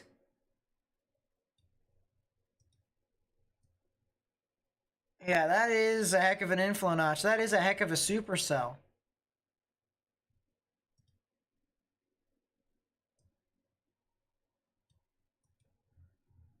Oh yeah, and I just outlined the outline of it. Yeah, look at that. That's the actual supercell tops in itself. It goes up to like 60,000 feet. I mean, look at that. It has a full anvil and everything. Full anvil.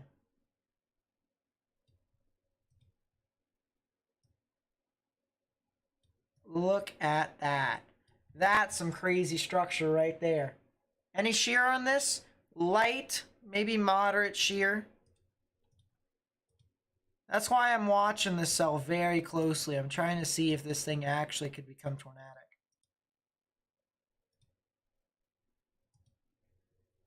Hypothetically, it could, but I'm losing values on a ZDR perspective. Makes me want to consider even more of the following. So Salina's getting impacted right now, but they're non-severe. So that happens.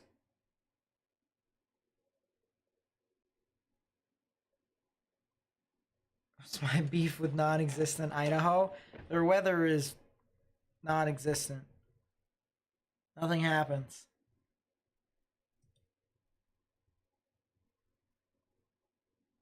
Oh, that's a lot of hail.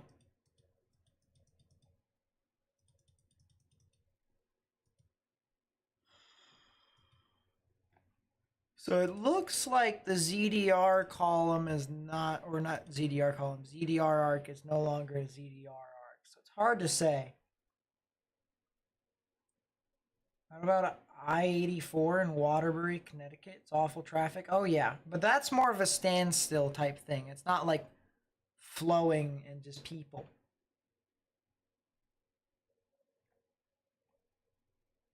It's really weird. Whew! Look at that lightning strike that just occurred. Wow. Man, oh man.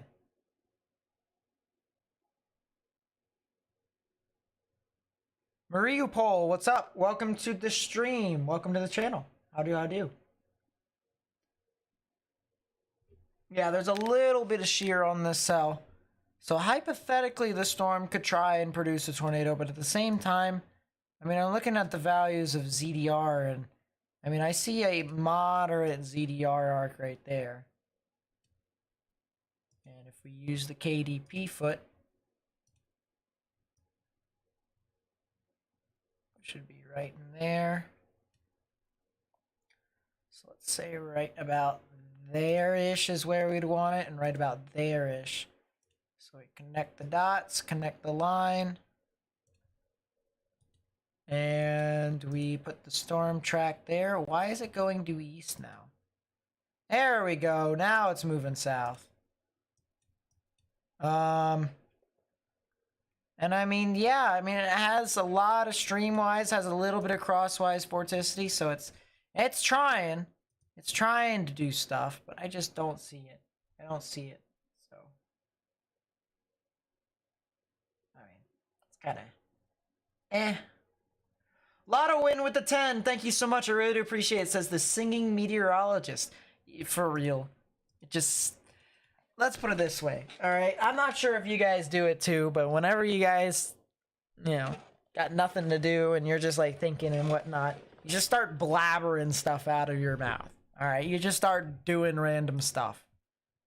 It's kind of what I do. I just do a bunch of weird stuff. But I mean, I've been getting some valuable data here today in identifying specific characteristics of thunderstorms. It's a part of the research that my research team is doing, so I guess now is a good time to do it than during a tornado outbreak, right? Experiment now than during a significant event.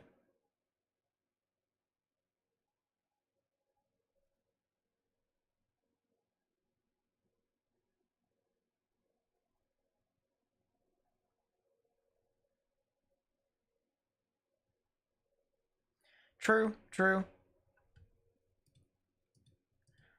At least I try to stay happy.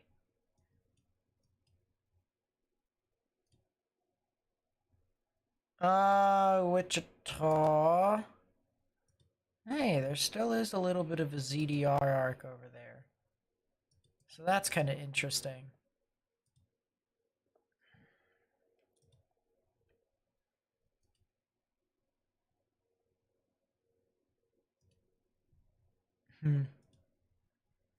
Damage threat considerable. Severe thunderstorm warning now with this storm. Assuming they now have golf ball sized hail with this. No, it's 2-inch sized hail. Sheesh. So 2-inch sized hail with this storm. My oh my.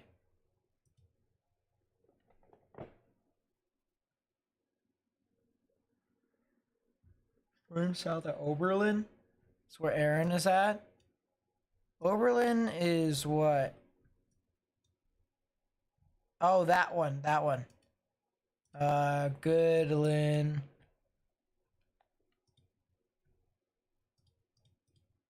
It has some upper level rotation, and ironically, so it has a mid-level mesocyclone, but it's not extending to the ground. Whew! Did you see that lightning strike, chat? That was a crazy lightning strike right there.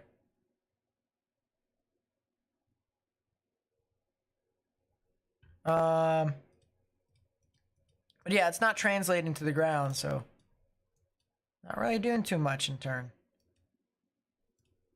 So there is what, 4 severe thunderstorm warnings? So we have what, 1 in Idaho, and we have 2 in Kansas and 1 in Nebraska.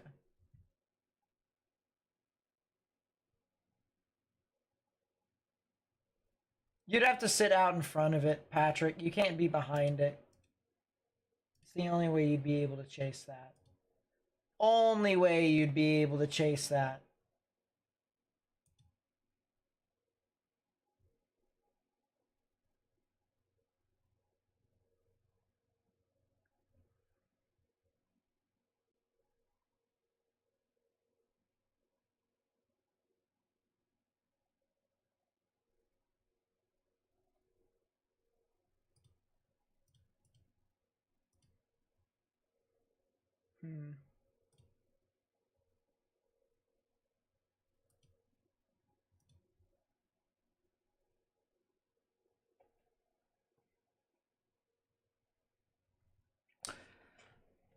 I want to real quickly go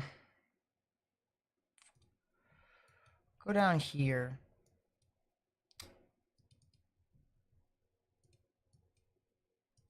So yeah, obviously there isn't a ZDR arc in there, which is weird. I don't think the ZDR arc is disrupted. I think that's a lot of dry hail within this area. So let me circle the ZDR arc and where I think it actually is. Should be right in there. Go to the KDP. Well, I mean, kinda.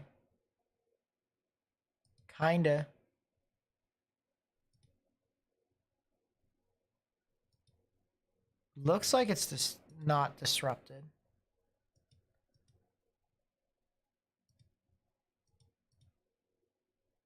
We have side lobe contamination on both of these, though, which sucks. But, oh well. Alright, so I want to do that. And I want to try and take a look through Twitter here real quickly to see if anybody sent anything in. Oh, wow. Wow. That's Mount Fuji. Look at that, chat.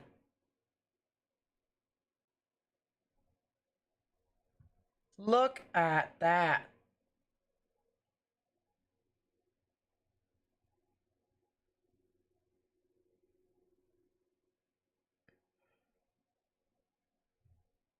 I think I might need to follow this account now. Holy.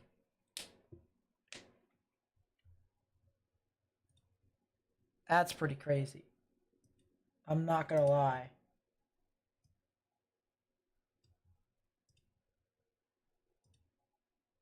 Not gonna lie.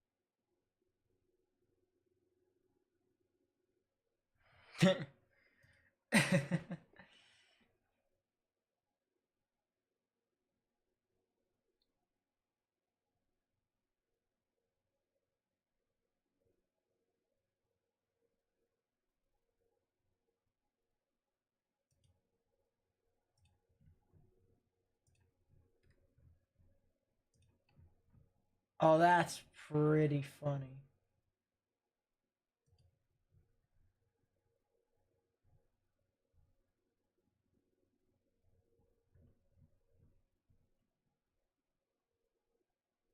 What?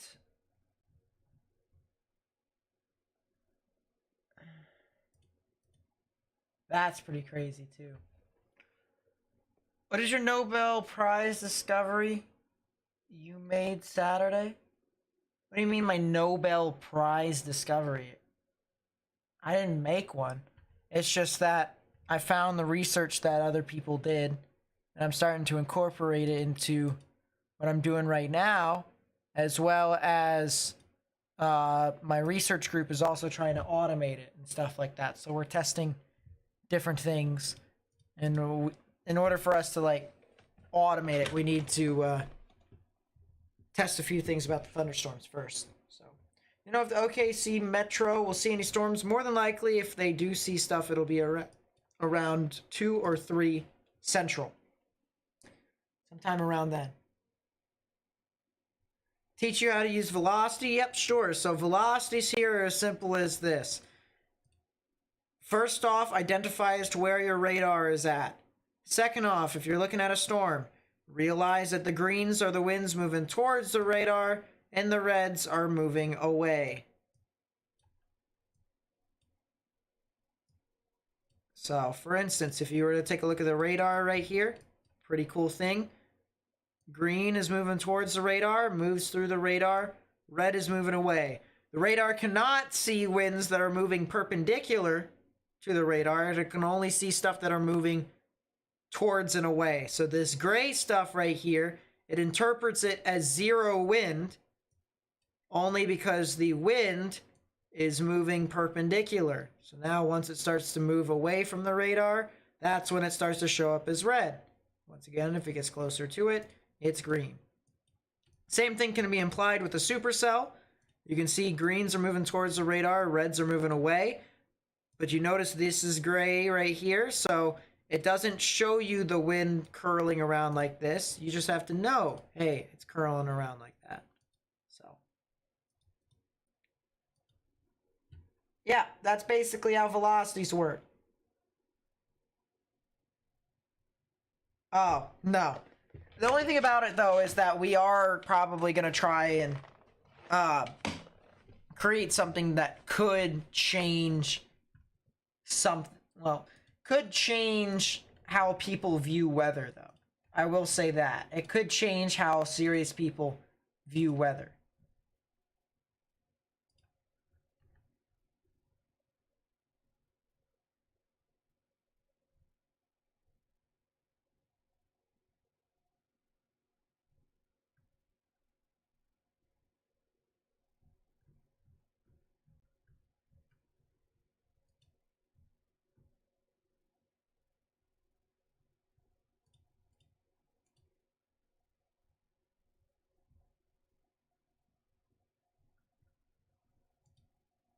Maybe so, Patrick. Maybe so. But on the other hand, Lightning are doing the right thing. That's how you climb back into a series. You take it one step at a time. Expand to the day 2 risk a lot. Yeah, I'm not really too surprised.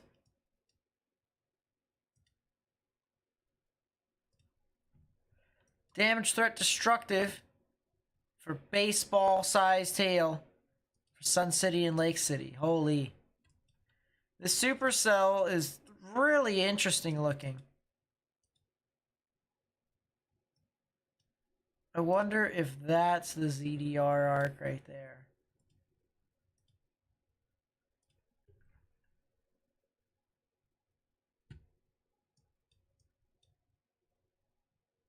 Where do I think a tornado is most likely to occur right now? Right where we're looking at, in southern Kansas. In southern Kansas. This is side lobe contamination until kingdom come. True facts. Look at that contamination. That is hilariously bad. Hilariously bad.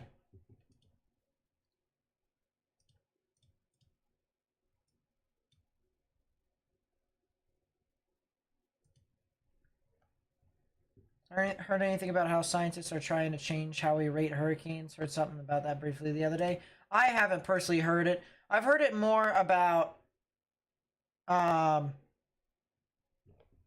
the EF scale more than anything.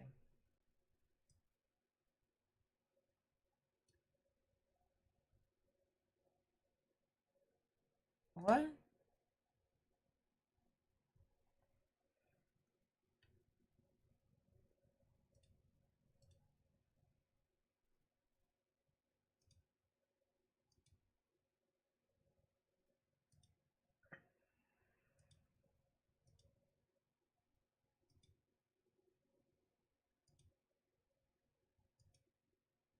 Hmm.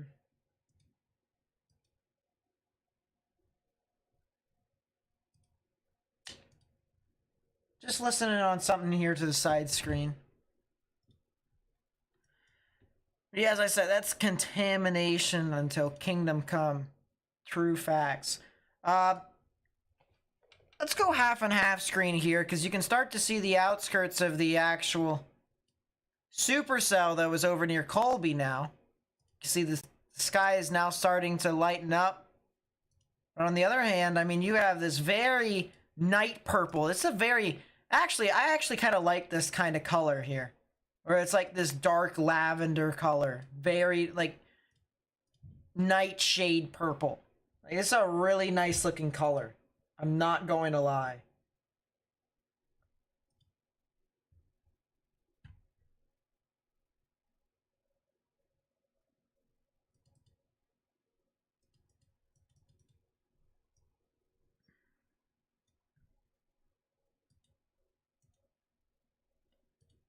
But yeah, goodness.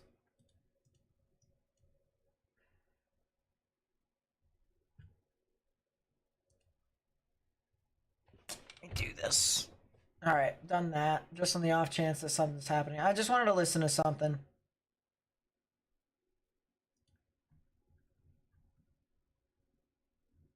Yeah, the storm's producing baseball-sized hail. I mean, look at that. Oh my...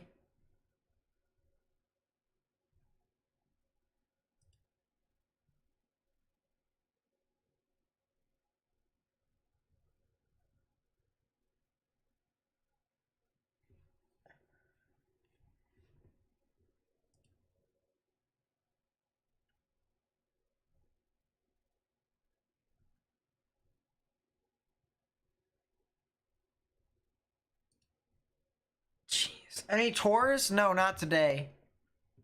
Although there has been a lot of confirmed land spouts. Yeah, Nate's knee. I know, right?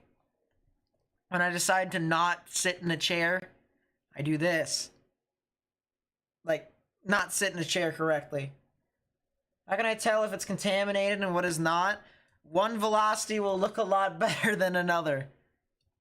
And if you're telling me that this looks normal, you know, compared to all the other stuff around here, might need your eyes checked. So that right there is contaminated. Also, you can tell if it's contaminated or not based off of a couple of things.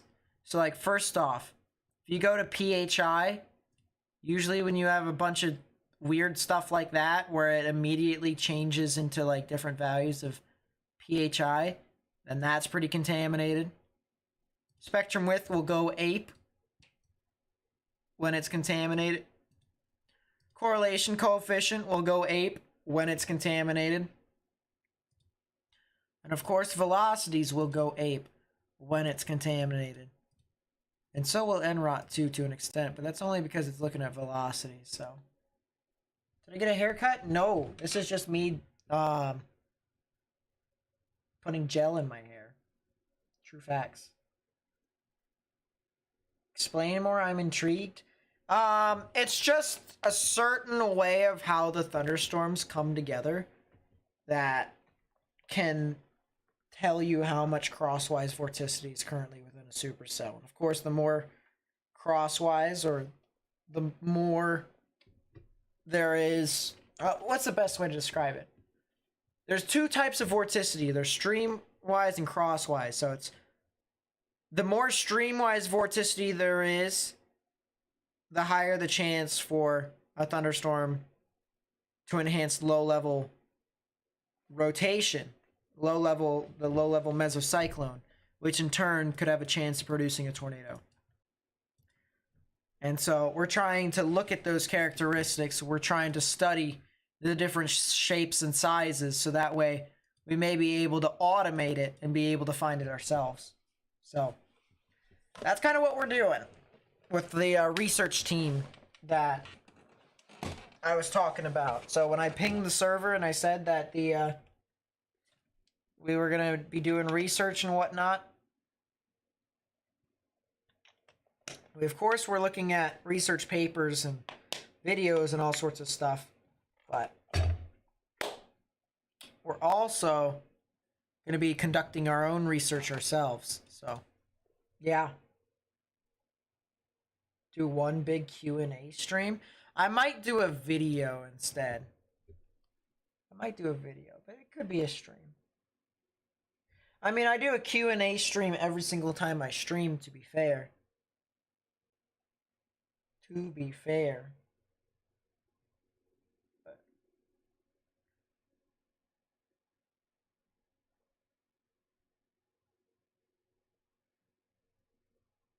maybe 4 green fog. Or four green frog. Jeez. Maybe get into the weather. I've always been interested in it. For the most part, yes. When I was young, my Nana watched the Weather Channel. She would always have the Weather Channel. So it'd be the main thing that I would watch. And then got infatuated with radar analysis from Dr. Greg Forbes. So thank you so much for that. He's basically the guy I looked up to the most to try to better myself off with my radar analysis. So, yeah, the passion for radar is there.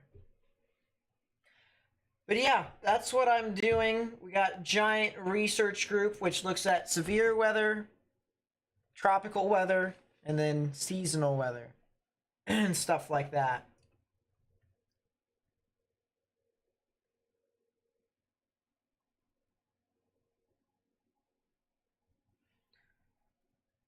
I also kind of want to see if we got any new applicants, but that also happens. Can't imagine me chasing at the end of June. Can't imagine. I really can't. Oh, we have the same amount of people that we did in the beginning.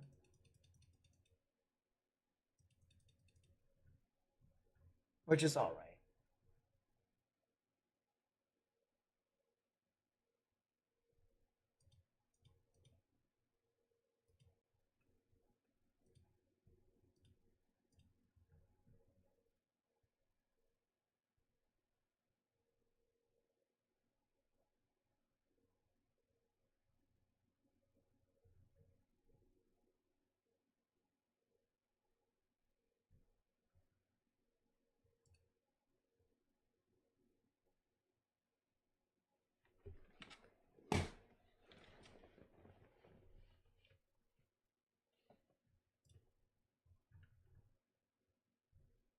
Jeez. I can't believe they are really trying.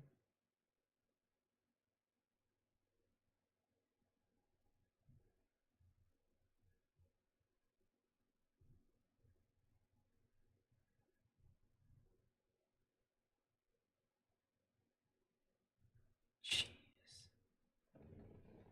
Any tours? Yeah, we've had a couple tornado warnings, but not right now.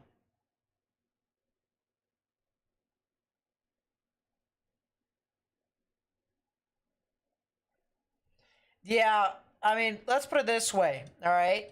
Meteorologists still don't know how tornadoes technically form.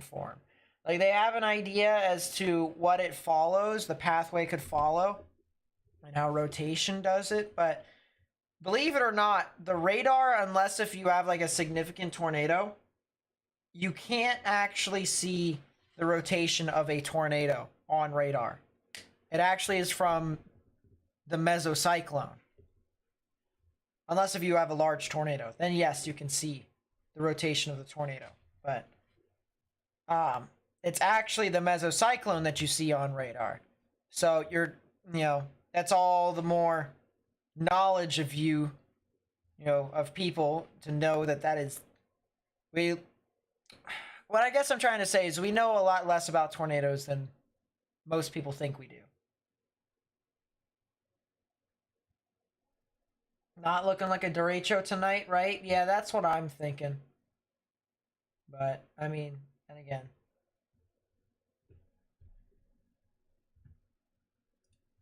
It happens.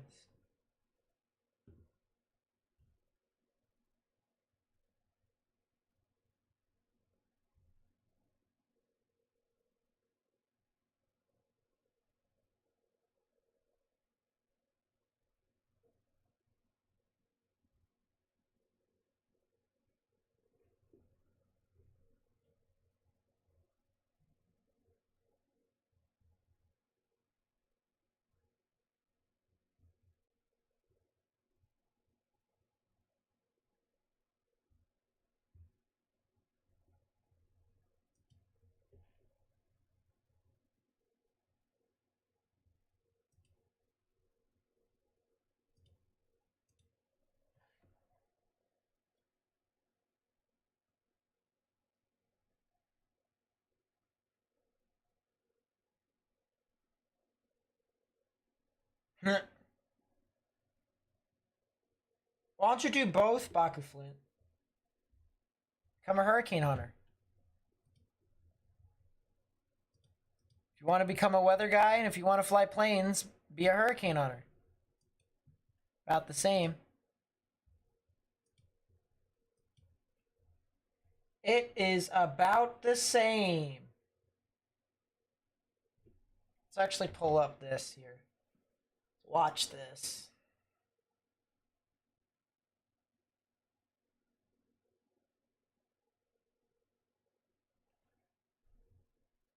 I'm gonna actually go to the bathroom real quickly as my short break. I don't know why my phone has happened. But that's nice. Alright. I'm gonna go to the bathroom real quick. As I said, I'll be back. 2 seconds.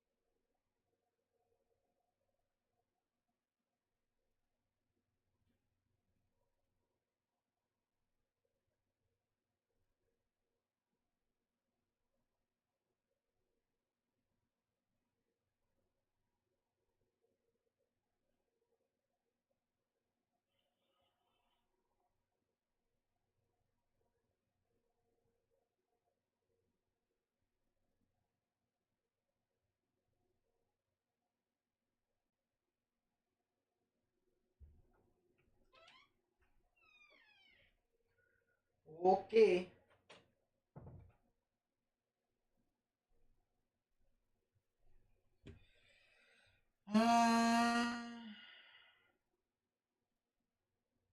Oh, that's pretty funny. Just saw something that was hilariously funny. Why are you guys counting in the chat? What?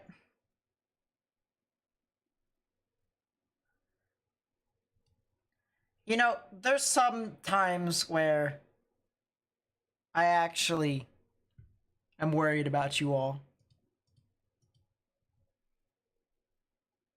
And it's not in the actual, like, you know, typical concerning way that I usually feel. It's the other way.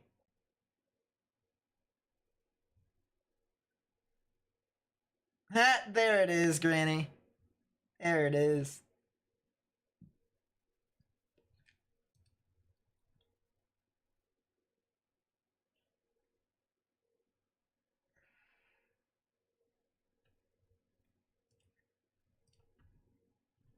That storm south of Colby got severe warned again. What is this thing doing? Absolutely nothing. Yeah, classic.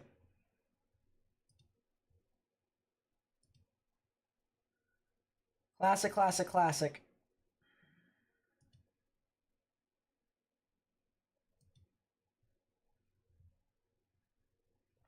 Let's go half and half. You guys can see what's going on with what I'm looking at.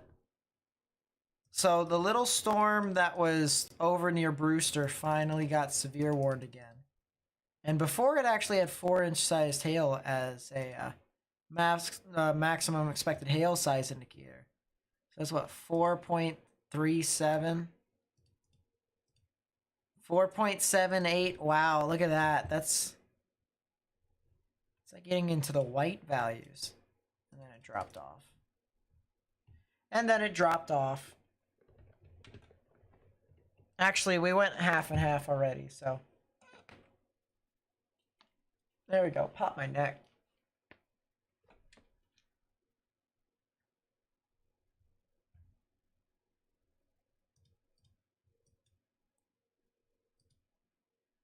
Jeez. Go to Vance Air Force Base. What is this? So it actually does have mid-level rotation. It just is pretty garbage. All right, well, another hour. 1 hour left before we end the stream, more than likely. As I said, probably would live stream to see the 80-mile-per-hour wind gusts, but I mean, it's kind of half and half. 12, 1, 2, 3, so that's 2 o'clock Central, 3 o'clock Central. So on the current trajectory, it'll be near OKC in about 3 hours. Which kind of makes sense. Well, not 3 hours, jeez. At 3 o'clock this morning, or tomorrow morning. So, that'll happen. But it's a heck of a supercell. Does have a really interesting ZDR arc. It's just weird.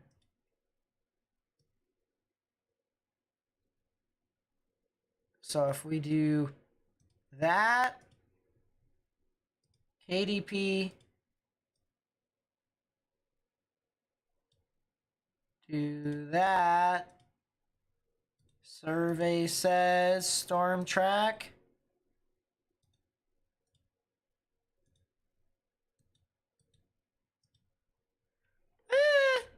The angle is about like 60.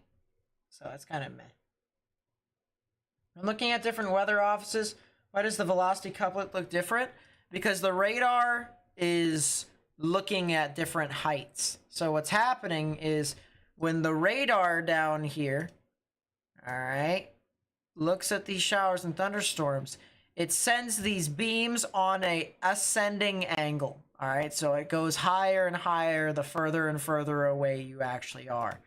So if you look at a storm that may be, you know, closer to the radar compared to another radar, you'll actually be looking lower to the ground compared to another radar, which may be looking higher to the ground. And I'm not sure how you can actually see that on Radar Omega, because Radar Omega is pretty weird with their stuff, I will admit.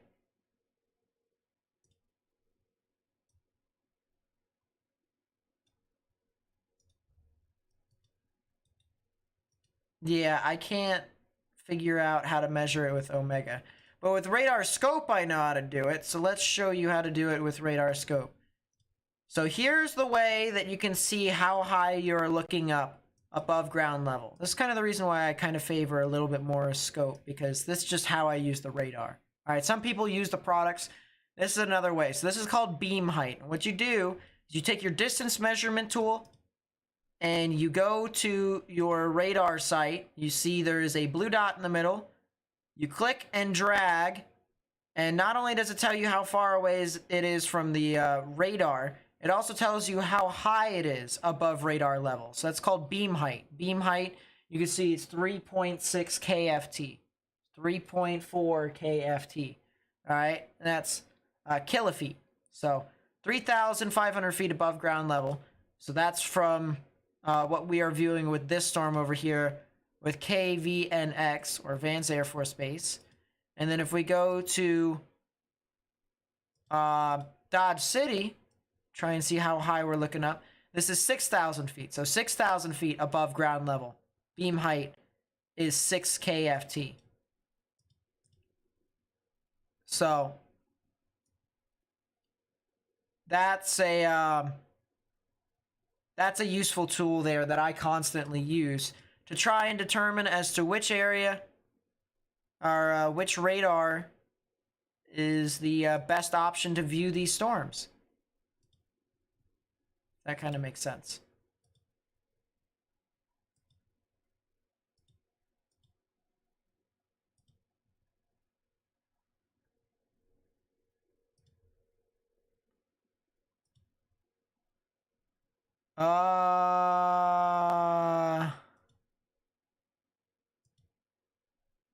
Disrupted ZDR arc? Question mark? Did the ZDR arc get disrupted? There is the ZDR arc right there. KDP foot is right there.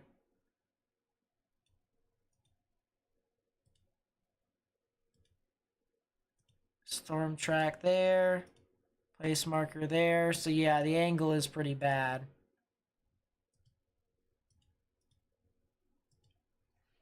But otherwise, it is what it is.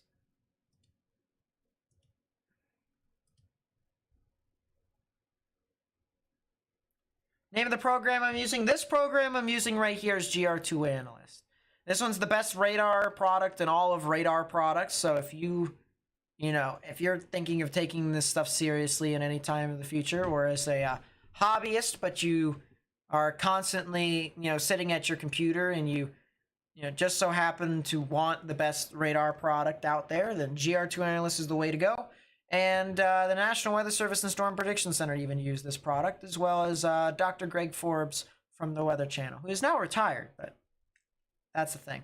The other thing is that if you wanted just to see the height above radar level, or ARL, or beam height, is Radar Scope. Now, Radar Omega, you can use this if you want as well, but I don't believe that it tells you. Or at least I don't believe so.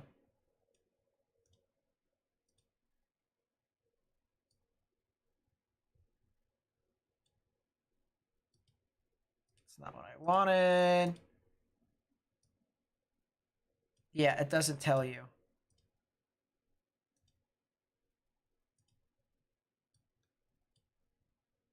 It does not tell you. So yeah, Radar Scope or GR2 Analyst would be the ways to use with that.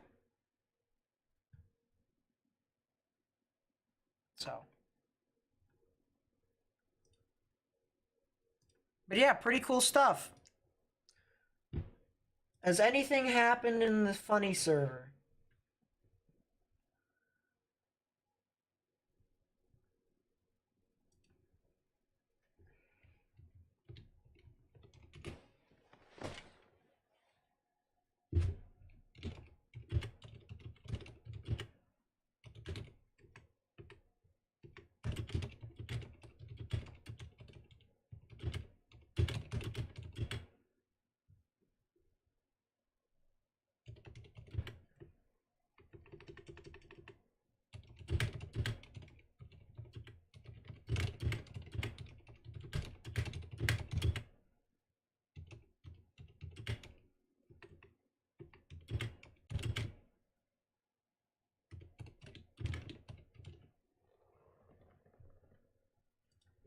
Um,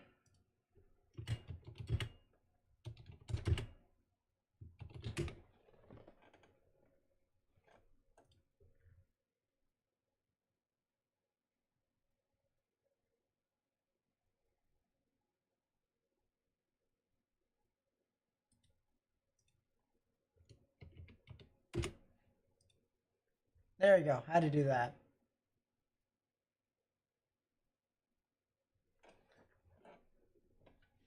Yeah, so just basically use the radar that's the closest to it. That's the cell that we're watching right now. The cell from Medicine Lodge. Sabina, Arkansas good for tonight? Yeah, but they should be able to get some activity tomorrow morning. Jeez, can I point you all to, I don't know, Colby? Look at the backside of this supercell right here. Look at that. You can see the updraft.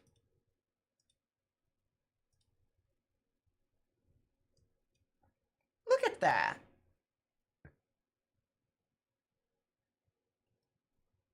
That's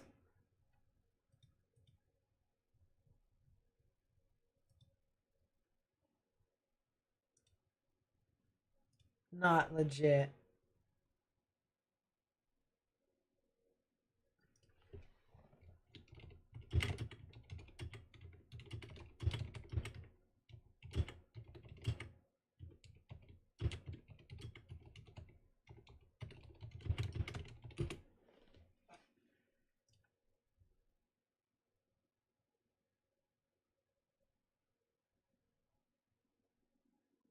That is. I mean, wow. Holy. That's a heck of a view.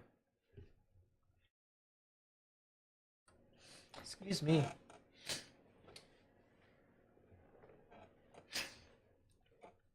Man, oh man, that's a heck of a storm. It's also kind of rotating a little bit, I will admit. But it's also kind of disrupted a little bit, so it's hard for me to say officially. Oh, is that disrupted? Maybe partially.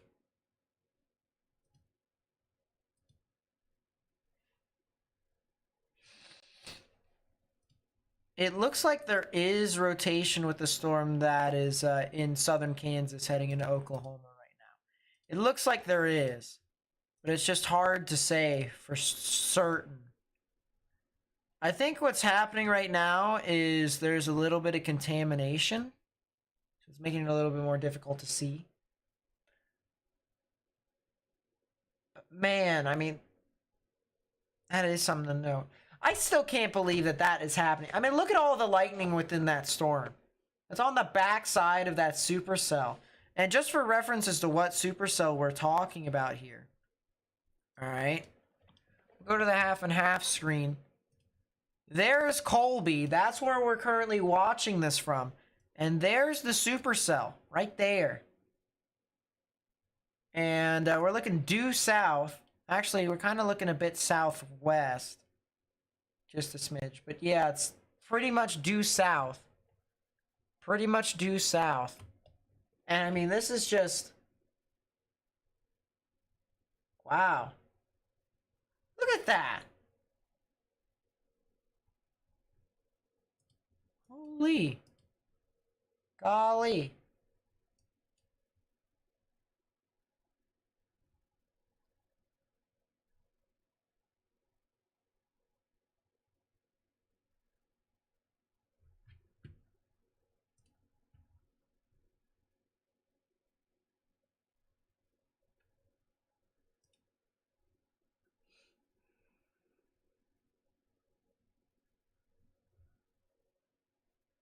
Man, oh man. Yeah, this cell is also trying to rotate too. Funny enough, it is also trying to rotate. So, you know, this storm could potentially try to put down a tornado. I'll have to watch this very closely though, because there's some identifiable factors that are kind of nudging me the other way, but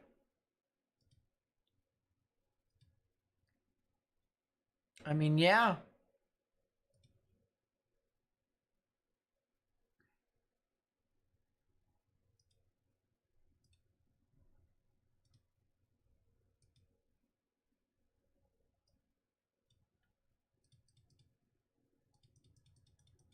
Why have I seen this storm structure before?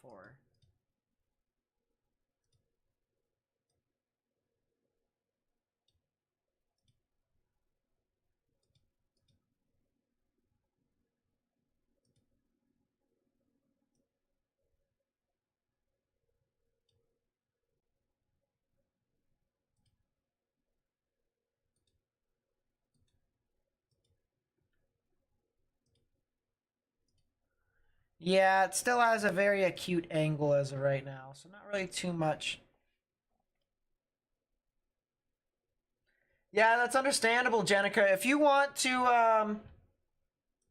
you know, if you want to enhance your knowledge in meteorology, feel free to join my Discord server, because we have a lot of people in there that talk about all sorts of stuff, all sorts of things about meteorology and whatnot. I talk about it in there. We even have weather classes and stuff like that. So, if you want to, just join that if you want. If you want.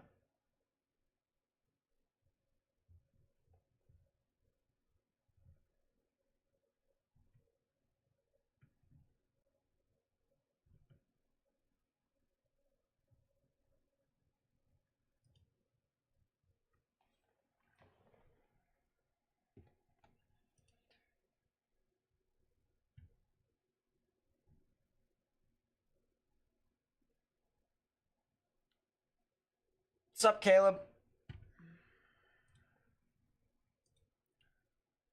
Yeah, this storm's really weird. Once again, kind of has a weird looking left flank velocity enhancement.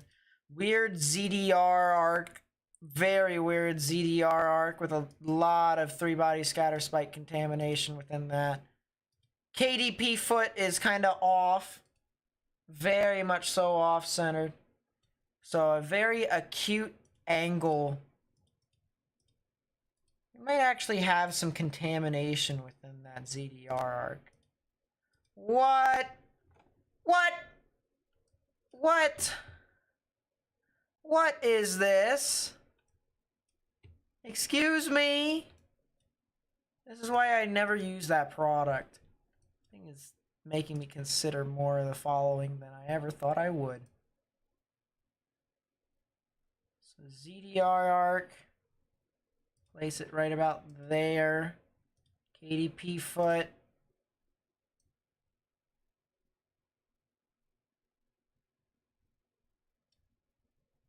Actually, let's just go with the regular downdraft and not the actual thing. So do that. Still a very acute angle.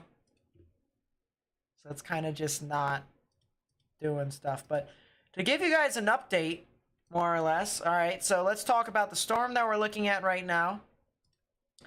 And we'll go to the storm that's in southern Kansas here. So the shot that's above us is from Colby, Kansas. And that shot is looking south. All right, so there's Colby at the top part of your screen. There's the thunderstorm in question. It's currently severe warned for Russell Springs, as well as areas around Logan County until 10:30 p.m. Central Daylight Time. So that'll be about 10 minutes from now is when it expires. And I mean, you can see this thing looks like a classic Supercell. You can see the hook wrapping around just like that. A lot of the rain being wrapped around behind it from the rear flank downdraft. The inflow coming in unimpeded, so a lot of warm, moist air that is being channeled into the storm. If you could think of the storm as Pac-Man, and Pac-Man eating all the little dots as it goes throughout each level to try and continue to get into a higher point scale, a higher point system, and get into... no, I should just say a higher score, more or less. That's what these thunderstorms are, and that's what the moisture is. This inflow notch right within here, so this little notch right in that area, that's Pac-Man's mouth, and it goes waka, waka, waka, waka, waka as it continues to track along these dots, which is basically just the moisture in the atmosphere and whatnot. So,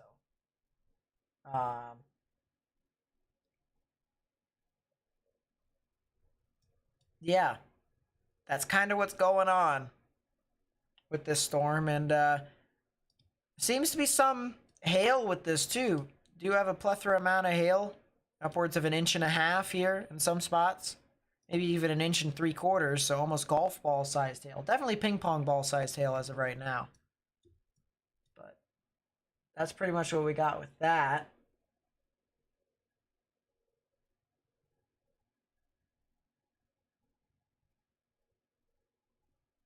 Man. I mean, that shot that's above us just looks absolutely insane. But anyways, so we have that. And then we also have the storm that is in southern portions of Kansas heading off into Oklahoma now. Now, you can see over the past few hours, these storms have increased in activity. If we actually backtrack a bit, you can actually see... let's actually view it from Wichita's radar because it might be easier for us to get a better perspective. So you can actually see that these storms, in as widespread of a scale as we're at, or as we're in, I should say. Geez, not as we're at.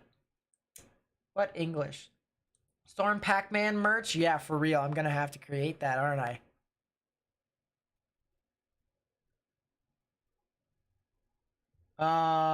But we still have our storms here, here, and here, and the data is not going back in time, so that's going to be nice. Then let's just do this, shall we? Let's just do this. If we go back in time here, all right, so go back in time by a lot, per se. You can see that earlier we just had a couple showers and thunderstorms that were over near Pratt. Specifically, we actually didn't have any earlier. If I actually go up one scan just like that, and hopefully the radar functions, hopefully it works. There it is. Look at that. Boom. So there's the radar. We actually didn't have any thunderstorms over near Dodge City and Pratt, and this was at about 6:30 Central, 7:30 Eastern.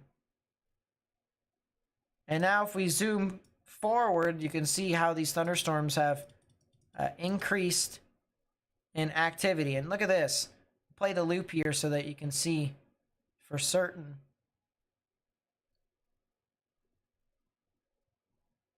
You can see how the thunderstorms have increased significantly in coverage.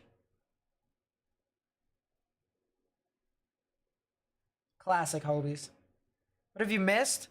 A lot of large hail. We had a UFO mesocyclone that went near Colby, which was pretty cool. And we've been incorporating the data from the research team that I have into viewing these thunderstorms today to try and test hypotheses. Because what we're going to do is we're going to try and automate some stuff. We're going to try and automate some stuff to make it easier to identify as to what a thunderstorm can do. iPyro with the 5 months, thank you so much, says, you know, the radar man emote or emoji for members. Was that from, like, when did it happen? Did it happen? It did happen. All right, so that's a long story, but I've got time to spare. So I'll talk about this here real quickly. This storm that is crossing over into Oklahoma. So you can see how expansive the coverage is now within all of these showers and thunderstorms. We do have a severe thunderstorm that moved through Hutchinson that is going to be heading off into the Wichita area. So that's going to be something to watch out for. We might actually stay up until those storms pass Wichita, and then we might skedaddle. Who knows? But the supercell down here near Hartner and Aetna, this storm's been here for quite some time, and it's producing a lot of large hail, too. It's also a really weird storm as well. Very weird storm. But, you know, we're pretty weird ourselves. So, it kind of makes sense. Lana, what's up? How do? Welcome to the stream. So, yeah, that's that. That's pretty cool. All right, so, the story behind Radar Man. True facts. We had a stream to where I forecasted, I believe this is the story, because there's a bunch of stories that I have, more or less, that I've had to remember. We had a stream where we had a video where I was talking on Discord, and about 2 weeks before the actual set day, I was saying, hey, there's going to be a tornado at this exact area right here.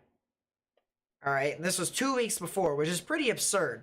Very absurd, actually, because the probability of that actually coming into fruition is very small. Very small. But, you know, I just said, hey, tornado's going to be right there. And I actually was trying to forecast it as hard as I was, as hard as I could. And very difficult, but there's a storm that formed, small storm, which is pretty funny, and it started to develop. So the baby cell emoji, that's where that started. Baby cell.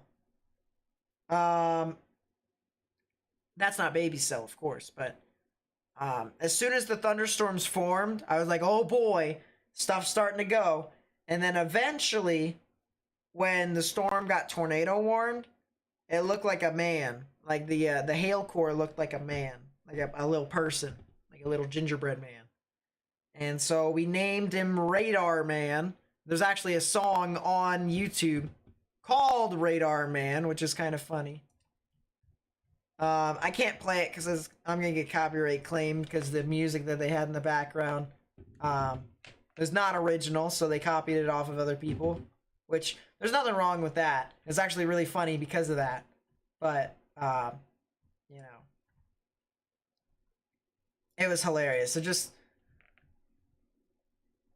that's kind of the general story of Radar Man, is that it was a prediction that came into fruition. And because of it, we did some cool stuff.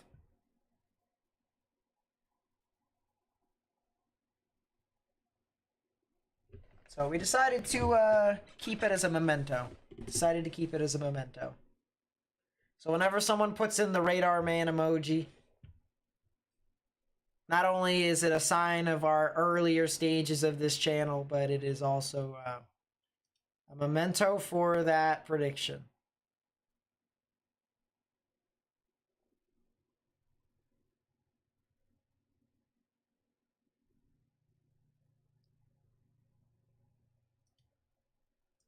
All right, let's go back to the camera. Lightning? Yeah, it still has stuff in the background over there.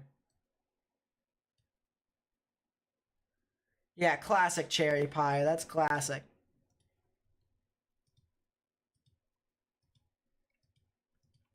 Yeah, these storms are hailers. Hailers, hailers, hailers. These storms really did uptick in coverage, though. I will say that.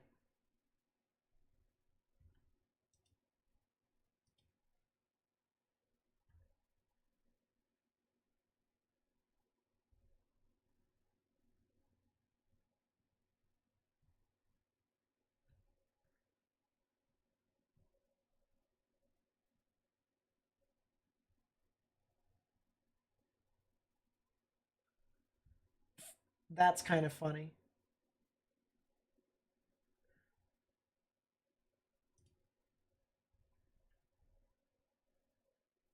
So yeah, I think we are probably going to end the stream at like midnight, more than likely.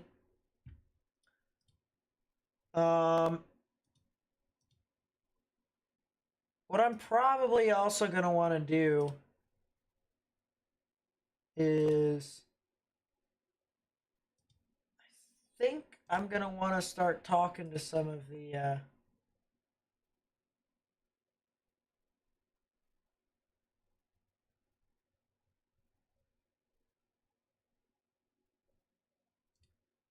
researchers and whatnot.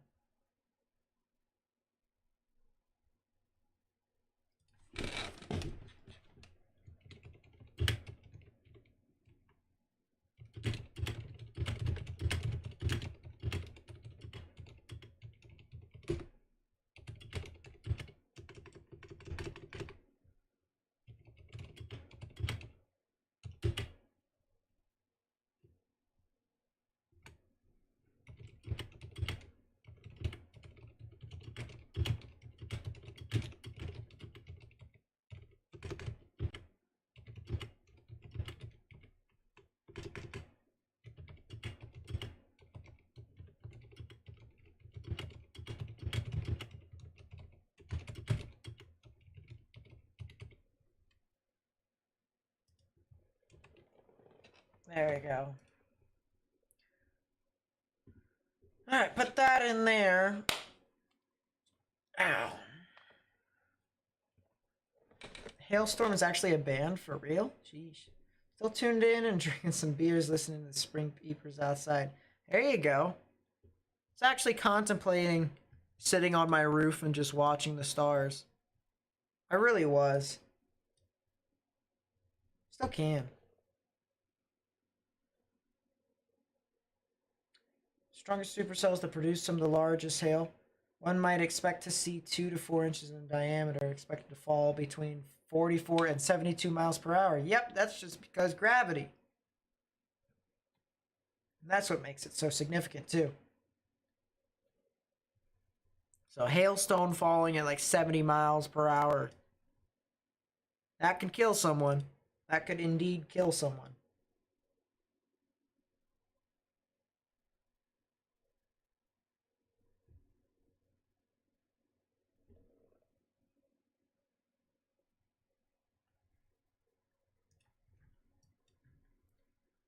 Yeah, you guys could get some stuff over in Nebraska. What you guys are really going to see in Nebraska, however, hold up. Go over here.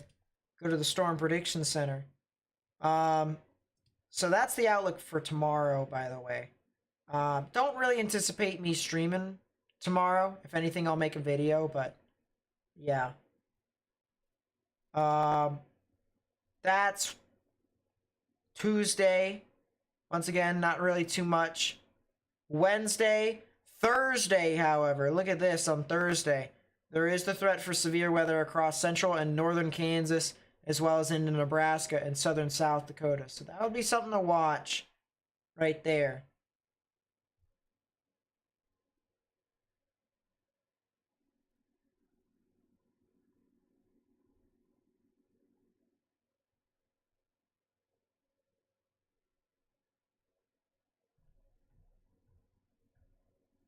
So, might be something for Nebraskans to kind of look forward to almost.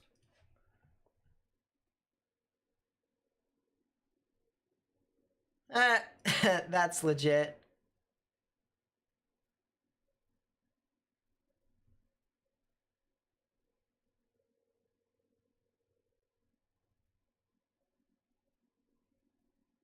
Glad to see you're watching. Aspiring Chaser, glad to see you're watching.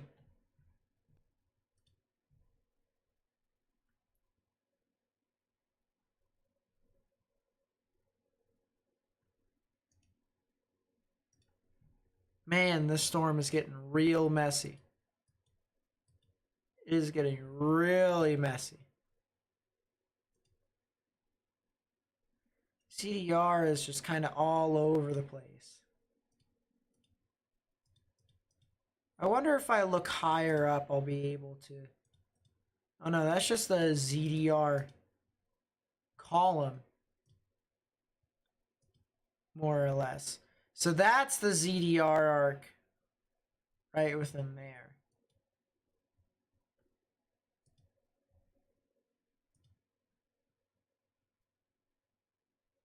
Yeah, and the ZDR arc is kind of contaminated.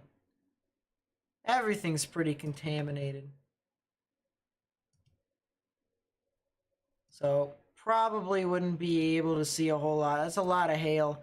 Don't think the storm's probably going to produce your tornado. But it could try. I mean, it definitely is trying. Let's put it this way. It definitely is trying. It's just ingesting so much rain right now. ZDR arc number 1, ZDR arc number 2, KDP.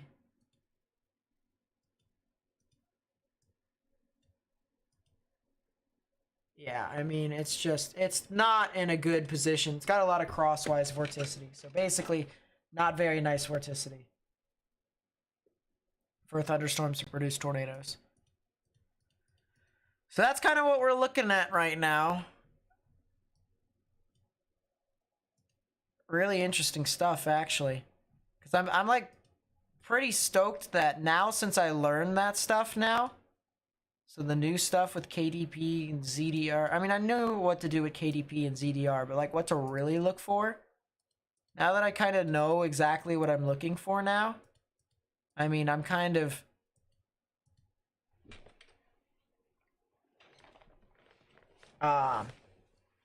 you know, kind of pretty stoked that I know what these storms are doing.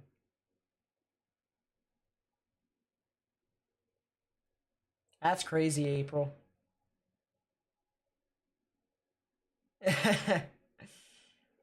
Yeah, Kaylee.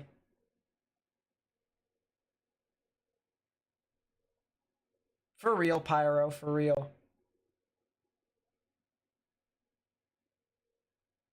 Yeah, there's actually some localized severe storms over near your area, Lily. So you guys could get some thunderstorms here tonight.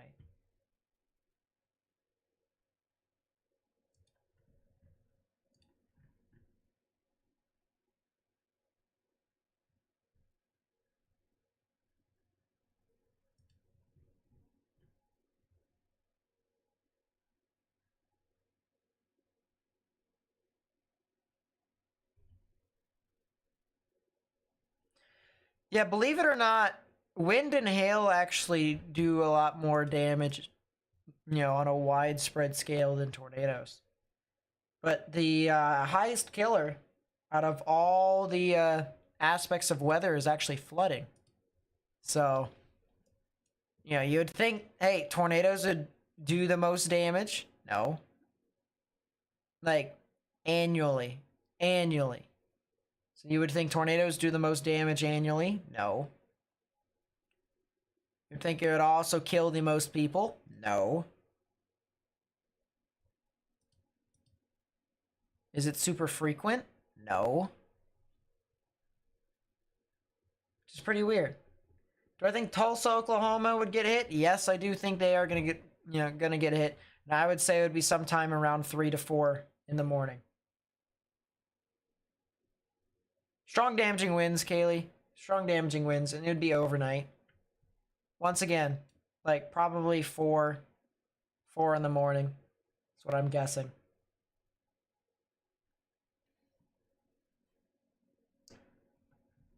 I think I might end it early, actually. I don't really see too much to do right now besides to socialize. And I don't really want to take up too much time here from people because it's not like there's a whole lot of stuff going on besides the strong damaging winds. Although that is an interesting storm, I will admit. Did it have a ZDR arc?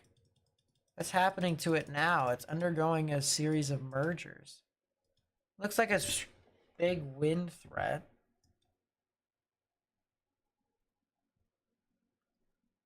Huh.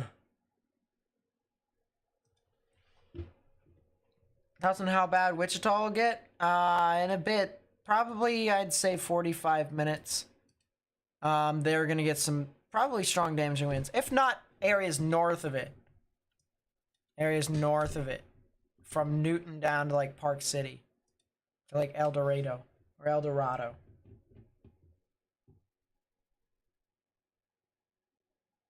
West Central Missouri will get the potential solid activity. Thinking 2 a.m. But yeah. Yeah, that's what I'm thinking. 2 a.m., 3 a.m., maybe 4 a.m. Something like that.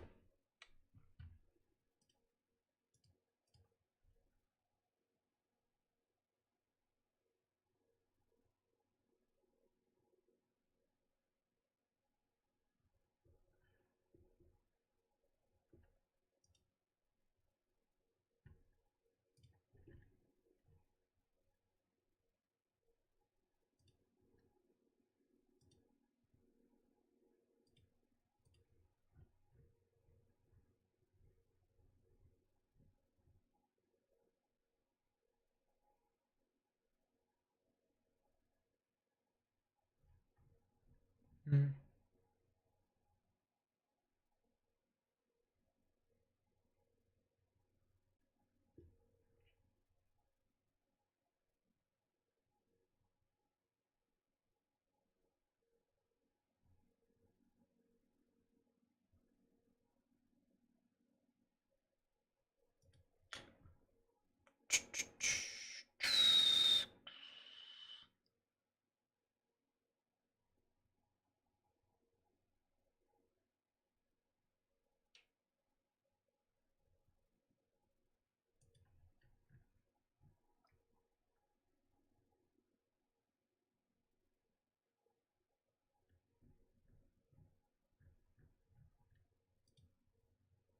Hmm.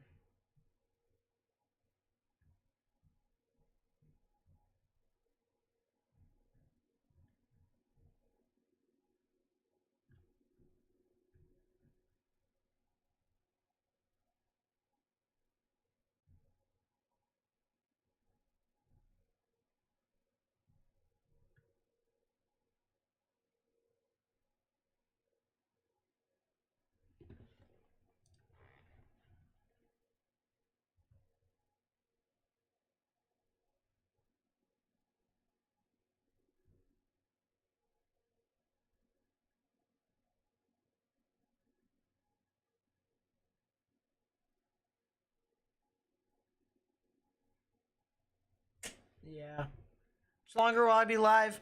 Probably another 7 minutes, more than likely. I plan to end it at least, or at latest, by midnight Eastern. I'm just trying to look at a bunch of different stuff here. I really want to start doing some more um, research.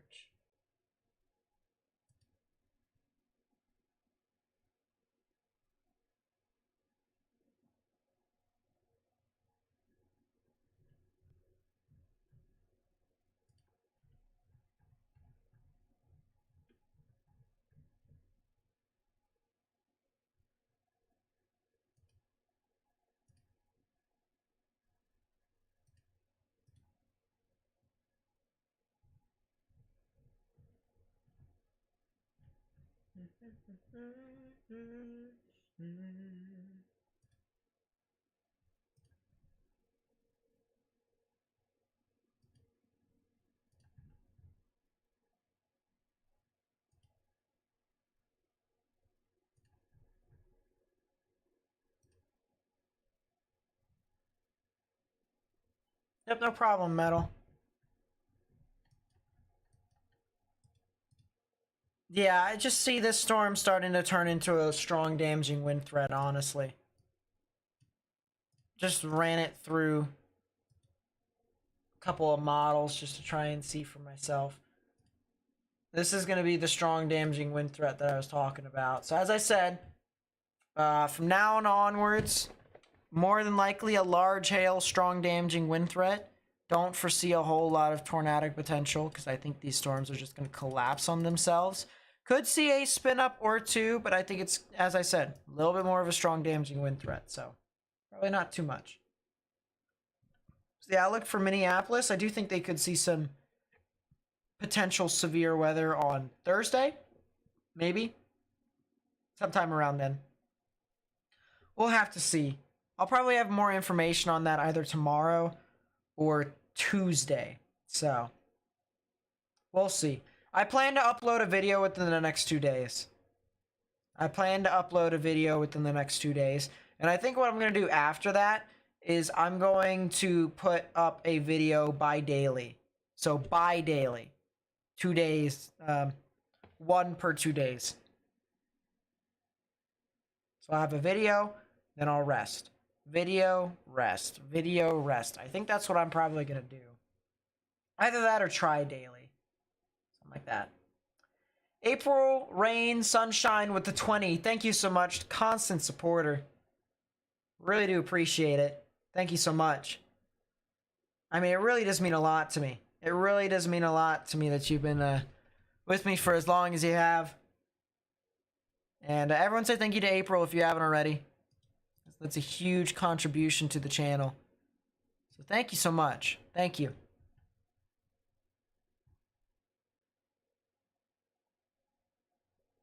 Will I be live 1 out of the 5 days of research? So I more than likely could be live on Thursday.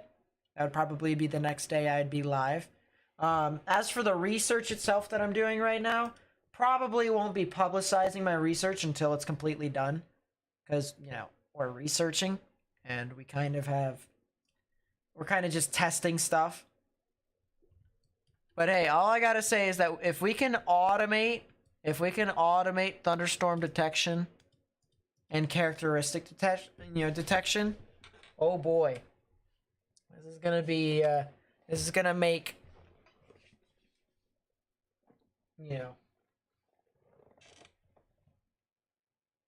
gonna make my job easier. Basically, I have like a second pair of eyes besides, humans. Which is gonna be pretty cool.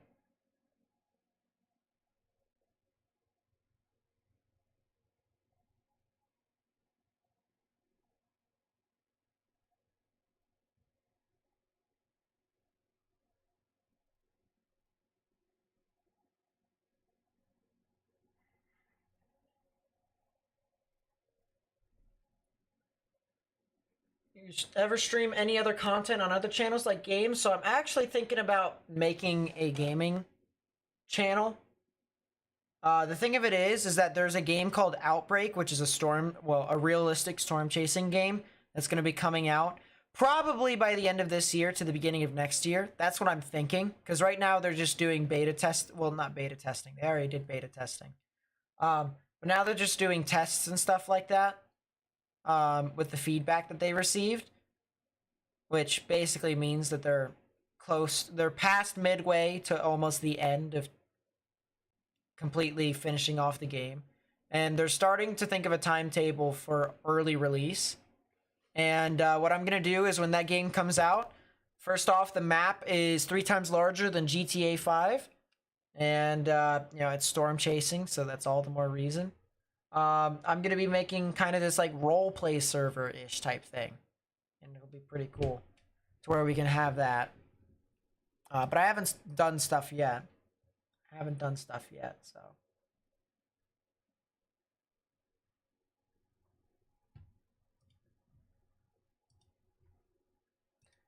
Yeah, listen, as I said, donations, it's one of those things to where,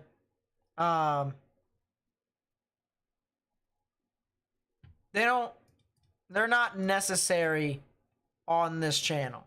All right, I would do this even if I wasn't making money. So don't feel bad if you can't support the channel. The way to support the channel, you know, the best way to support the channel is by subscribing and sticking around and hitting that thumbs up button when you can. All right, and even, you know, hitting the notification button. That's the best way. That's the best way to support the channel. All right. It's just the constant support whenever content gets put out. I mean, if you take a look at it this way here too, real quickly. Look at the analytics of what we got with our subscribers. You know, we gained practically 100 subscribers from the stream, which is pretty crazy. So now we're at 33,634. We're getting very close to that 34,000. Getting very close to that 34,000. So we'll get there. We'll get there. I have a feeling that by the end of the year, we'll get to 40,000. Maybe even, you know, somewhere around it. I hope that by the end of the year, we get to 40,000 at least. I hope that, you know, sometime soon we get to 100,000 subscribers so that I can get the play button. But remember, the goal right now is 71,008 subscribers. When we get there, then oh boy, it's going to be crazy. But yeah, almost 34,000 people is pretty crazy. That's a lot of people. A lot of people that have hit that subscribe button to this channel, which is pretty cool.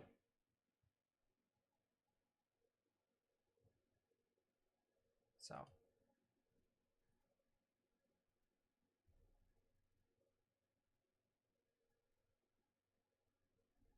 Yeah, there it is, Pyro. That's classic. All right, I think that should do it. I think that should do it.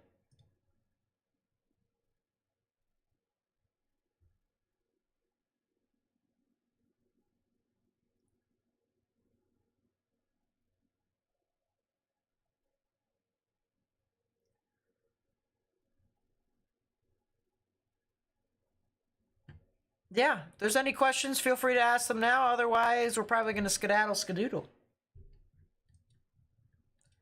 Once again, these storms are approaching Wichita right now, and they are kind of creating some damaging winds and some spotty hail, but it's not severe as it gets towards Wichita, although they could issue a severe thunderstorm warning, so could be severe. But I don't see too much tornadic potential, so should be fine. Should be fine.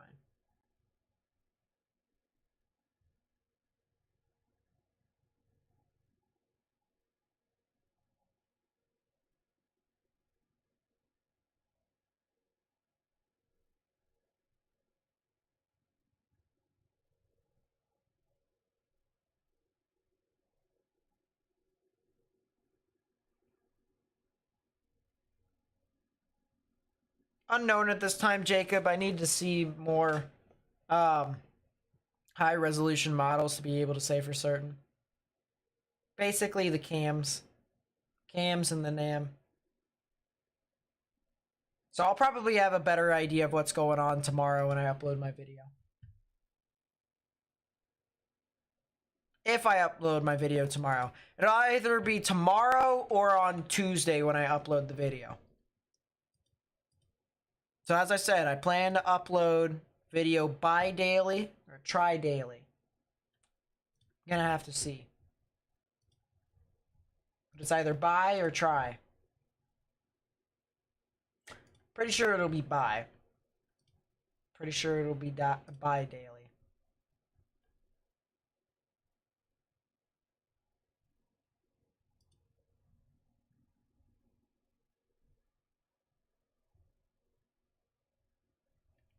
Check the storm in Idaho. Idaho doesn't exist.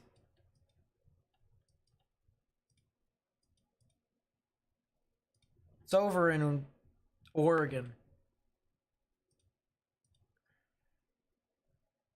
I don't see an inflow notch on that. If anything, it's a weird looking inflow notch, but... Oh, that's a dead supercell. It was there, but... No longer. No longer there. So yeah.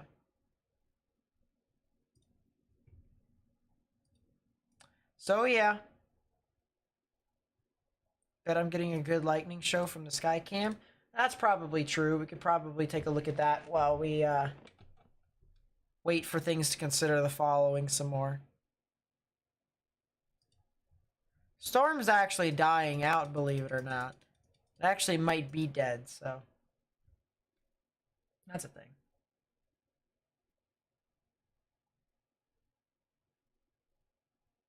All right, sounds like everyone's gotten all their questions out. Yeah, they already have Storm Chasers as a game. And then they also have Twisted on Roblox, which is really good.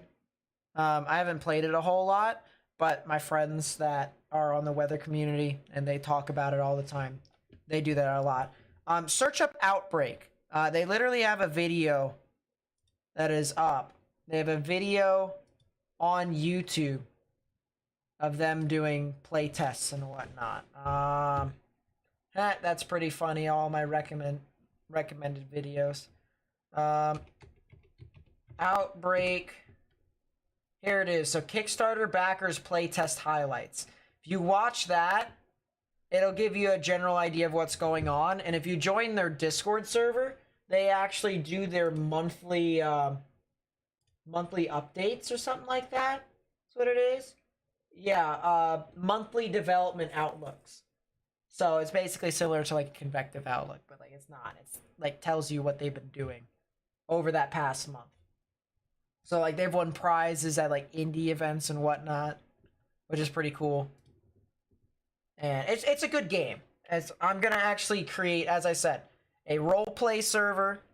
We're gonna have like tons of people and whatnot, so like people can join and we can just like, you know, role play what's going on and whatnot, like simulate chaser convergence, which is gonna be pretty cool. We're gonna have police there; they'll pull you over and whatnot. It's gonna be pretty exciting. It's gonna be pretty exciting. So yeah, I'll have the Discord server for the role play server. I'm thinking of actually starting up that Discord server soon, so that I could just go ahead and create you know, rules and stuff like that. Obviously, you know, I haven't played the game, but you know, it's still good to like try and create rules and whatnot already, have it all planned out so that you can do it as soon as possible. So, and it would all be uploaded on the gaming channel, so I could even do like live streams. I'd probably do like live streams. And I would also do like recorded videos and stuff like that. It'd be pretty cool. It'd be pretty cool. Do I play Storm Chasers or Twisted? I mainly play Storm Chasers. If I got myself to like try and navigate through Roblox, I'd probably play Twisted more often. But how much is the game going to cost? I don't know. I actually am thinking, all right, I'm thinking of talking to the developers of Outbreak to try and like form a partnership so that I can like self-promote the game. Because I have a feeling that if it's anything as good as what I think it is, it's going to be a really realistic game. A very realistic game. And realism's kind of what I strive for a little bit, but at the same time, you know, it's also nice to like have fun. So, I mean, the thing of it is the game will have like spotter network. It'll have like cape. It has velocities, reflectivity, and stuff like that for radar. It also has like a convective outlook. It has models and whatnot. It's gonna be pretty cool. Yes, it's gonna be strictly PC. It's gonna be on Steam. It's gonna be on Steam. So for the people who want to play on like tablet or phone and whatnot, I mean, it's unfortunate, but I mean, it's gonna run a lot. It's gonna process a bit. So that's the reason why it's gonna be on computer. It's not. I don't believe it's gonna be like, you know, too bad to the point where like, you know, even bad computers can't run it. But at the same time, I mean, it's still gonna be one of those things to where, you know,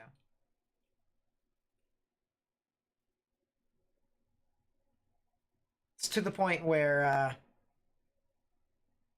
computers are going to have to run it. So, yeah, that's kind of the thought process that I'm thinking behind that, what it's doing. All right. I think that's going to be it. Sup, Cranky? How do? Yeah, Albuquerque's unfortunate. We're starting to get closer to monsoon season, though. We're starting to get closer. Just have to wait another month and a half. Well, month and a half-ish. Something like that. But hopefully that gets resolved. As I said, I think that's what we're going to do. I think that's going to do it. Probably going to want to do some more research here on the ZDR arcs and stuff like that after this. So I am pretty excited about that. So, yeah, I think that's what I'm going to do. Thank you guys so much for watching. If you did enjoy the live stream, the entirety of it, the 5.5 hours of me becoming alive again and talking about weather and whatnot.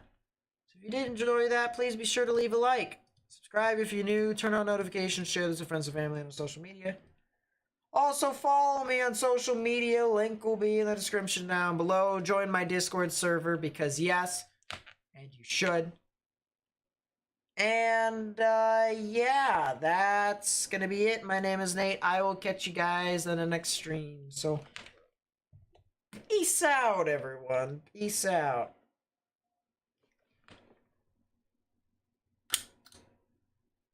Should I play the outro music? Should I play the outro music?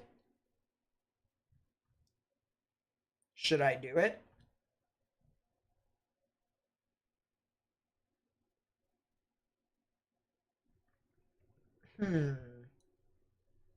Let's do it. Why not? Why not?